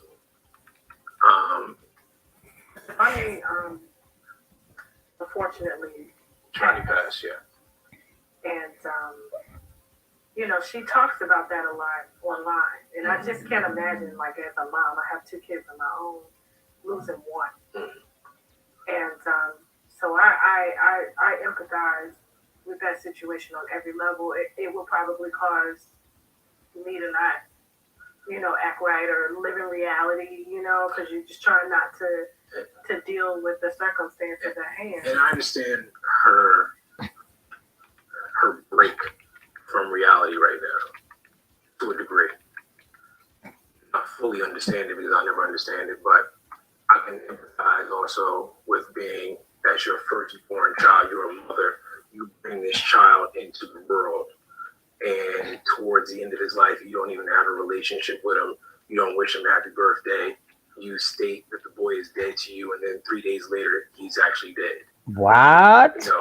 How do you move past that? And you have one living child left, and you choose, based off your behaviors, to not have a relationship with him, or he has chosen now to not have a relationship with you. That's got to be hard, and you have to point your behavior at someone. Who's the easiest person to target? Was she ever violent towards her kids as well? No. Okay. All right. That's not towards the kids. Okay. But when it suited her, she would say things that is untrue about the kids. For example, Deuce being autistic. He's not autistic at all. The boy does well. Straight A's, 1B, perfectly fine. Wants to be a video game designer. He's into game art. That's his passion. Now you have a child. I have a son. He's 18. He's a man. Who's raising him now? Nobody's raising him. He's 18. He's a man. He is being held hostage by his dad. 18-year-olds, they still need a little support, Actually, my son is autistic. Oh. He needs all kinds of support. It's funny, he's being held hostage. By who? Not getting any. By his father and his grandma. Sam Odom Jr. Uh-oh. I'm nervous about talking to you. You know why? This is the first time. This is the first time I've ever had to interview someone as young as you. Okay, so you're the youngest person I've ever spoken to on my show. And 2, we're interviewing you about your mom. Yeah. Okay, so I just have to ask a few questions, okay? So how old are you? How old are you? I am 18 years old right now. Okay. Are you being paid to do this? Hey, loving on me. I just left it there. Are you being coerced? Is someone forcing you to? No reason why. Okay. Chose to do this on my own free will. Okay. And so I have your permission to ask you some questions about the relationship that you have with your mother, who is known as Jaguar, right? But who goes by, her legal name is Jacqueline, right? Yeah. How are you doing today, Sam? Well, I'm doing perfectly fine as a person who has just wrapped up all of his college finals for this semester. Doing pretty good. Amazing. How are your grades in school? Very well. I'm an academicist. I am one of the best academic students you could find. And as an example, not only did I get a plaque for academic achievement in my senior year of high school, but I also perform well on the school level and just like being in school, period. Okay. Well, congratulations. I love to see my black man out here doing well. Now, I don't want to know where you're going to school because I don't want people like trying to track you down. There's some crazy people out here. Believe it or not. Okay. But what are you studying? Hey, Journey June. For a major, I want to be a major in game design. Wow. I was gonna say you gotta give me the whiz kid like vibe. Yes, like, Brenda. Like the computer, the games and stuff. Oh, believe me. Like, if you ask anyone else I know, like, if I'm gonna make an opinion about myself, and this is kind of being a bit rough on myself, but roughly, I could kind of treat gaming or video games as kind of a second parent to me. Wow. So you're that like just kind of immersed into the video game world. Yeah, so much so that I could say that I've practically learned more stuff about real life through games than I have in general. Okay. So you're going to be designing like your own games, or do you want to just work for a company and help them to create games? I wouldn't mind working for another company, providing them with my ideas, but if I can work by myself, get like a group of people to work on some of the things that we could do, I'd like that. Okay. You know what's so funny? It's like She sure do cocaine. Online, and I see you and your dad. It is like the opposite, like ends of the world. You are just so bright and like extremely intelligent, like and I'm just. Have you seen some of the things that your mom, Jaguar, has said about you online? I have not caught wind of any of this stuff. I've heard some of the things from my father, but just to fully ensure I know what's going on, can you please inform me?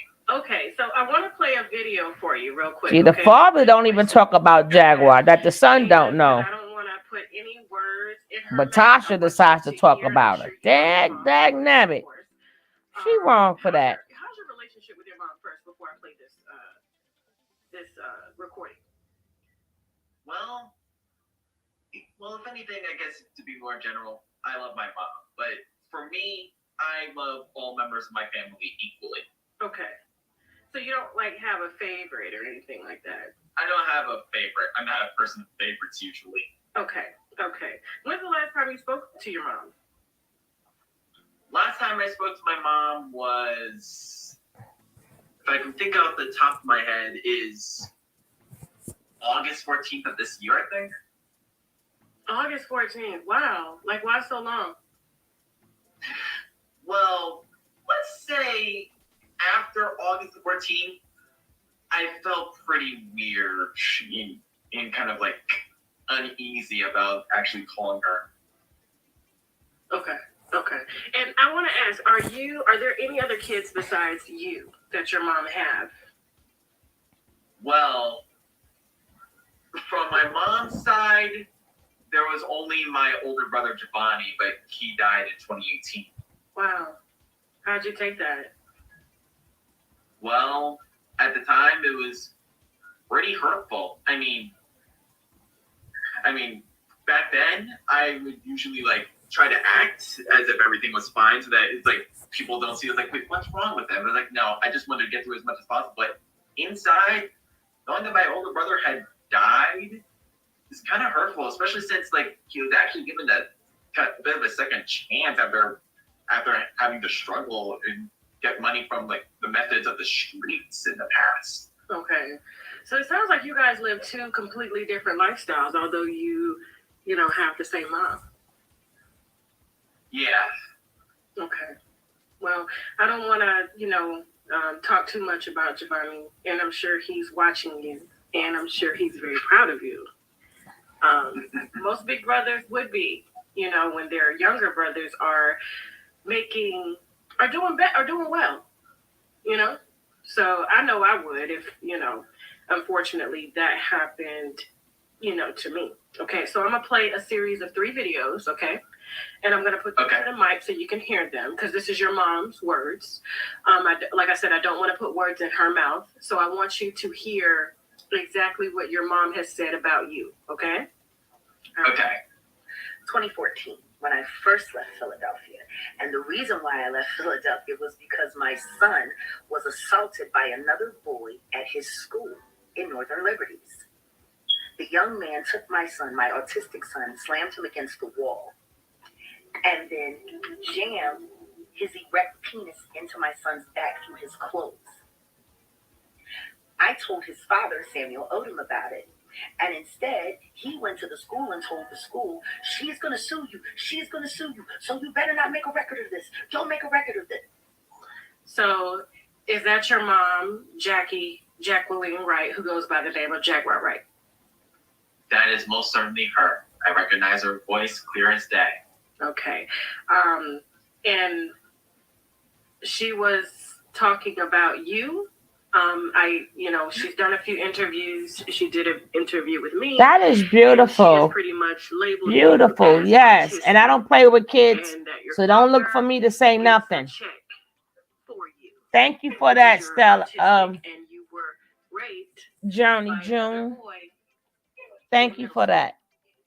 I don't play with kids. To say in simple terms, no. However, I'd like to at least describe what exactly happened there. Okay. So, yes, it was in middle school. I was in 6th grade at the time, and in that school, I'm not going to name it by name, even though I recall it perfectly. Okay. Let's see. To describe the scenery, the boys and the girls had separate lunches and separate recess periods. Whenever the boys were at lunch, the girls were at recess, and then vice versa. All of us boys from 6th to 8th grade were making our way to the recess, which was held in the new gym, which had been built. Both of them are. Both of the sons are handsome. Both. Okay. Handsome kids. A boy that was older than me, most likely in 7th or 8th grade, from what I can tell from that time, he essentially played a bit of a joke on me with what we were doing. For clarification, we both had our clothes on. Okay. It wasn't essentially rape. It was more essentially a play of a joke that kind of suggested the motive. Okay. Everyone was around him, and when some of the people caught wind of it, they started laughing. I didn't see it as a joke, and for a young person as myself, being 11 or 12 years old at the time and having no sexual education whatsoever or knowing what exactly that conveyed. Okay. Your opinion is well accepted, Roxy. It's well accepted. Kind of collapsed. I don't remember how I felt back then exactly, but I wasn't myself. It felt sick and it felt violating. So I just kind of had to leave school that day. So even though the actions definitely seemed like it was rape, it wasn't actually rape. It was supposed to be intended to be a joke. Knowing 2014 culture, I'm not sure if gay activity was joked about back then, but it could be possible with some people. Okay. And so no one raped you, because I was just like, how does someone stick there? Bait. You are an adult, so sorry, YouTube. How does someone stick their penis through your clothes? And so the thing is that's not possible. Okay. What they uncovered based off of the students' testimonies that were there, multiple students, there were 12 students that were there. There was also a teacher that was there. Based off their testimony and based off the testimony of the kid that did the issue was in 8th grade. My son was in 6th grade. They were in lunch line. That kid from 8th grade wanted to be further up in the lunch line, so he put my son in a full Nelson and moved him out of line so he could be further up in the lunch line. That is not pulling down my son's pants and prodding him sexually in any way, shape, or form. That kid was a problem kid. No, that's back to the husband. He had been suspended multiple times before, not multiple times, but a time before that kid ended up getting expelled for doing something egregious in terms of a fight with another student. And that, coupled with what happened to my son and the allegations that she said, caused that kid to be expelled.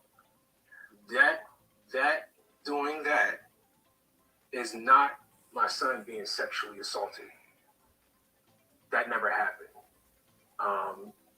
DHS, the school, and there's a letter from the principal stating that didn't occur, that her allegations were indeed unfounded. Okay. Because, I mean, she's kind of painted this picture that he's kind of helpless and he's autistic. Are you autistic?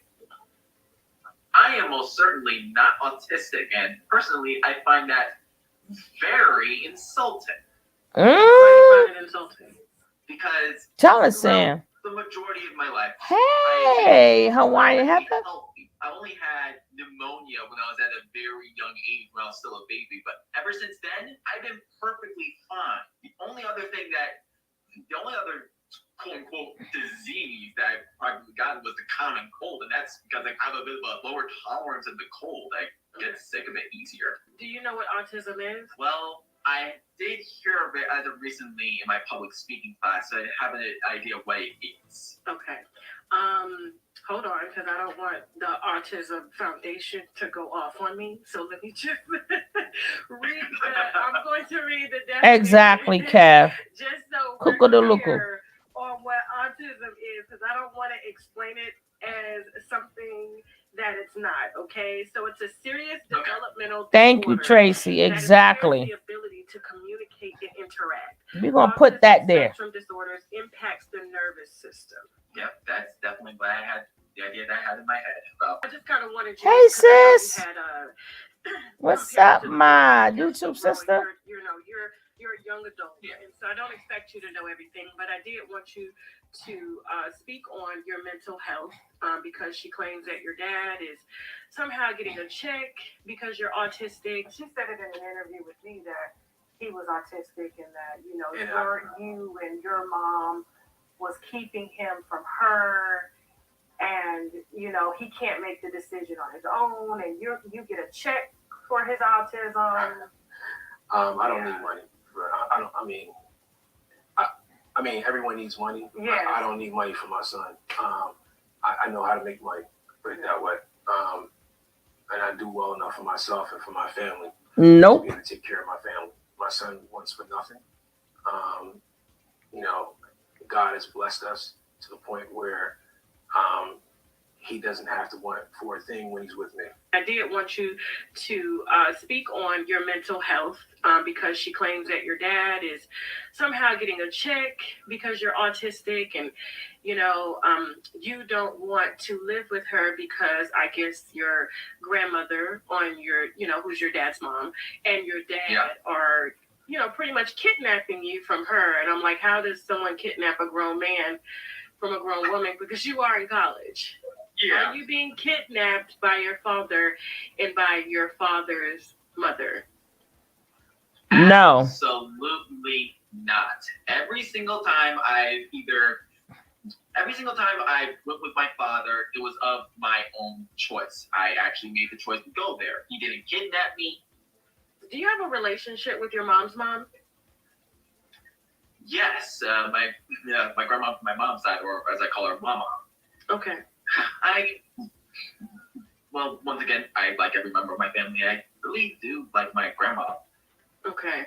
How is she? Is because your mom has stated several times that your grandmother, who is her mom, is schizophrenic.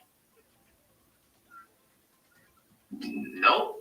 In fact, the last time I saw my grandma, my mom's mom, was this Thanksgiving that has passed, and she was perfectly fine. Okay, so you haven't heard of like any sort of like mental illness that she's had, or her? Nope, haven't heard of it since. Okay, well not since, but haven't heard of it ever. What do you think about some of the things that your mom is saying about you and about your family and about your dad? Like, how does that make you feel? It does not make me feel well at all. In fact, it feels almost weird, but it kind of angers me because this isn't the mom that I know. It's like the way how she was back when I was younger.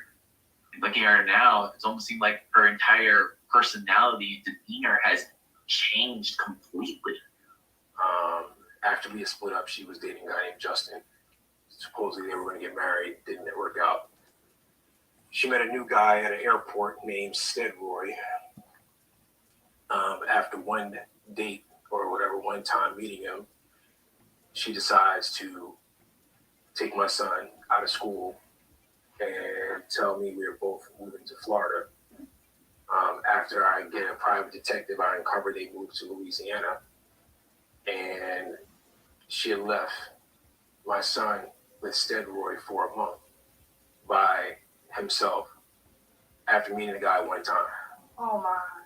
Now, Steadroy highly agitated the fact that he just met this woman and had been with this woman now hardly any time.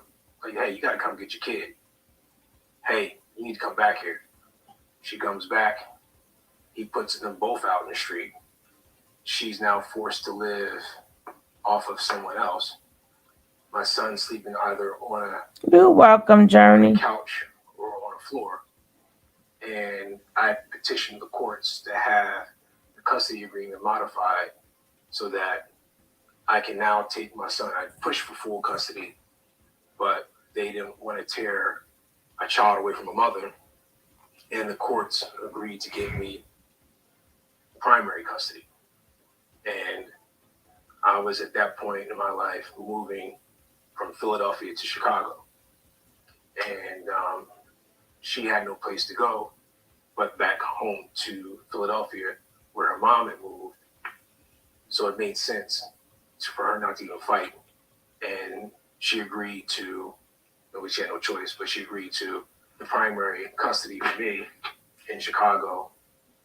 And she had my son during the summer months. Okay. So that's how all that transpired. Okay. For the whole world to hear, Jackie makes the truth an explosive lie. I knew at the age of 7 that sis was a liar. Sir, I just knew that she was not the one. Look at that HD. I'm getting done with all I need. Look at you on HD. Everything that she said, true or false? What doesn't kill you makes you stronger. This woman just put her hands on me. Please, 911, come here. She's crazy. She's a schizophrenic.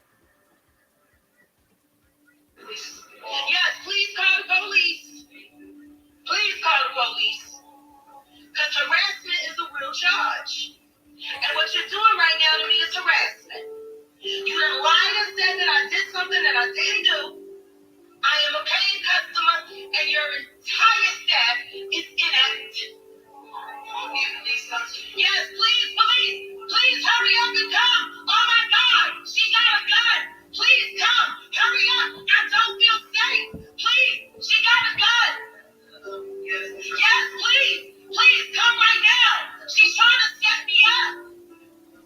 She's trying to set me up. No, I'm not yelling for no reason. You've been harassing me.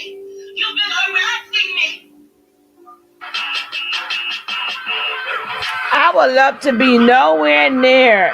I would love to be nowhere near this mess. This is, ooh. Mm-mm-mm. Mm-mm-mm.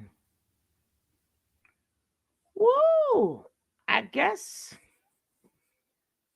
there's more to this story. But I guess we're gonna have to find out tomorrow. I guess there's more to this story. Yeah, that's a good place to end it. I'm speechless, man. It's ended by itself. That's why I know it's more because I just don't speak with that. I just want to say real quick, I promise you I'm not going to be long-winded. Men, I'm talking to any of the men that are listening that's in the chat. And I'm not talking to y'all because I know we're all,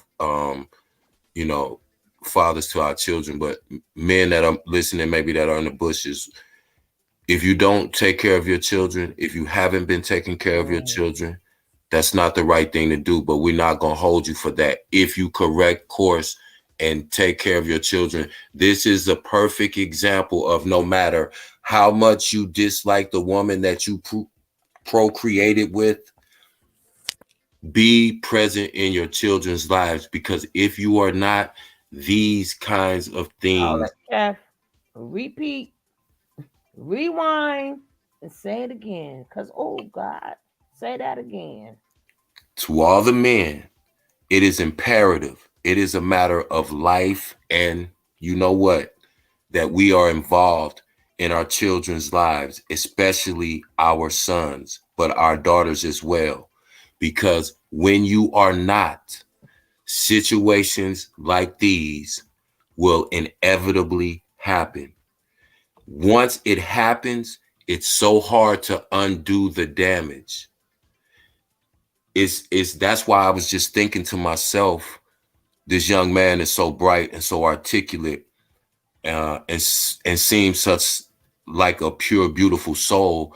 And I'm just thinking about all the scars and all the damage that all of this is doing to him. And it has nothing to do with him. He's not responsible for any of this, but he is a casualty of war. He is collateral damage. When you are not right, nothing around you is right. And look so at you can make an excuse. Who Sorry, go ahead. wasn't there. No, I'm saying, look at remember, you got to speak upon both of them. And the other one wasn't there. And then the husband said she wasn't even speaking to him. I don't know. I don't speak upon kids. And then she said the son was Ed to her. And then next thing you know, the son trying to call her saying he don't feel safe. The next thing you know, he ends up Ed. He ends up meeting his maker. And I'm like, because she cut him off. Now imagine if his father was in his life.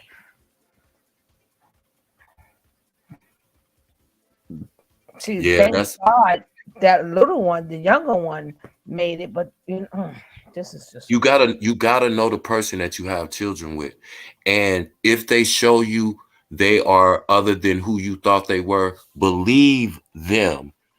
You are not God. You cannot change anyone.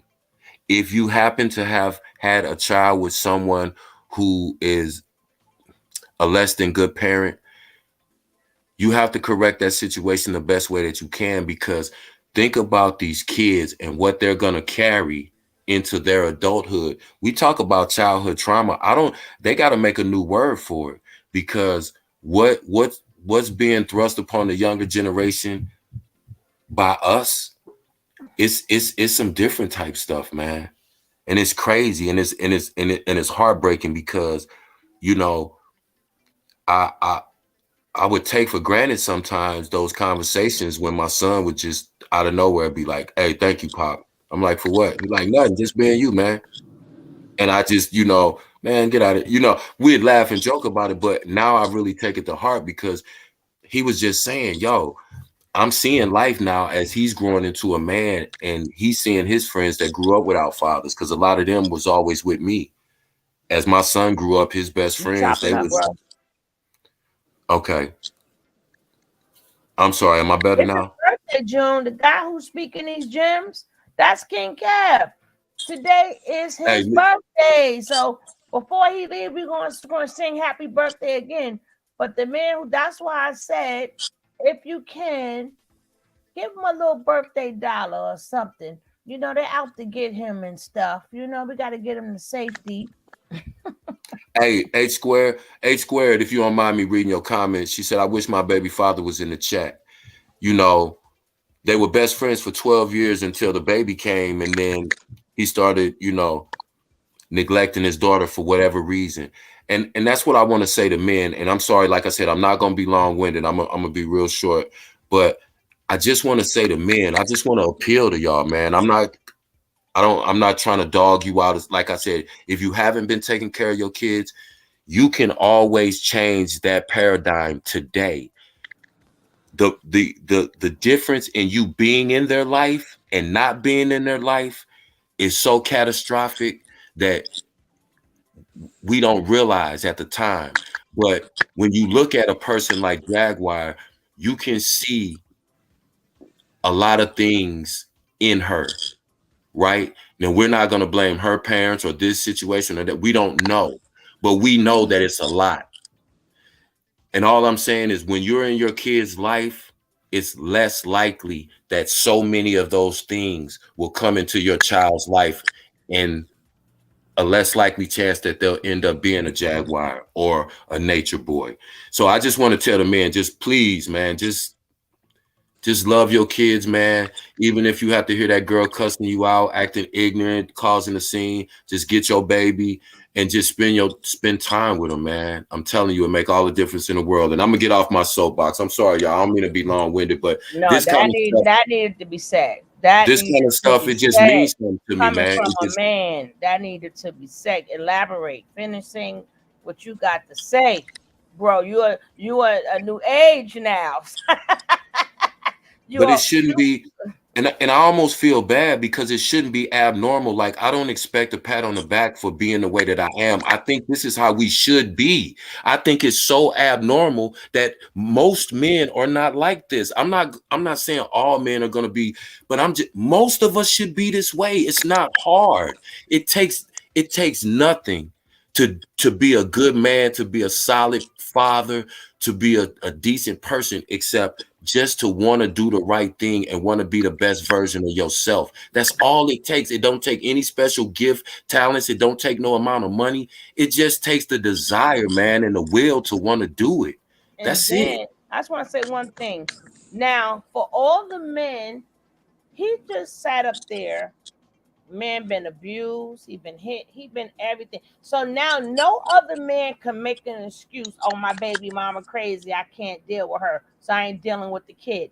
That's a fact. Because now, no, that's why I say when men say that, but then you hear good men say, "Oh no, I've been through a lot of stuff."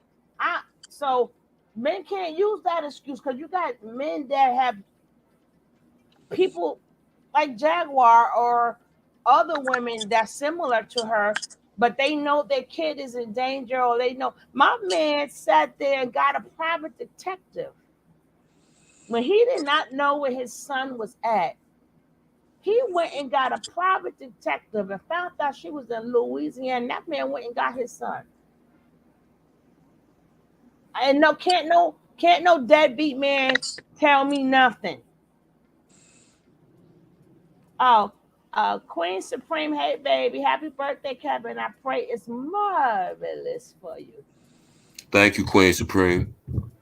Yeah, man, we take very little time to think about when we meet a person and y'all vibing and y'all feeling each other, and then whatever happens between grown folks happen. You got to realize everybody that you get ready to lay down with, think about it in these terms.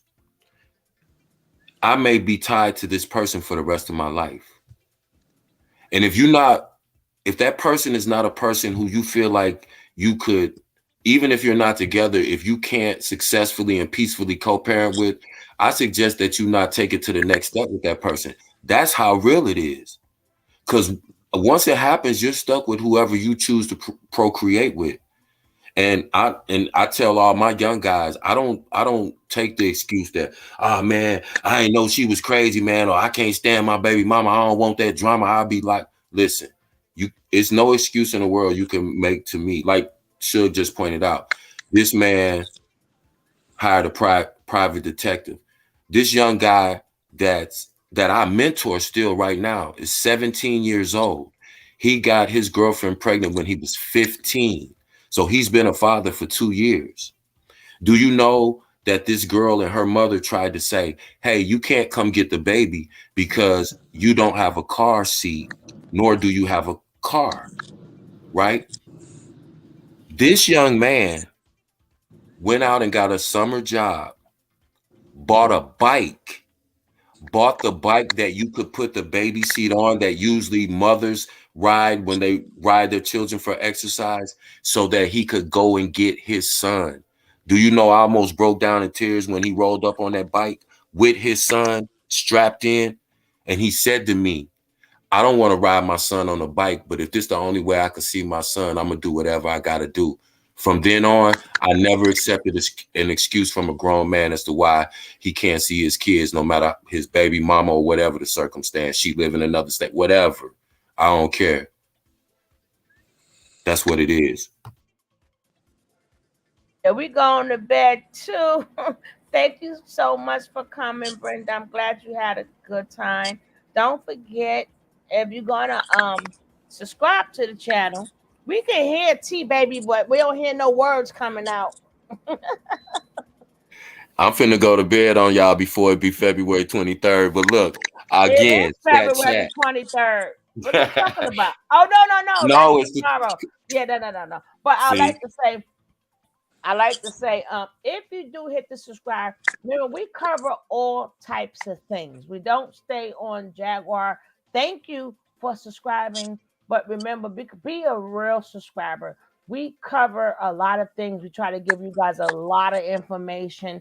We don't do the drama, and we make sure like we handle everything with care. Just like we not like we even stopped calling her Legit. No, her name is Angela. We try not to even put their names together. We try not to even put their names together with her because we're going to show respect for Aaliyah. We're not going to put her picture there with her. No, they would never go together in my book. So we want to handle stuff with care. We want to be responsible. We want to bring you information, and we want to make sure you get something out of it. So again, my brother, I like to let you know how appreciated you are. You are the king. I feel 100% appreciated. Chat. I love y'all to death, man.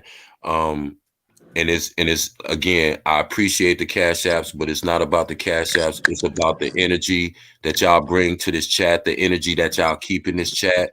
Y'all don't let nobody disturb our peace. We still talk about what we need to talk about. We get to the business.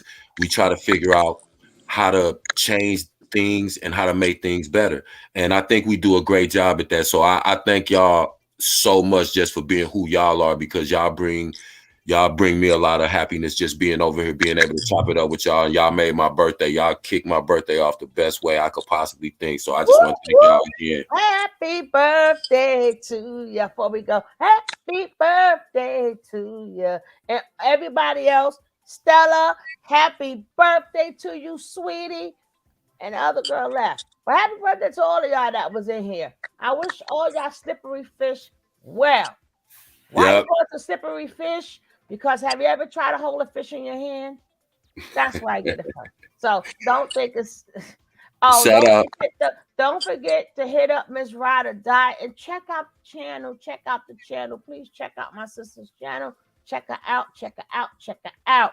And then I like to say, I don't like to tell people business, but I like this. Let's send up some prayers for my sister Ewan and send some prayers for my girl Jackie. They will be back. They're going through some things.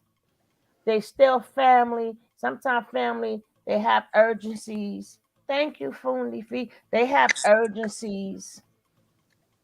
And sometimes because they're not here. That don't mean no. Sometimes they're here. They just things happen, but they're still family. But just send some prayers out to them. Fundi Fee, baby, we had an excellent show yesterday, baby. Yes, they did. And I'm going to I need for you. You don't sip, do you? Huh? You don't sip, do you? Me, I'm a social drinker. I have a drink if it's like New Year's or something, but nah, I'm from the Caribbean. I'm from the Caribbean. Yeah, I'm from the Caribbean. So I would never say I'm from the Caribbean. Don't sip now. You hold up. No, you know what we do in the Caribbean. And I want to say I want to give a couple last shout outs. Junie June, shout you out. Cali is my second home. My wife is from Cali. And Brenda Stroman, thank you for the sub. Thank y'all both and St. Hudson for the energy that y'all bring. Y'all realize too, like, Suge is the best host in the world, but the energy that you guys in the chat bring to the conversation is everything. So I appreciate y'all so much. Please come back, rock with us. Y'all see how we do. Oh, and You know, You that's drank what the it is. pineapple before? Huh?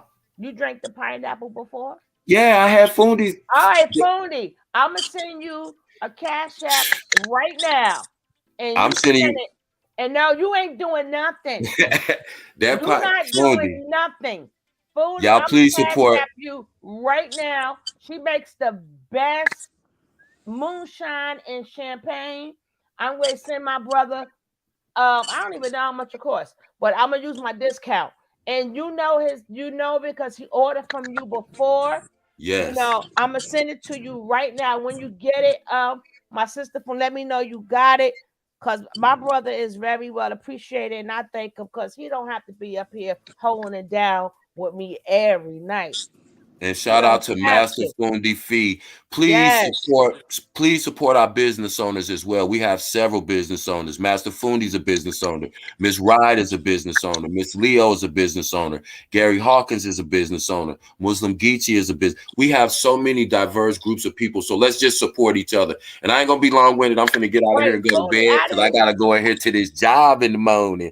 But I just want to thank y'all one more time. I love y'all, chat. Fondi's gonna send you a pineapple. I'm gonna order it right now. I love that. Thank you ahead of time. Salute to everybody. Love y'all, chat. Suge, you already know what it is. I appreciate you more than you know. And I'm I out. appreciate you, bro. And you enjoy your birthday, Nat. Don't make Give me no the baby. Omar F's. I gotta wait on the Omar F's. I need the two no, fingers. I have to send that. I have to send that to Funi Fee first. Is she Okay. here? Is she still here so she know what I'm doing? Are you here, sis? Are you here, Funi? Because I don't want to send it. She don't know what I'm sending it for. Okay, you there. Here. All right, I'm sending it to you right now. And then please send him the pineapple. Then he could go. Because I want to do stuff while people know that I'm doing it. Oh, gosh. I don't know how to work. Okay. Where's she at? Okay, here she go. I don't know how much it costs. I'm just going to. If I didn't send you enough, Funi, I'm sorry. But, send it straight to him. Okay? Let me know that you got the Cash App. Let me know that you got the Cash App, sis. And then to send him that pineapple. Thank you so much. See, we support each other in here. That's where the gifts come from, each other. Now, you know what I'm gonna leave y'all with, right? This is my favorite. I love this. Give it to him, Suge. You know what I got to leave y'all with. These are my sentiments. Mwah! Mwah! And happy birthday again, my brother. If you have time tomorrow to step in at any point in time, we will continue this birthday. Thank you so much. All right, guys. I appreciate each and every one of you. Mwah, baby. Peace, gang. T, baby, I don't know where you at, but thank you, love. I appreciate you all the time for popping up, giving us the latest information. And you have a great night too.